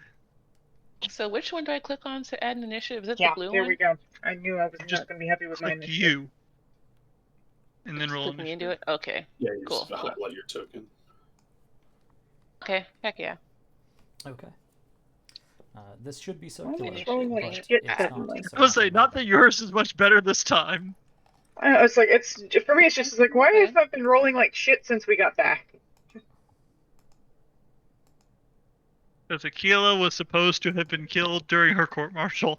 The dice know it. Are these the newest rolls that now remain? You Yeah. didn't mine, but Yeah, 13 was Omen, Oh, and okay. Anders No worries. 2.08. Wow, none of us have got great initiative rolls.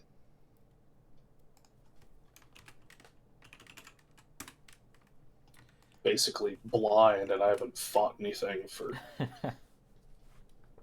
far Having too withdrawals. Okay, I need to. Apparently, combat is a drug. long. He was bred for war. Touche. He's the only one who really was. Though, I'm just going to be upfront about it. If Ohm charges one of those giant, massive sentinel things, I will leave him to die. I don't. I feel bad about killing so many of your characters, but I will leave him to die on that one. I know, it's like we're not quite that invested in Omen yet. I don't care how invested I am. You attack a giant 20-foot tall mech, you're on your own. I mean, we did go back for Tali and Chinaris. Eventually. That was more Jack trying to not kill Tali. Yeah. I think. What was that? I mean, Tali almost died. She but, did almost you die. know, She almost lost her Yeah. arm. Yeah. And Tenoris did It's lose cool, a though. leg. Yep. All part We of had the to story. we had to cut it off ourselves. Yes, all fun and games until the healer goes unconscious. Oh god! Oh god, we're all doomed! Well, I was like, look, I can tank at least one hit. Though, not gonna lie, Yaro's ancestry thingamathing really helped there. Damn. Yeah. Flying I admit it, that was super helpful. And then I was able to reduce it more with I cannot remember the name of that feat for some reason. Endurance? Stone's Endurance, yeah, that's the one. So I only. So, Don't forget the name of that. I know, I use it quite a bit. God damn it. Oh man, it's catchers. Oh yeah, you already Well, said that. yeah. We were pretty sure it was. How many are there? Now that could. Oh my More. god, those little pictures look so creepy. More. Ugh. Oh, No. Yeah, they are I creepy. mean, I can't even tell what they are from that picture. I just see some limbs that don't Something look quite spindly straight. limbs. Yeah. Why aren't these organizing? They will. Eventually. There we go. Okay.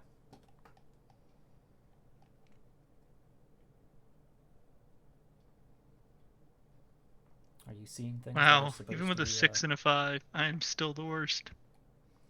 Cool. Okay. Okay. So, Hey, you're not even on the initiative track. All right, time to kill these things in 15 minutes. yeah. Yeah, right. That's how much time we got left. Okay. It's like we're gonna get a couple Yeah. rounds in and then have to call it. We'll see. Forewarning to our viewers: if it seems like we can manage this and only go over 15 minutes or so, we'll try to push it. Unless any of you have a particular need to hop off immediately. Well, we kind of I do. thought you said 7:30. I mean, yeah, we could probably do 7:30, like if we push it. I actually have to hop off at 7 to help out with a couple of things, so Okay. Okay. Okay. We'll see. In that case, let me throw it to you guys. Would you rather stop here and pick this up next week? Or would you rather get 1, maybe 2 rounds into this combat and have to call it? I want to at least see what we're fighting. yeah, at least I'll do Yeah, that. let's Yeah. do 1 or 2 rounds to get a taste. Yeah. We'll You know, do. Yeah, we'll It's see. a where little we get to. sample. Okay, so that being the case, Omen clangs down a heavy hand on Ogred's pauldron, letting out a clang and sort of grumbles, not particularly loudly, but following that clang, you know, grumbles in excitement for a battle ahead, and Ander curses under his breath. Ander curses under his breath as this thing comes charging out of the darkness. I need so many more monitors. You have 3. I know. I need so many more. It's not enough. Okay. This thing You need comes a wall of bounding out of the monitors. darkness. What thing?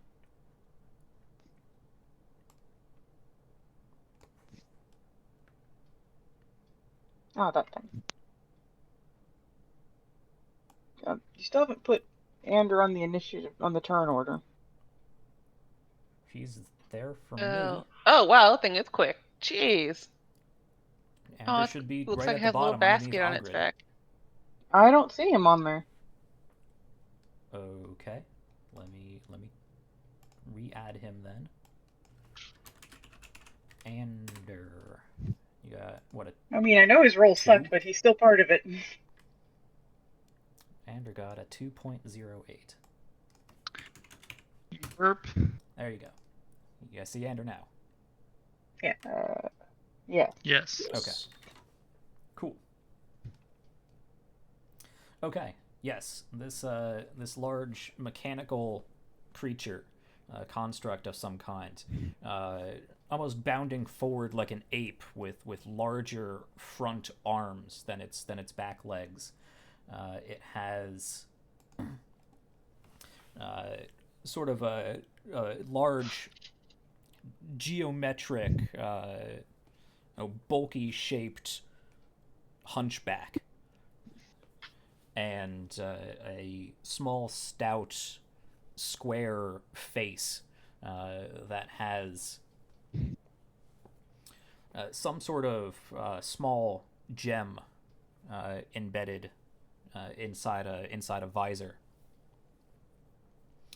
And it bounds forward almost ape-like, and you can see it does have on both its forearms and what would be its legs fully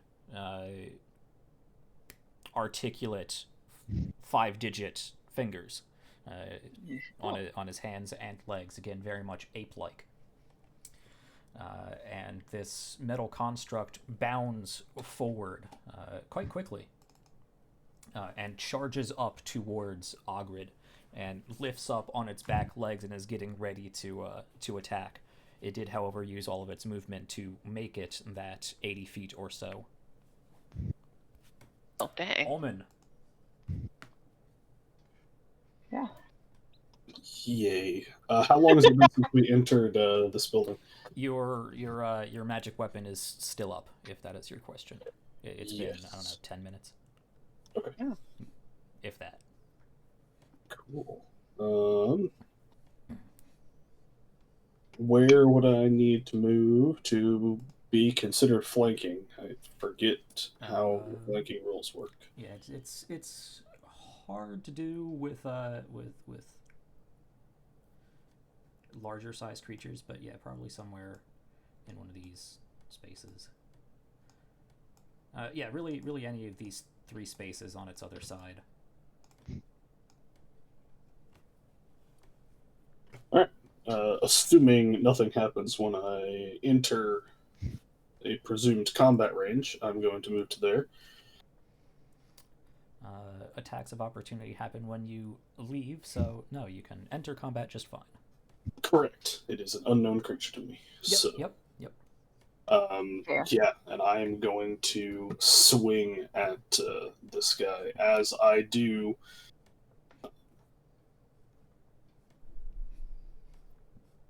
once again in a dark, grumbly, guttural voice, speaking Draconic, I'm casting Green Flame Blade. All right. To make my attack.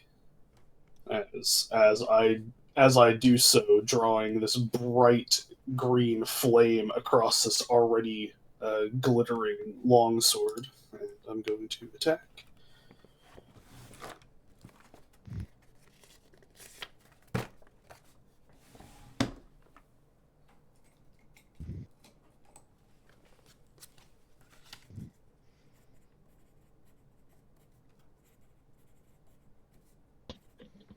I forget, you do advantage, right? Or do you do it plus? I give you a +2 to hit.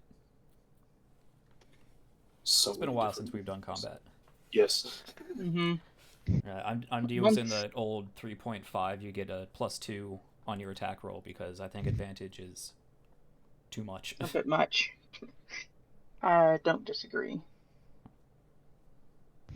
Flanking is not difficult to get. Advantageous, but easy enough that advantage just seems like too much. A 22 will very clearly hit, though.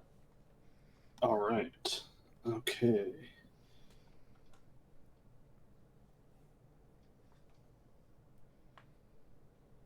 Sorry, lots of buttons. Yeah. We're this is our first real combat in months. Mm-hmm. many months, because we didn't even have a real combat, when our story last ended. We had one with the wyverns. Yeah. That was a while before it ended, though. There was only a couple sessions. A few. Yeah. 12 slashing damage. Do you get any additional damage from... There it is. Cool.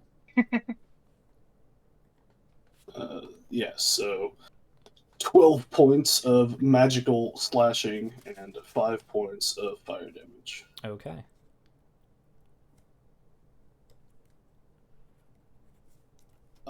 This gets a little bit strange. How do you rule green flame blade when I have 2 attack actions.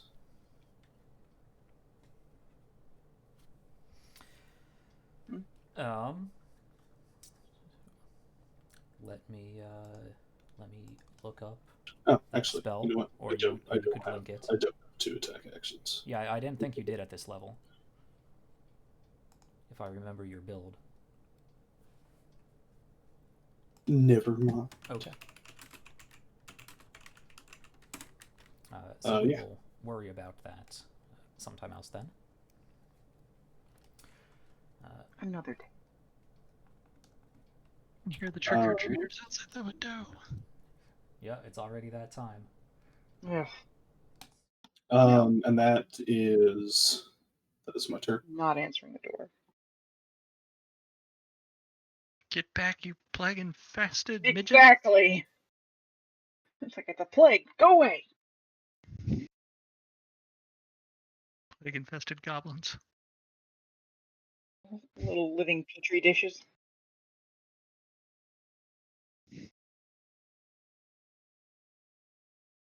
Oh. Oh, yeah, there it is. Nice. Oh. Battle jam. Woo.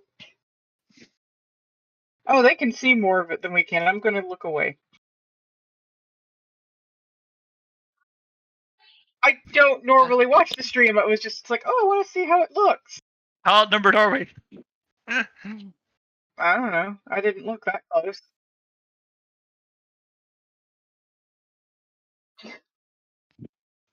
It's like I didn't look that close.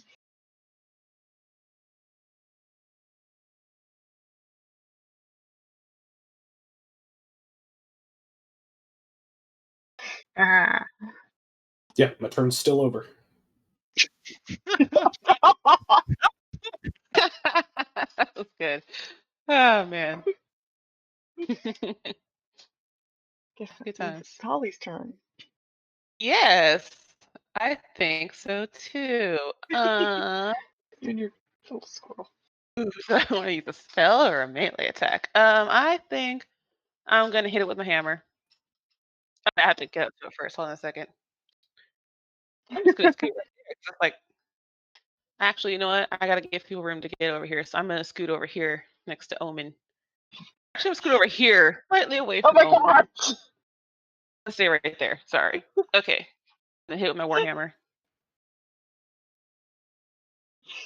I doubt that hits.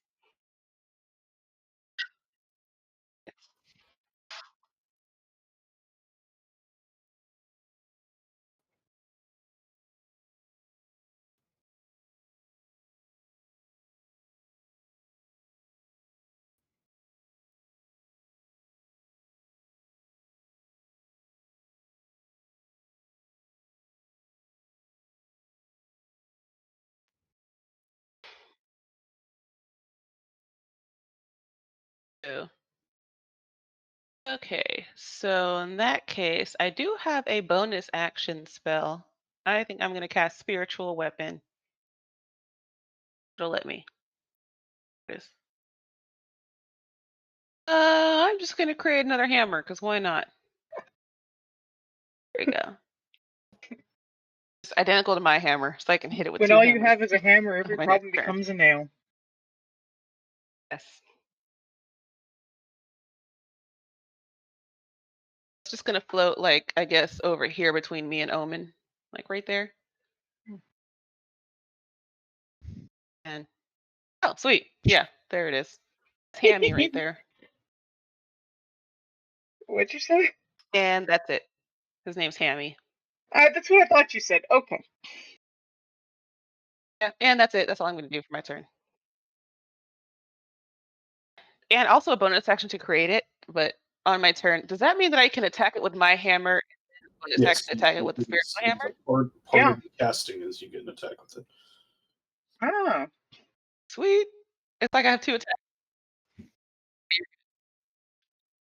It is. Sure. That seems right. I think this turn, summoning it was the bonus action, but on my next turn, When you can use the summon it, attack. it gets an attack. Oh, well, Oh. then heck yeah, I'm attacking Mhm. again. Oh yeah, when shoot. you cast a spell, you can make a melee attack. And then further Oh, turns, okay. you use a bonus action to control it to further attack. All right, I see now. Okay, so Been and a Brief while. cleric Why Why are stint. you rolling a D8? I just Sorry, my realized bad. I'm not on the Hit initiative first. board. Yeah, Sorry. No. 11. No, she Yeah, should I have gone before Tolly. But it's okay. Oh. Yeah, but that's an 11 plus 3 with a 14 hit. Mm-hmm. Dang it, man. I mean, Jeez Louise. 11 plus 4 is 15. 3. My spellcasting modifier is wisdom. Okay, And I'm I sorry, I get got +3. confused by the 4 that was sitting in front of me. Oh yeah, no, that was for damage. I forgot to roll a hit first, but Oh, whatever, I it's see. fine. I see. Yeah, it didn't Okay. hit anyway, so It doesn't you can just mean. ignore that. Okay. It's been a while Yeah. since I used this spell. Oh, we are so rusty.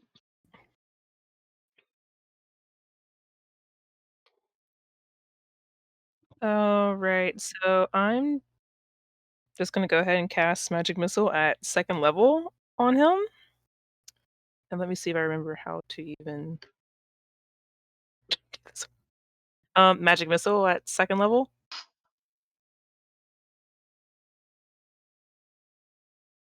Mm-hmm.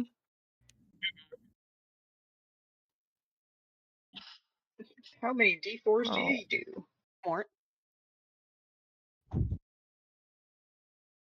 Let's see. Oh. So Oh. it's only 8 points. So I was gonna say rain down hell, but more like rain down minor annoyance. It's Well, he already lives in a super hot place, drizzle. so Mhm. Nice. Yeah, sorry. Oh, okay, that's better. yeah. Not amazing, but still better. Yeah, I guess. It's better. It's damage.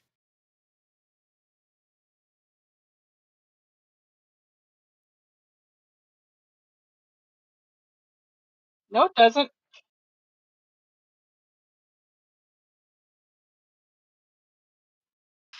Yeah, I'll say it for the first round because that would, yeah, I'll No, it's not. It's the next thingamathing, the next catcher.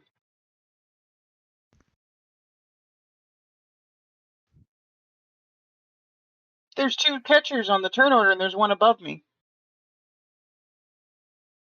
No, there aren't. There's only one Aquila.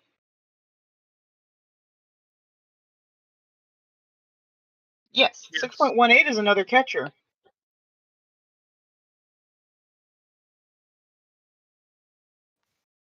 Well, Yeah, see I that? don't even see that. Yeah, we don't see it. Jack's playing in a different dimension. A dimension where I rolled slightly less terribly.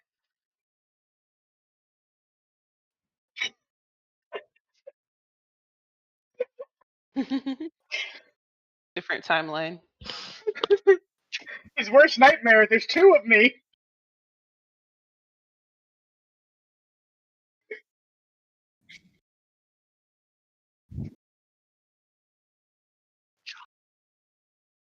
That would be so unnerving and Like I just said, worst occasionally nightmare. flickers 2 of of other me. timelines. God. I mean, that's gonna be your life now, isn't it? Yeah. I've seen too much shit, yo.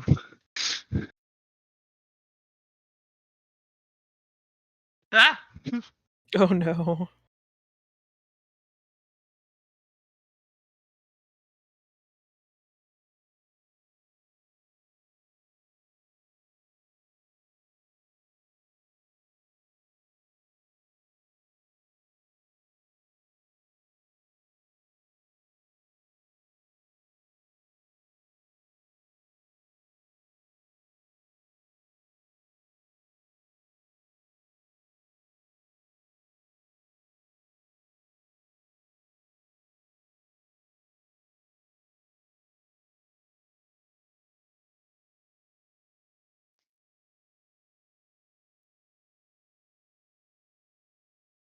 You're muted. Thank you. I guess we're gonna go fight with this guy for a little bit. Since it seems to be threatening our caster. Singular caster, just one caster. Okay, so I got swords, let me do that. Yep, got swords. Is 18 hit? Yes, okay, so that's 8 damage. And how about that?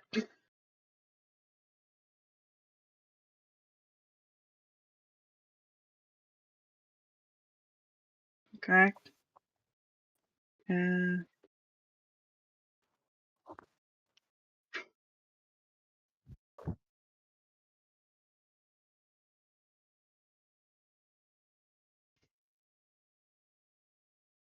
Yeah. I mean, but my weapon's magic. Yes. It literally says right here, magic weapon. It's like, yes, they're digging in.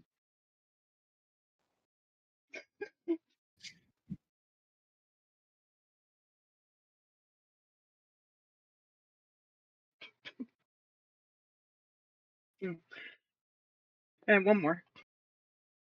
Oh, that one didn't hit.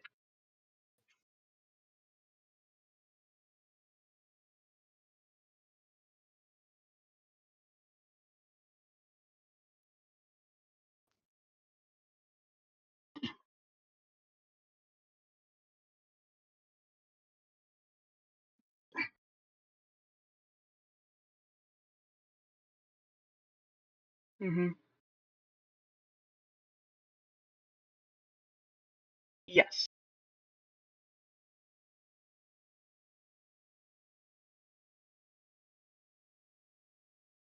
Turn Turn what that off? off.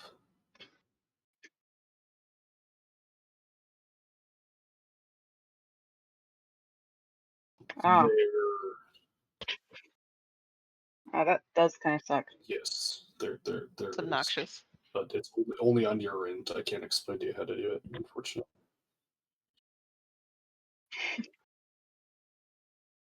Yeah. Not right this second.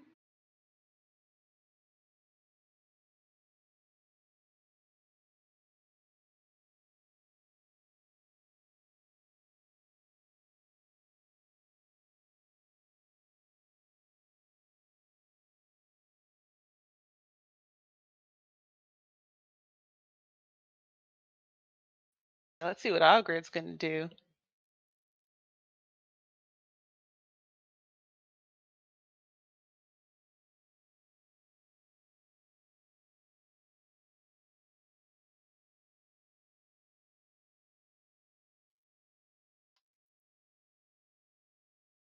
Mm. Oh, It has reach.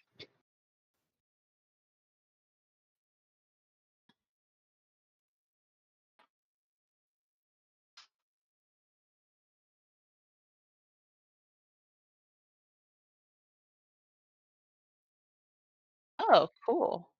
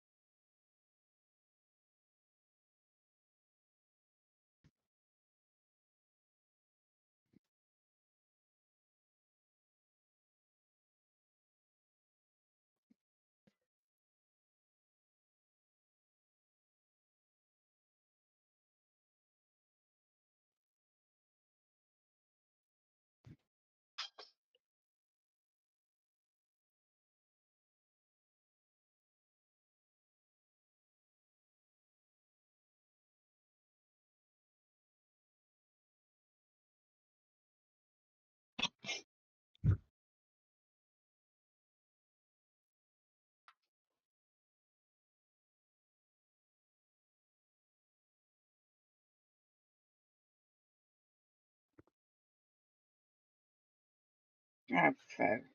Tracked? Not exactly, Not but important. no. Yes.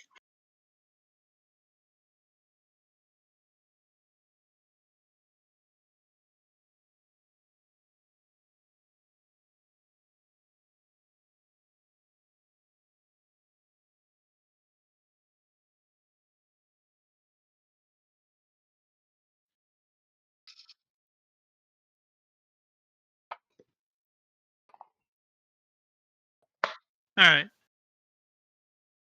Yeah, Mr. Not Magic Man. So I have a question. Considering that we know that Omen's passive perception ain't so hot, Ogrim is in theory facing away from Ander at the moment. If I were to run on the other side of this construct and use a touch spell, would it be reasonable to assume that between facing away and bad perception, they wouldn't see it, and that over the heat of battle and clanging metal, they wouldn't be able to hear what I'm saying, like the somatic verbal components?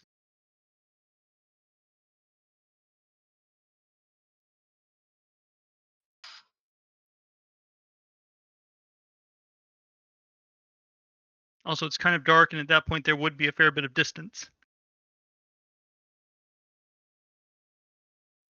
But Akila's right there with light.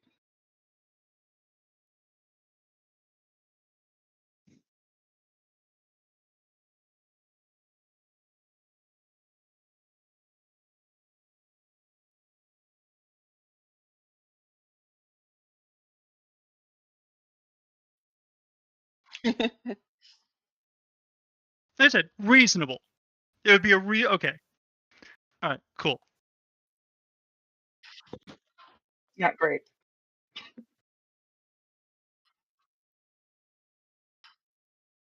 Okay, cool. All right, so 5, 10, 15, 20, 25. So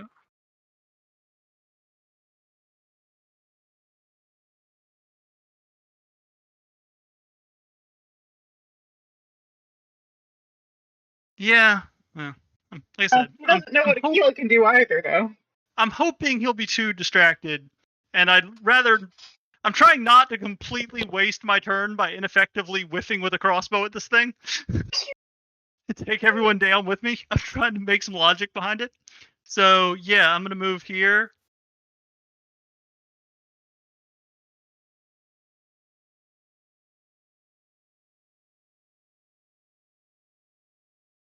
Okay, so 5, 10, 15, 20, 25.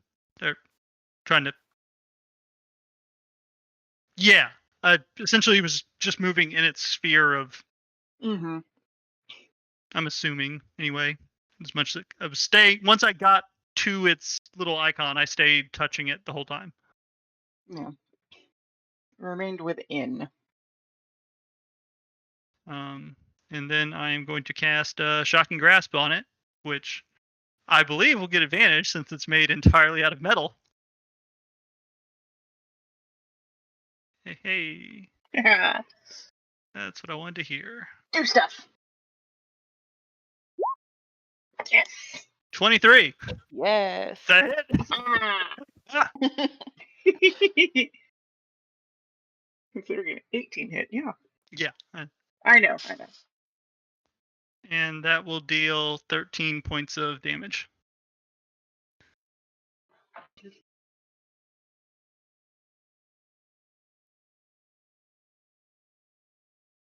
Mm-hmm. Yep, that one is just a straight attack, and hence the advantage. So, and then it takes 13 points of lightning damage and cannot make reactions until Oh. the start of its next turn? I thought it'd be the Yeah, end start of its next turn. Oh, okay. That's what reactions regenerate. So Oh, okay. And then I am going to move a little bit back. That's reasonable. Nice. Nope. Yeah.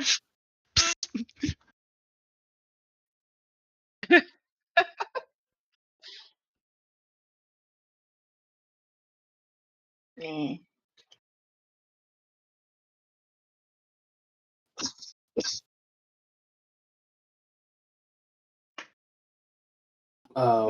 That's not right. That's the end of initiative and Yeah. first The end of the round. And also, why is 13 higher than 19?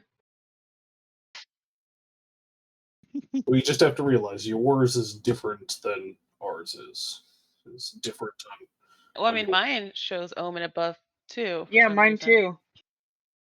Shows Omen above the catcher. Everyone else Oh, is in there it number goes. order. Oh, You there might we have go. corrected Good for job, me. Jack.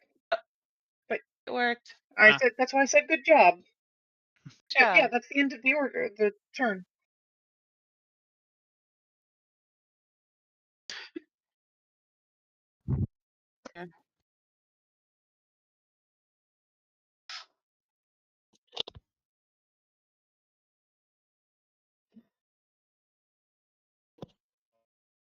Yeah, y'all I'm go have fun sorry. with like victims. Don't worry, Jack. Next year we'll be ready for a marathon one shot again. Yeah. Have like a I was ready this 24-hour time. one-shot Yes. Halloween stream. Look, Well, if I didn't have to work stupidly early, I would. speaking to that, some wrap-up announcements. I don't want to keep anyone too long. Thank you all for hanging out. I hope you enjoyed the story. We are finally down in the depths of Kargnorak, exploring the fire giant city, dealing with some of their automatons. We will get to this patron entity next week. That will be an exciting episode, and we'll see how it wraps up, see what we can do with the fire elemental. So definitely tune in next week for that episode. I think it should be a ton of fun. Also, as I said in the beginning, check the cards below or the comments below, descriptors below, whatever is down there. For all the social media, check us out on YouTube. Catch us next week on Twitch. If you do like what we are doing, check us out on Patreon. Spread the word. Yeah, definitely spread the word. That is the best way to help support this channel. I know with the plague everywhere, money is tight, but just telling your friends, hey, check this out, costs you nothing, except maybe a little social credit. I don't know. If you don't like what we're doing, lie. Yeah. Tell your friends we're great anyway. Yeah. Okay. Yes. Some of us might stick around for an after show. That, however, because we've been through enough of this campaign to give you all a taste of what that is, that will be a Patreon exclusive going forward. We will do free after shows for very important shows, arc wrap-ups, and after major battles, and we'll have different free things that come up now and then. But if you like our stuff, support our stuff, you will get more stuff. That's how stuff works. It's a lot of stuff. Yeah. Stuff, yeah. Yeah. So Double stuff. be on the Oreos. lookout for a number of new things to come as support starts to fill in. That's all I'm going to say about that. Tell your friends. That's the best way to help us out. I love seeing new names in our followers, and I love seeing all the people who check us out every week. I know there's a number of you, so thanks for sticking around. The next thing I wanted to point out, usually, as they have mentioned, for Halloween, we usually do a Halloween one-shot. We did not do that this year because we're just starting out. I didn't want to get 3 episodes into our story and then throw a tangent into what would likely be a 2-shot mini encounter, mini adventure that had Also, no they tend relevance. to be 14-hour marathons. Yeah. Yeah. Those are fantastic, though. But I am thinking, I have nothing planned right now, but I am thinking of working towards a sort of Nightmare on Christmas variant sometime in December. That, however, will be contingent on the growth of our channel, whatever that may be, a certain amount of followers or certain amount of pledges on Patreon, whatever that might be. I will let you know what the goal for that is. And hopefully we can meet that, spread the word, and we'll get a fun in this setting, in this world, sort of Nightmare on Christmas episode with new characters from each of the players that are totally expendable, so I can mess with them as much as I want and toss them down, really deep shafts and mess them up with all kinds of weird augmentations and just do crazy things.